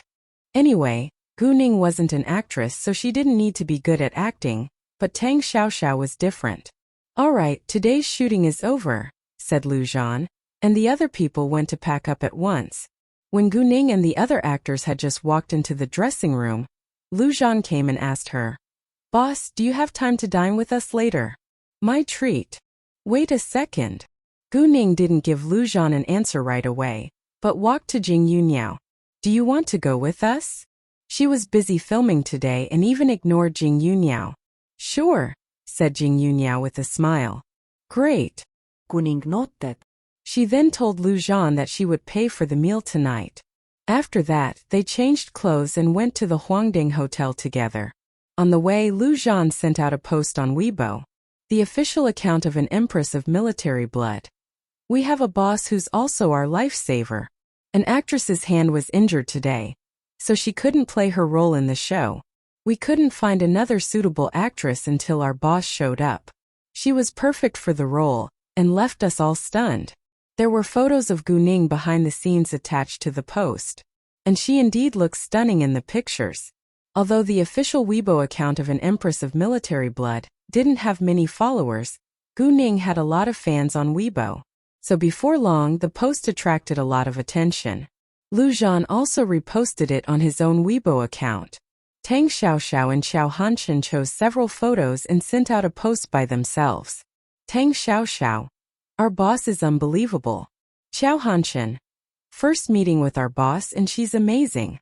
Because Gu Ning was driving, she couldn't send out a post right now. Lu Zhan, Tang Xiaoxiao, and Xiao Hanchen had millions of followers on Weibo, so the post soon went viral. "Oh, my goddess Gu is gorgeous. She's a real goddess. You're my love, goddess Gu. I think goddess Gu should be the leading actress." "I agree." "Xiao Xiao is also very beautiful." "Yes, Xiao Xiao is as stunning as Gu Ning." "Xiao Xiao, I love you." Why does Hanshin also call Goddess Gu his boss? Is he working for Fenghua Entertainment now? I suppose. No matter what, I'll support Hanshin forever. Ooh. Most people left positive comments, but as always there were negative comments too. Isn't Gu Ning a student and a businesswoman? Couldn't she focus on her work and studies? She shouldn't make herself a joke. I hate her. Ooh. Gu Ning's loyal fans defended her at once. So? Can't she be a good student, a successful businesswoman, and an excellent actress at the same time? She can do what you couldn't believe. That's the reason why she's our goddess Gu. You're a bunch of haters. Haters are disgusting. You're simply jealous. Stop defaming goddess Gu. Can't they learn from people who are far more outstanding than them? As always, the haters were strongly criticized. Before they left for the Huangdang Hotel, Gu Ning booked a private room there. Gu Ning and Jing Yunyao arrived earlier than Lu Zhan and the other people. Boss, I already sent out a post about your part in the new show, but there are always haters attacking you on the internet, said Lu Zhan. But he was actually also amazed when Gu Ning's loyal fans spared no effort to defend her. Gu Ning then reposted the post sent out by the official account of an empress of military blood. Gu Ning, please don't judge me with your standards of a professional actress. I just played a guest role in it. Once Gu Ning sent it out, she had enthusiastic responses from her fans. Goddess Gu, we love you. Don't give those haters a glance. They're jealous of you. Goddess Gu. Most of the comments under Gu Ning's posts were positive, and it was rare to see a negative comment. Su Tonghua and the other supporting actors also reposted the post and supported Gu Ning. Su Tonghua. I would have gone to the set if I had heard that our boss would be there. By Lin. I wish I could have seen her performance with my own eyes. Han längtar an. Ay mamma se to. It was already 9 p.m. when Gu Ning and Jing Yunyao got back home, so they each went to their own rooms afterwards. When Gu Ning was free, she took out her phone and checked her new messages. Many of her friends said that they were stunned by her acting. Gu Ning also chatted with Chu Peihan and her other friends in their WeChat group. Chu Peihan told Gu Ning that she would come to the capital in a few days. Although there were over 10 days away from the new semester, she wanted to meet Gu Ning earlier, because it was late August now, and their university life would soon begin. Gu Ning then asked Yumixi whether she was free. If she wasn't busy, she could come to the capital along with Chu Peihan. Therefore, Yumixi decided to go to the capital with Chu Peihan 3 days later. Hao Ran and the other boys also wanted to go to see Gu Ning earlier. So it was decided that Yumixi, Chu Peihan, Muku, Hao Ran and Zhang Tianping would go to meet Gu Ning together. And while Chu Peihan and Yumixi would stay in Gu Ning's home in Century City, the boys would stay in the Huangdang Hotel. Although those who couldn't go were unhappy, they had other arrangements and couldn't cancel them. At 10 p.m., Gu Ning chatted with Leng Xiaoting on the phone for a long time again. She told him that her friends would come to see her in 3 days, and Leng Xiaoting didn't say anything about it. Instead, he proposed to let them stay in the Shangshi Hotel. Gu Ning didn't want to upset Leng Xiaoting, so she agreed to move Muku, Hao Ran and Zhang Tianping to the Shangshi Hotel. Because Muku, Hao Ran and Zhang Tianping preferred to sleep in the same suite, Leng Xiaoting arranged a luxurious suite with 3 bedrooms for them.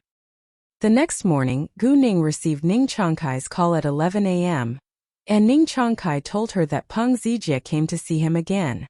He gave Peng Zijie Gu Ning's number, and thought that Peng Zijie would contact her soon. Gu Ning said that she could handle it, then hung up the call. Within a minute, her phone indeed rang again. "Hi," said Gu Ning in a calm tone. "Are you the owner of Cozy Gu Ning?" asked Peng Zijie with obvious arrogance. He thought he was superior to Gu Ning. Peng Zijie learned a little about Gu Ning through the internet, but he didn't think that she was an important figure. "Yeah, and who is this?" asked Gu Ning, although she already knew who he was. "This is the vice president of the branch of Lanio in our country, Peng Zijie. I know that you already know why I am calling you, and I hope that we can have a nice talk face to face," said Peng Zijie. "Sure, when and where?" asked Gu Ning. "Do you know Tengyun Tea House?" If it's possible, we can meet there at 2 p.m. this afternoon, because I'm busy this morning and night, said Peng Zijia. Gu Ning thought that it was ridiculous because it was Peng Zijia who wanted to talk about business with her, so he should be polite to her. Anyway, Gu Ning decided to see him in person. Sure, see you in Tangyun Tea House at 2 p.m. She had been to Tangyun Tea House before, so she knew it. After that, Gu Ning directly hung up on Peng Zijia. She knew that Peng Zijia would be displeased if she hung up on him, so she did it on purpose. Peng Zijia was indeed mad when Gu Ning hung up on him, because he thought that he deserved great respect. However, he himself wasn't respectful of other people. After having lunch, Gu Ning asked Jingyuna, "Mother, I need to deal with my business later. Do you want to go with me?" "Since it's business, I don't think I should go with you," said Jing Yunniao, who knew that Gu Ning was afraid that she might feel bored if she stayed home alone. "It's fine. I'm simply going to threaten him to give up the idea of acquiring my cosmetics brand," said Gu Ning. "All right, I'll go with you," said Jing Yunniao. Since Gu Ning was going to be a bad girl, she thought that she should support her. Therefore, when it was 1 p.m., Gu Ning left with Jing Yunniao. It was a little early, but Gu Ning always tried to be punctual. At 1:30 p.m., Gu Ning and Jing Yunniao arrived at Tangyun Tea House. Then they waited in the car till 1:50 p.m. before Gu Ning called Peng Zijia. "Hi, Mr. Peng, I've arrived," said Gu Ning. "I already booked a private room. You can just tell the receptionist my name. I'll be there in a few minutes," said Peng Zijia. "Sure," said Gu Ning. After that, Gu Ning and Jing Yunniao went to the private room booked by Peng Zijia. About 5 minutes later, Peng Zijia came, arriving 5 minutes before the appointed time. A man and a woman, who were his secretaries, followed him. Peng Zijia was a tall man in his early 40s with a plain face, and he was wearing a formal suit today. Gu Ning stood up and calmly greeted him. "Nice to meet you, Vice President Peng." Jing Yunniao also stood up but said nothing. She should be quiet when there was nothing she could do. Peng Zijia squinted at Gu Ning. "Nice to meet you, Chairman Gu. Have a seat." He walked to the sofa and nodded at Gu Ning.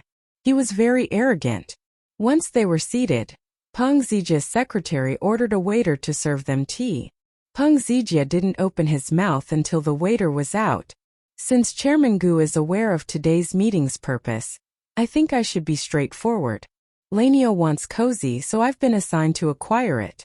You can still be the manager with 10% shares of Cozy after the acquisition, and Cozy will become a third-tier brand with the help of Lanio." It sounded attractive, but it was simply a trap. Lanio was a famous international cosmetics corporation, so it would be very easy for Cozy to gain greater fame if it was acquired. Cozy was popular now, but it still wasn't comparable to Lanio. Lanio developed activities in over 100 countries worldwide, and had hundreds of branches globally, whereas Cozy was only a newly established brand without a long history. There was a huge gap between them. If Gu Ning agreed to sell Cozy to Lanio, she would lose absolute control of it. However, the products of Cozy could be effective due to her magical power. If it was acquired by Lanio, Gu Ning wouldn't be able to put her magical power into it anymore. It wasn't what Gu Ning wanted. Although Cozy wasn't as successful as Lanio for the time being, she believed that it could grow to be another famous international brand in the future. Gu Ning didn't lack money at all, so she wasn't attracted to the conditions laid down by Lanio. Gu Ning smiled. "Well, to be honest with you, I can't remember how many peers in the same industry as me have the idea to acquire Cozy till now, but I have no intention to sell Cozy. I only accept business cooperation, and I believe the general manager of Cozy has already told you that." "What? Why?" Peng Zijia was surprised. He thought that Gu Ning agreed to meet him because she was willing to sell Cozy. "I don't want to sell Cozy," said Gu Ning with determination. "Do you think it's funny to fool me?" Peng Zijia coldly stared at Gu Ning. "Why do you say that?" Gu Ning sneered with disdain. "You visited my company a few times, and the general manager of my brand has told you that we don't want to sell Cozy. It's you who tried to threaten and bribe us. Don't you think that it's inappropriate?" Peng Zijia was struck dumb for a second. "Chairman Gu, It's your honor that Lanio chose your brand, said Peng Zijie arrogantly as usual. I don't think so, said Gu Ning in a cold tone. Chairman Gu, you're still too young to be a mature businesswoman, said Peng Zijie. You don't know how fierce business competition can be. I know, but don't think too highly of yourself, said Gu Ning. Chairman Gu, I know that you have some connections, but people come and go for benefits and benefits only, said Peng Zijie. It was true that people gathered together for benefits. However, it wasn't the absolute truth. Peng Zijie was a snob, so he believed that everyone was snobbish. Gu Ning wasn't sure that all the people in her circle would give her a helping hand when she was in trouble, but she believed that Tang Huang and Shengshi would certainly help her. One was her family's business, while the other was her future husband's business. Both of them loved her the most in this world, so they definitely wouldn't hesitate to help her. Peng Zijie didn't know that, so he took Gu Ning lightly. Your words make sense, but I still can't accept it, said Gu Ning. Peng Zijie lost patience and directly threatened Gu Ning. Gu Ning, don't test my patience. The Yuan family in the capital is my relative, and it's very easy for them to shut you out of this city. Hearing Peng Zijie's threat, Gu Ning wasn't mad at all, but Jing Yuniao was displeased. She said nothing and coldly stared at Peng Zijie, which slightly scared him. The Yuan family? Are you sure it will support a distant relative like you? Asked Gu Ning with mockery in her voice. You? Peng Zijie was surprised, then got furious. How dare you do research on me? Haven't you done the same thing? Asked Gu Ning. Peng Zijie was struck dumb for a second, and didn't know what to say now. Actually, he only read some news about Gu Ning on the internet. He didn't think there was anything wrong with that, but he was annoyed when Gu Ning did the same thing to him. Vice President Peng, I think we can call it the end of our meeting, said Gu Ning. What if I insist on acquiring Cozy? Said Peng Zijie. Are you sure? If you insist on doing that, I'm afraid I'll use a special way to protect my company from being ruined. You should know that I'm a kung fu lover, and I won't hesitate to solve a tricky problem with violence when I lose temper, said Gu Ning. At the same time, she cracked her knuckles and seemed to be ready to beat someone. Peng Zijie knew that Gu Ning wasn't a weak girl at all, so he was reluctant to have a fight against her. It's illegal if you dare to beat me, said Peng Zijie in anxiety and anger. Isn't it illegal if you insist on acquiring my company with force? Asked Gu Ning with a serious expression.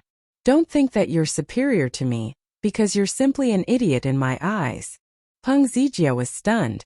Although he was willing to do anything for his own interests, he was afraid of death. He was no match for Gu Ning after all. If you dare to damage Cozy, you'll pay for it, and I won't say that twice. Gu Ning warned him before she left with Jing Yuniao. Jing Yuniao also gave Peng Zijie a glare before they walked out. Peng Zijie was angry but couldn't stop them. Right when Gu Ning walked to the yard, she ran into a familiar face, Peng Yunlong. Peng Yunlong was in a military uniform today, and Luo Zhanhua was by his side. Hi General Peng, Secretary Luo. Nice to see you again. Gu Ning greeted them with a smile. Oh hi, nice to see you Ningning. What a coincidence. Peng Yunlong beamed when he saw Gu Ning. Are you free now? Why don't we have a fighting competition for fun? Even though he knew that Gu Ning would win, he thought it was challenging and enjoyed it. However, before Gu Ning could give him an answer, he saw Jing Yuniao. Yuniao. Peng Yunlong rounded his eyes in shock. Hearing that, Gu Ning was surprised. She didn't expect that Peng Yunlong knew Jing Yuniao too. The next second, she realized that Peng Yunlong was Ling Yunhan's old friend, so he must have seen Jing Yuniao before. Jing Yuniao was also astonished, but she felt that Peng Yunlong looked familiar. Luo Zhanhua didn't know Jing Yuniao, so he had no reaction, but he knew that it wasn't simple after noticing Peng Yunlong's shocked expression. Peng Yunlong was disappointed when he saw that Jing Yuniao looked at him as if he was a stranger. Yuniao had passed away for years and Jing Yuniao looked much younger than Yuniao, so maybe she wasn't Yuniao. Peng Yunlong apologized right away. Sorry miss, I mistook you for another person. No you didn't. She is Yuniao, but she lost her memories and can't remember people that she used to know, said Gu Ning. What? Peng Yunlong was shocked again. Is she really Yunyao? Yes, she's Yunyao, Leng Yuanhan's wife, Leng Xiaoting's mother, said Gu Ning with affirmation. Knowing that, Luo Zhanhua was greatly surprised. To his astonishment, Leng Xiaoting's mother was still alive. Although he hadn't seen Leng Yuanhan and Yunyao before, he had heard that they had lost their lives in an accident. Their bodies were brought back afterwards and buried together.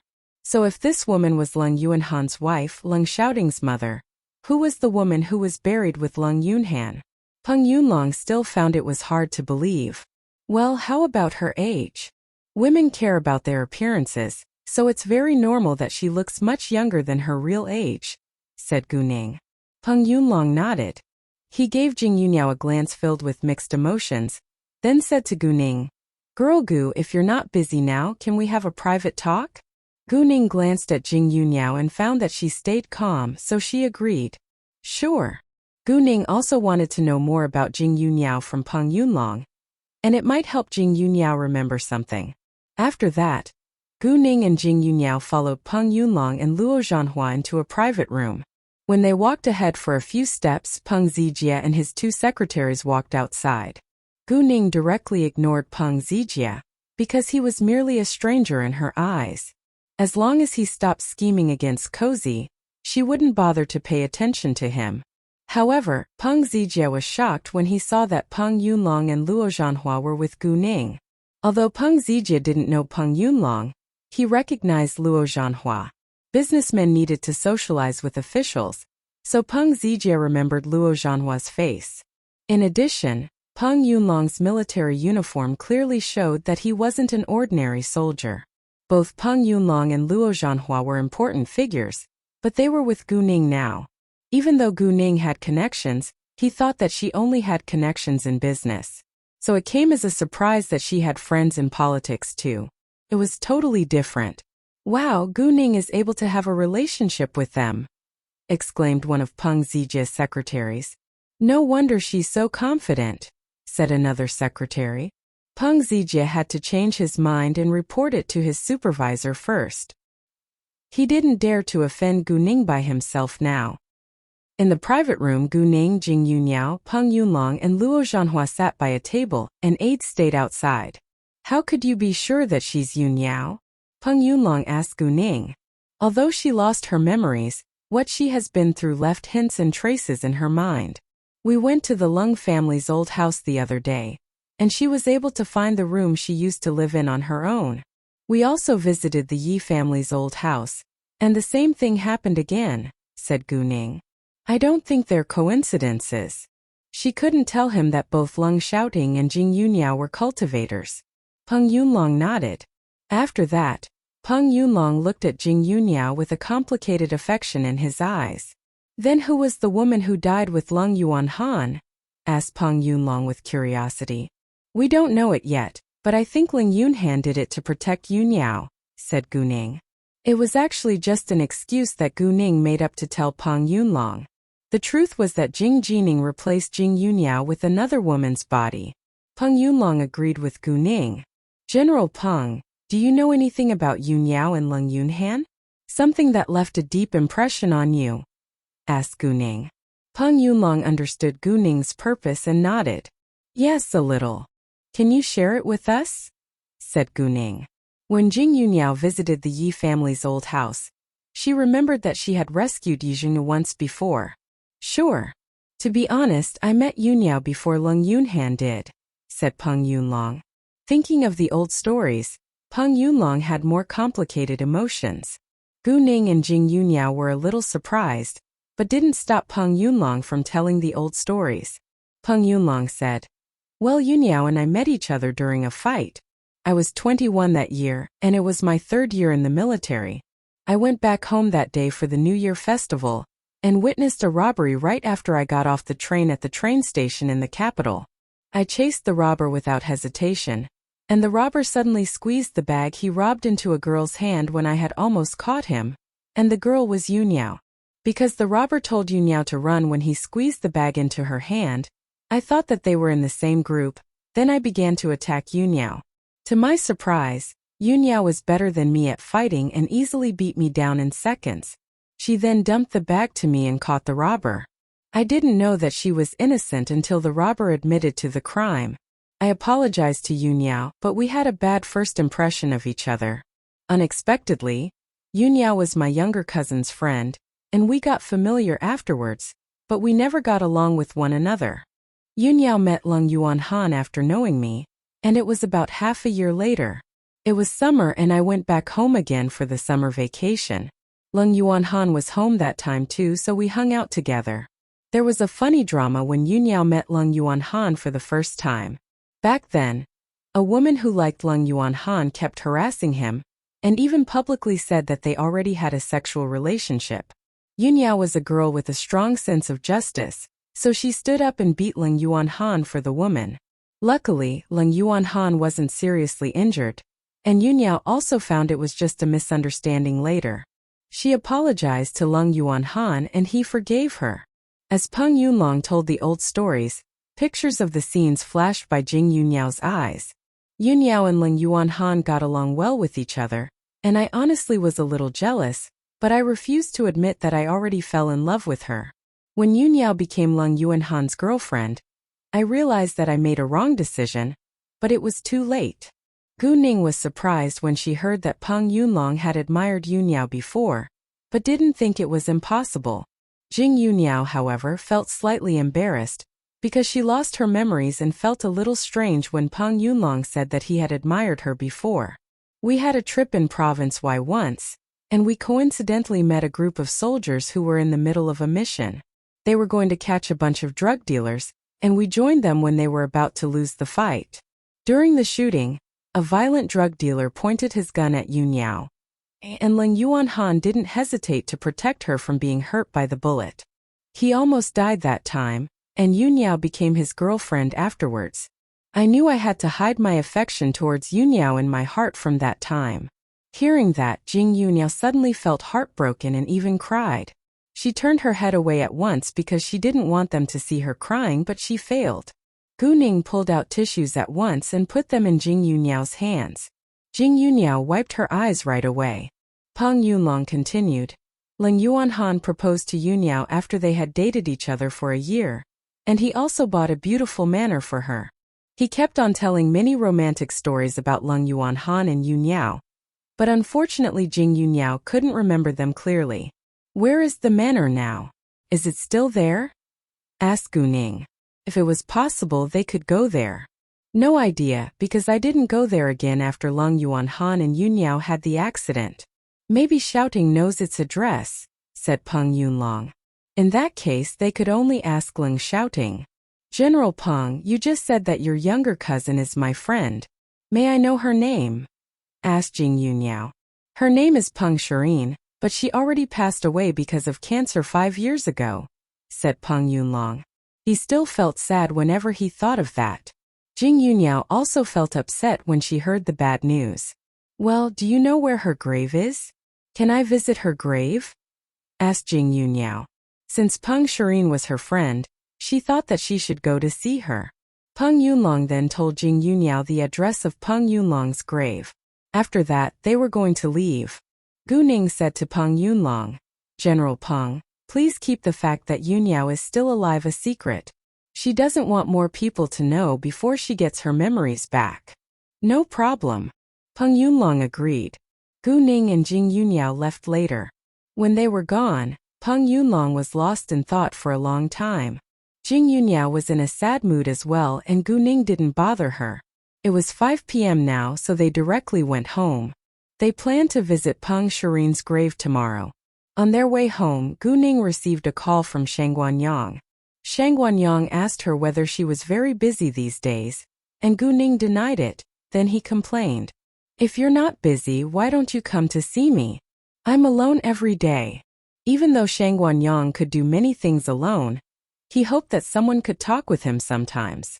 Lao Zhang and Stone didn't have common interests with him, and they always showed great respect to Shang Guanyang because of the difference in their status, which made Shang Guanyang feel bored. Therefore, once Shang Guanyang had time, he tortured Stone by teaching him fighting skills. Luckily, Stone was a retired soldier and had a strong build, so he was able to accept the tough training. Within a few days, His fighting skills were greatly improved and he began to enjoy Shangguanyang's lessons. I'm sorry, Grandpa Shangguan. I've been occupied by a very important thing these days. Can I go to see you for dinner tomorrow if I'm free at that time?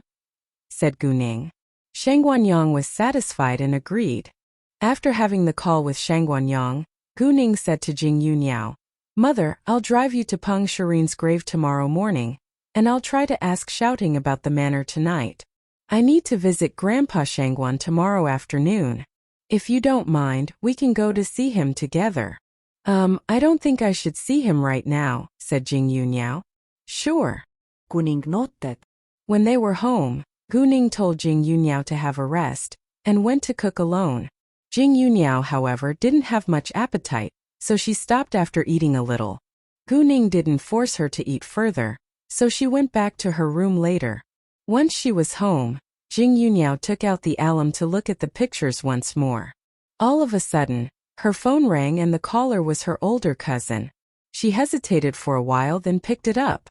She knew that her older cousin cared about her a lot. Yuniao, where are you now? Asked Jing Jining and sounded nervous. Jing Yuniao left City Gu without telling him at all.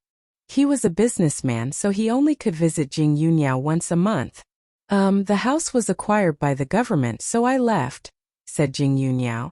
So where are you right now? I need to see you, said Jing Jining. He was worried that she might run into other cultivators. Jing Yuniao remained silent and didn't know whether she should be honest with Jing Jining. Jing Jining had a bad feeling and said, Are you in the capital now? Jing Yuniao was struck dumb for a second. Yeah, you're right. I'm in the capital now. Jing Jining was shocked and criticized her. What are you doing there? Didn't I tell you not to go to the capital? What if? He stopped all of a sudden. He almost blurted the Jing family out. Jing Yuniao sighed and felt mentally tired. Jining, I know what happened to me, and you shouldn't stop me from finding out the truth. What? Jing Jining was surprised. Have you gotten your memories back? Jing Jining didn't know that Jing Yuniao was able to remember something because of Gu Ning, so he thought that she already had her memories back. Do you still want to stop me? Asked Jing Yuniao. Her enemy had almost killed her and her husband, and she could never get over it. Jing Jining fell into silence at once. He knew Jing Yuniao's personality very well, and realized that he couldn't stop her anymore. She would never really give up the idea of taking revenge once she was prepared. However, Jing Jining was worried about her safety. Jing Yuniao also understood that her older cousin cared about her, so she didn't blame him for keeping secrets from her. If it hadn't been for Jing Jining, she would have been killed. Yuniao, I know I can't stop you anymore, but you should know that you still have a son. Do you want to leave him behind? Asked Jing Jining. He still tried to use Lung Shouting to stop Jing Yuniao from risking her life.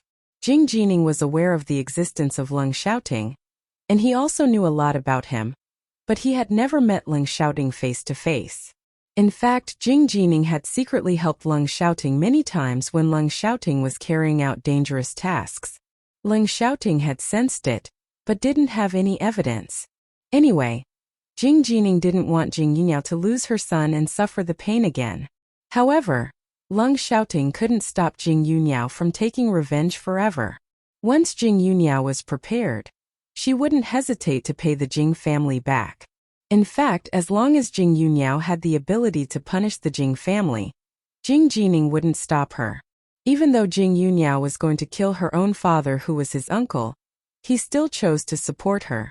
No one knew what Jing Yuniao had suffered before except for him.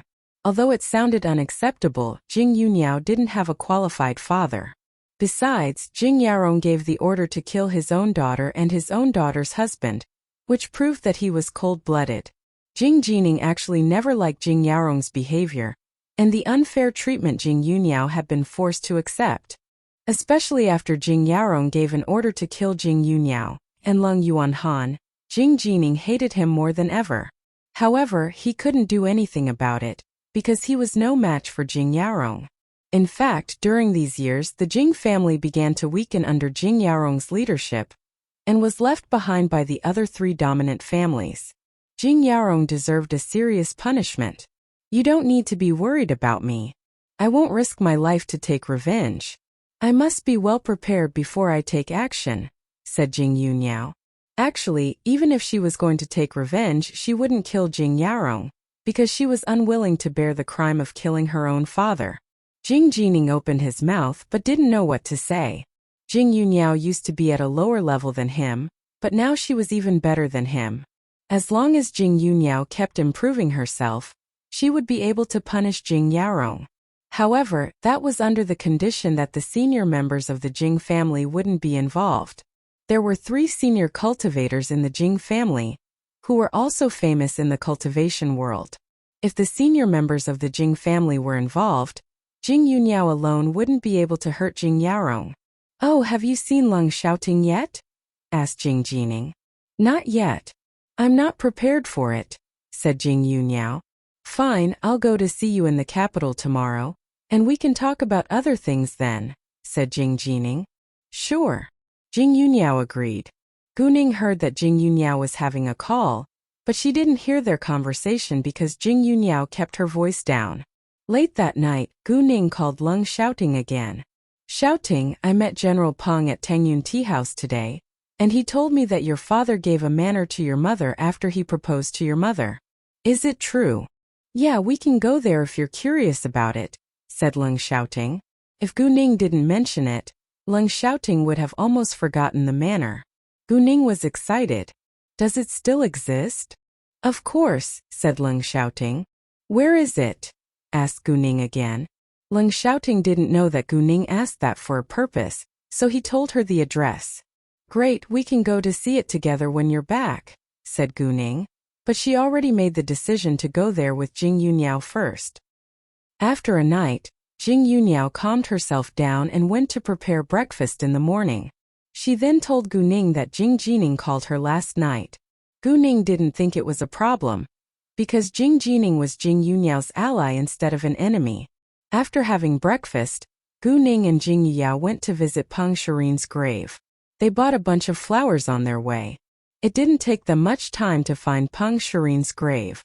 When Jing Yuniao saw Peng Shirin's photo on the tombstone, she felt like her face looked very familiar. Jing Yuniao put the flowers down and said, Shirin, I'm Yuniao, and I came to see you today. But I'm sorry because I forgot you. Please forgive me. When Jing Yuniao said that to herself, a series of pictures flashed by her eyes again. When she just left the cultivation world and arrived at the capital for the first time, she knew nothing and had no money with her. She had to sell her earrings for some money. Unfortunately, she met a bad businessman and he only gave her 400 yuan for a pair of earrings which were worth over 1,000 yuan. 20 years ago, 1,000 yuan was a lot of money. An 18-year-old girl coincidentally saw it and stood out to help Jing Yuniao. The girl was exactly Peng Shirin. Peng Shirin learned that Jing Yuniao just arrived at the capital and had no friends here, so she decided to rent her empty apartment to Jing Yuniao. When Peng Shirin took her to see the apartment, they were stopped by a group of hoodlums halfway. Without hesitation, Jing Yuniao beat them down like lightning, which impressed Peng Shirin and they became friends afterwards. The pictures ended here and Jing Yuniao had a strong headache all of a sudden. Mother, are you all right? Gu Ning was worried. I'm fine. I just remembered how I met Shirin, said Jing Yuniao. Really? Did you remember anything else? Gu Ning was excited. No, I just remember our first meeting, said Jing Yuniao with disappointment. Gu Ning comforted her. It's fine. We can take it easy. Jing Yuniao and Gu Ning stayed there for a while longer, then left. On their way home, an idea dawned on Gu Ning. Mother, is it possible that you can get some of your memories back once you see photos of the deceased who you feel familiar with? I think it's an important hint. Jing Yuniao's eyes lit up at once. You're right. It's a hint. Well, if so, I think we must visit Leng Xiaoting's father's grave to help you remember something about him, said Gu Ning. Please help me ask Xiaoting where his father was buried, said Jing Yuniao. As a senior officer of our country, I think his father must be buried in the national graveyard.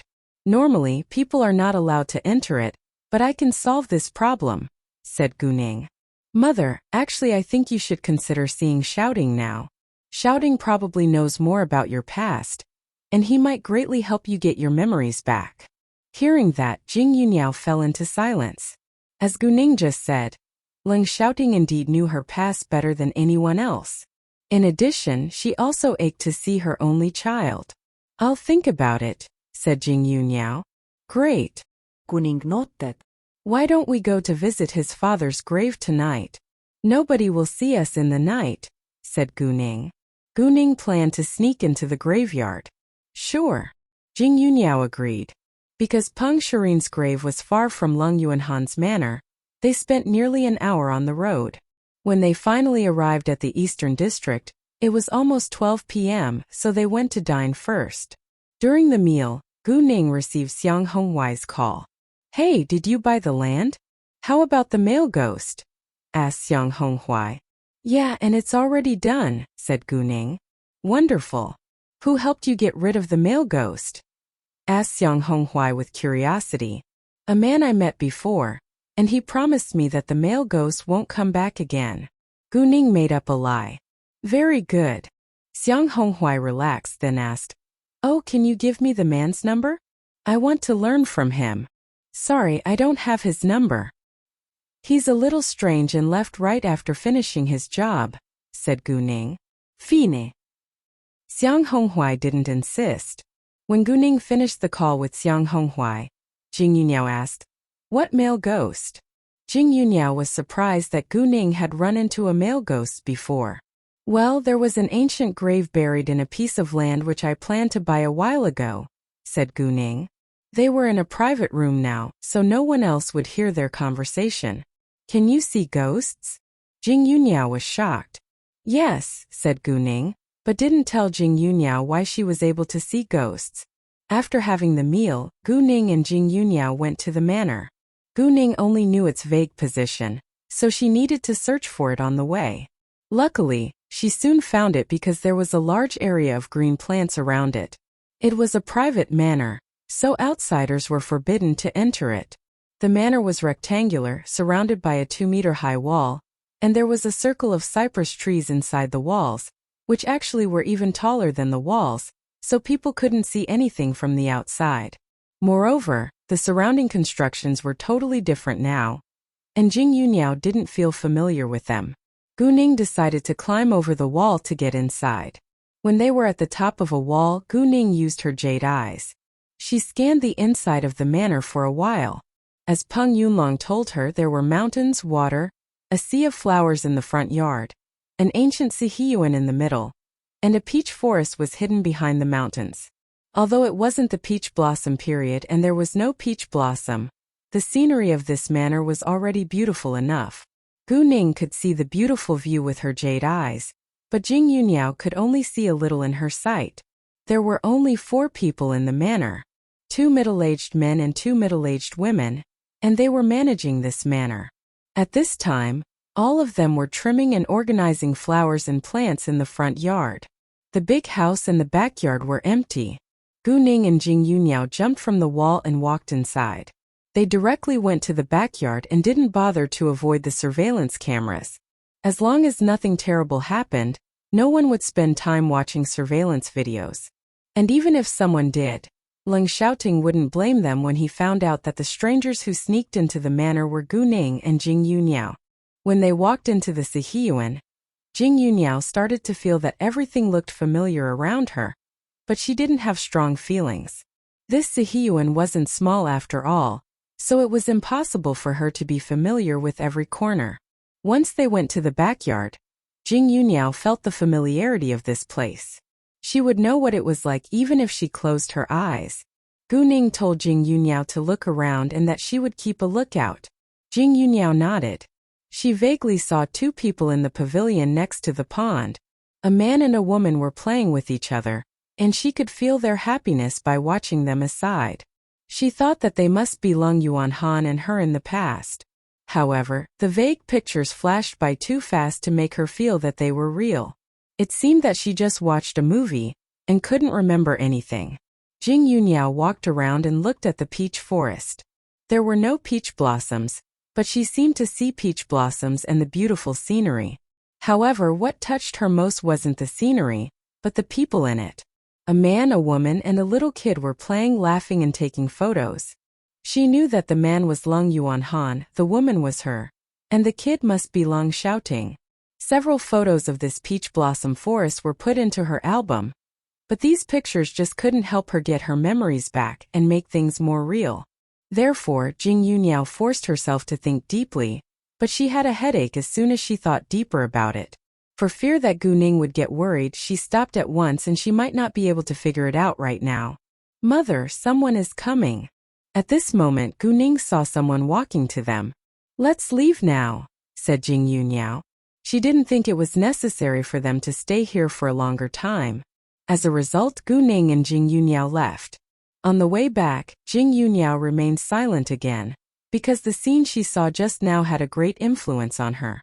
All of a sudden, Jing Yuniao received a call from Jing Jining, who said that he was in the capital and wanted to see her. Please wait a second. Jing Yuniao wasn't familiar with the capital, so she needed to ask Gu Ning for their location. Gu Ning said, tell him to meet us at Mountain River Restaurant next to Mountain River Garden. Mountain River Garden was where Lung Xiaoting lived, and there was a nearby restaurant called Mountain River Restaurant. They were owned by the same boss. If they met there, it would be convenient for Jing Yuniao and Jing Jining to go back to their homes after their gathering. Hearing Gu Ning's voice, Jing Jining was struck dumb for a second. To his surprise, Jing Yuniao was with Gu Ning now. Although Jing Jining knew Gu Ning, he didn't know about her relationship with Lung Xiaoting. He decided to ask Jing Yuniao how she met Gu Ning later. Gu Ning said to Jing Yuniao, Mountain River Restaurant is next to the front gate of Mountain River Garden, so it'll be convenient for you to go back home later. Great. Jing Yuniao nodded and felt touched that Gu Ning was so considerate. It was 4 p.m. when Gu Ning drove Jing Yuniao to Mountain River Restaurant, and it was time for her to go see Shang Guanyang, so she didn't walk inside with Jing Yuniao, because Jing Jining just got off the plane when he called Jing Yuniao. Jing Yuniao needed to wait for a while for him. About 10 minutes later, Jing Jining came, heading straight to the private room that Jing Yuniao booked. Jing Jining thought that he would see Gu Ning, but unexpectedly Gu Ning was absent. Do you know Gu Ning? Asked Jing Jining once he seated himself.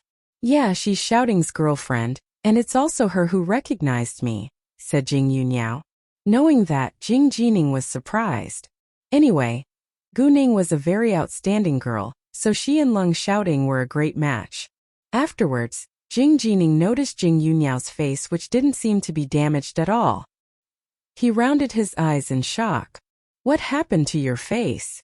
The scar was removed, said Jing Yuniao. Did you have surgery? Asked Jing Jining.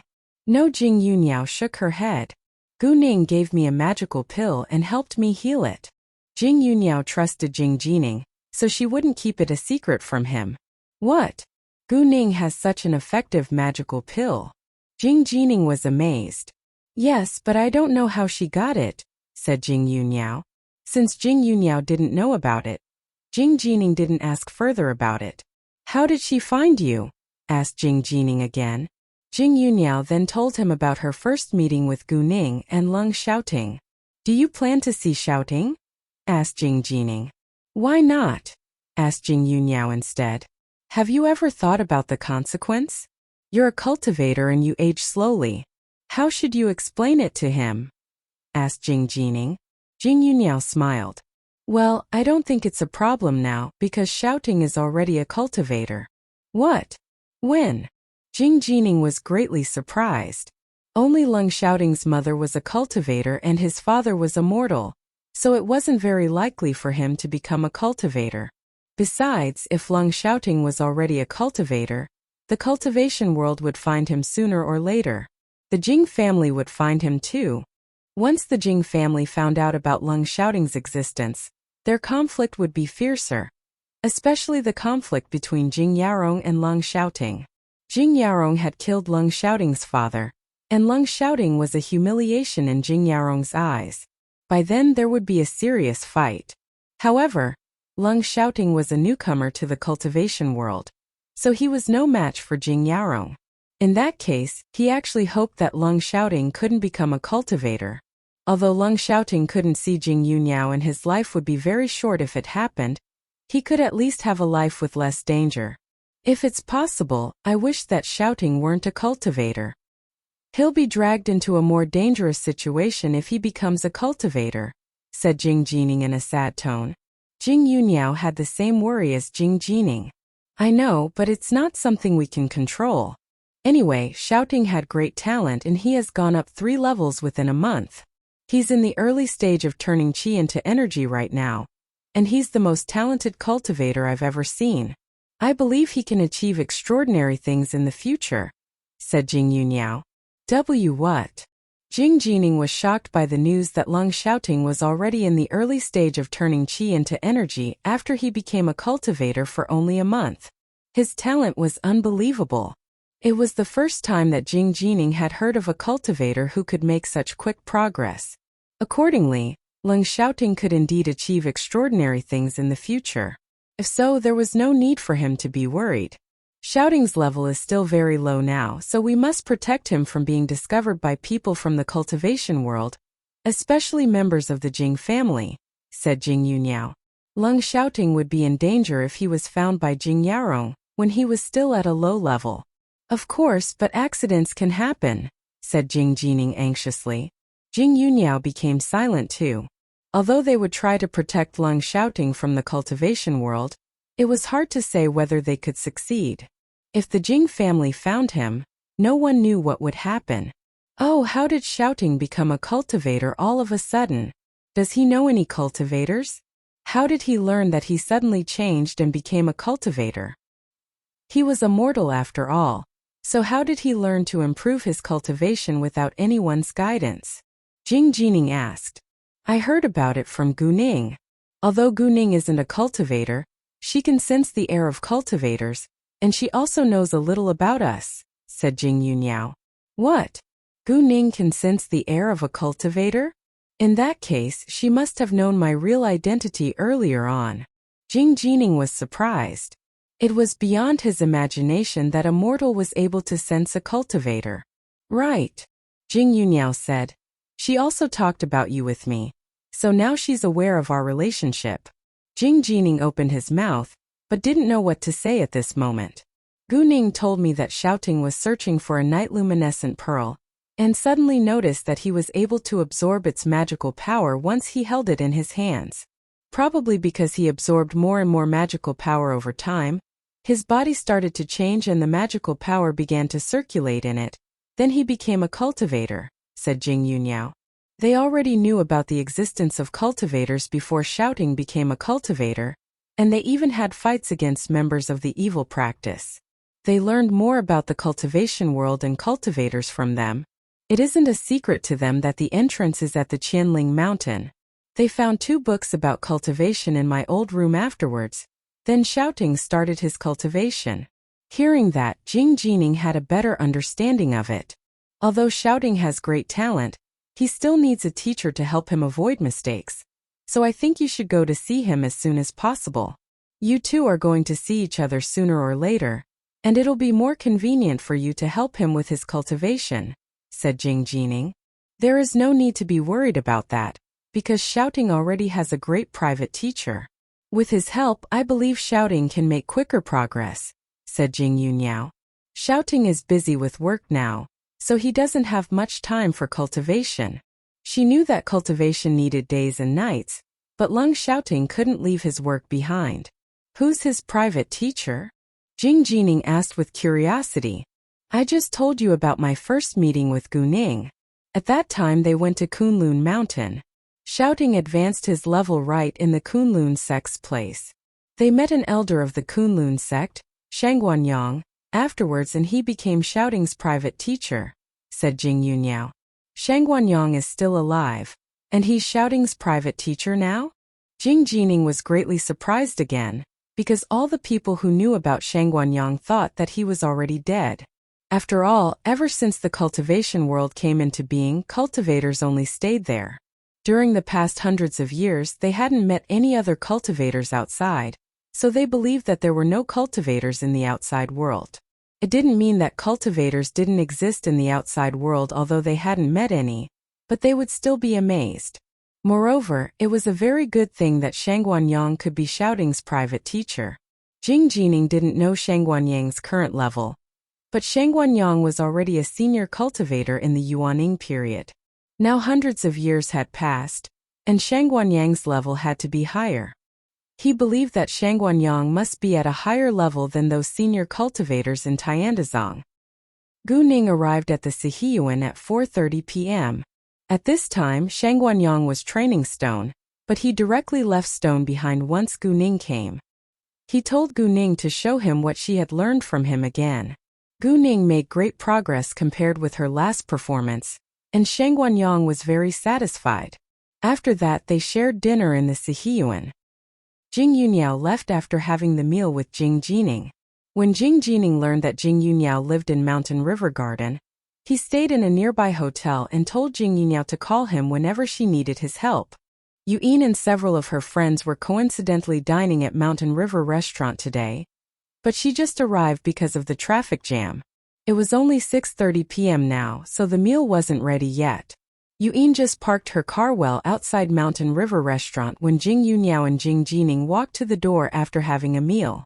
She didn't leave her car, then saw Jing Yunyao. In an instant, Yuyin was shocked. Isn't that Yunyao? How is it possible? Isn't Yunyao already dead? Yuyin couldn't believe her eyes. Because she was too shocked, Yuyin didn't have any reaction. When she finally realized it, Jing Yunyao was gone. Yuyin immediately got out of her car, trying to find Jing Yunyao but failed.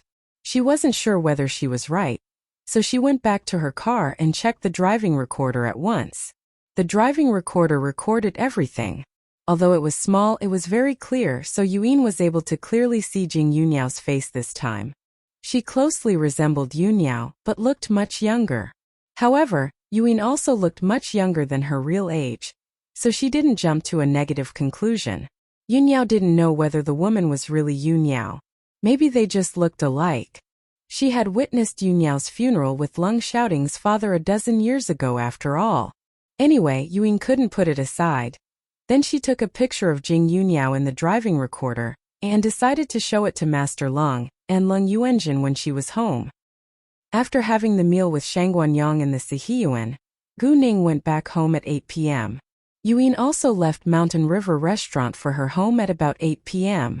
In the Lung family's old house, Master Lung, Lung Xiaoxi and Lung Xiaoshuan were watching TV and chatting with each other in the living room. Once Yuyin was home, she asked, "Xiaoshuan, where is your father?" "In the study," said Lung Xiaoshuan. "Tell him to come downstairs. I have something to talk to him about," said Yuyin. "All right." Lung Xiaoshuan went upstairs then. Master Lung felt that Yuyin was different today, so he asked, "What's up? Did anything bad happen?" "Father, I have something important to talk about with you and Yuanjin. Can we go to your study?" Yuyin didn't want more people to hear about it before they figured it out. Master Lung was struck dumb for a second, then realized that it had to be complicated, so he stood up. "Sure, let's go." Afterwards, Master Lung walked to his study. Yuyin instead was waiting for Lung Yuanjin. In a short while, Lung Yuanjin showed up and asked her with confusion, "Why do you have to see me downstairs?" "Let's go to Father's study to discuss it now," said Yuyin, then walked towards Master Lung's study. Hearing that, Lung Yuanjin understood that they were going to have a meeting with Master Lung about something important. When the three of them went to Master Lung's study, Lung Xiaoshuan and Lung Xiaoxi were left in the living room with curiosity. "What does Mother want to talk with Father and Grandfather about?" asked Lung Xiaoxi. "Did Father do anything wrong? Maybe Mother found out and wants to question him," said Lung Xiaoshuan. "No." Lung Xiaoxi was surprised and couldn't believe it. "Why don't we go to eavesdrop outside the door?" Lung Xiaoshuan proposed. He was curious about what it was. "Forget it. We'll be punished if we're exposed." Lung Xiaoxi was timid and didn't dare to do that. Since Lung Xiaoxi said that, Lung Xiaoshuan gave up too. They were mostly afraid of their grandfather. In the study, once Lung Yuanjin came, Yuyin told him to close the door. "What's wrong?" asked Lung Yuanjin afterwards. "I went to have a meal with my friends at Mountain River Restaurant today, And I coincidentally saw a woman who closely resembles Yu Niao, said Yuan. What? Hearing that, both Master Lung and Lung Yuanjin were astonished. I know that Yu Niao already passed away over a dozen years ago, and she probably only looks like Yu Niao, but it's still quite unbelievable. I felt anxious, so I took a photo of her. Here, you can have a look, said Yuan and took out her phone to show the photo to Master Lung. Master Lung took her phone and Lung Yuanjin moved closer too. After a simple glance, Master Lung and Lung Yuanjin were totally taken aback. They looked the same. Master Lung and Lung Yuanjin agreed with Yuan. You can go to Yunhan's room and get their album to have a comparison, said Master Lung. Even though they looked very similar in photos, 15 years had passed and they couldn't remember Yu Niao's face clearly now. Moreover, Master Lung wanted to make sure of it, although he didn't believe that this woman could be Yu Niao. No problem, said Yuan and left right away. Maybe she simply looks like Yu Niao. There are many people who look alike in this world, said Lung Yuanjin. He didn't believe that this woman could be Yu Niao either, because he also witnessed their funeral. Besides, if this woman was really Yu Niao, why didn't she come back to the Lung family?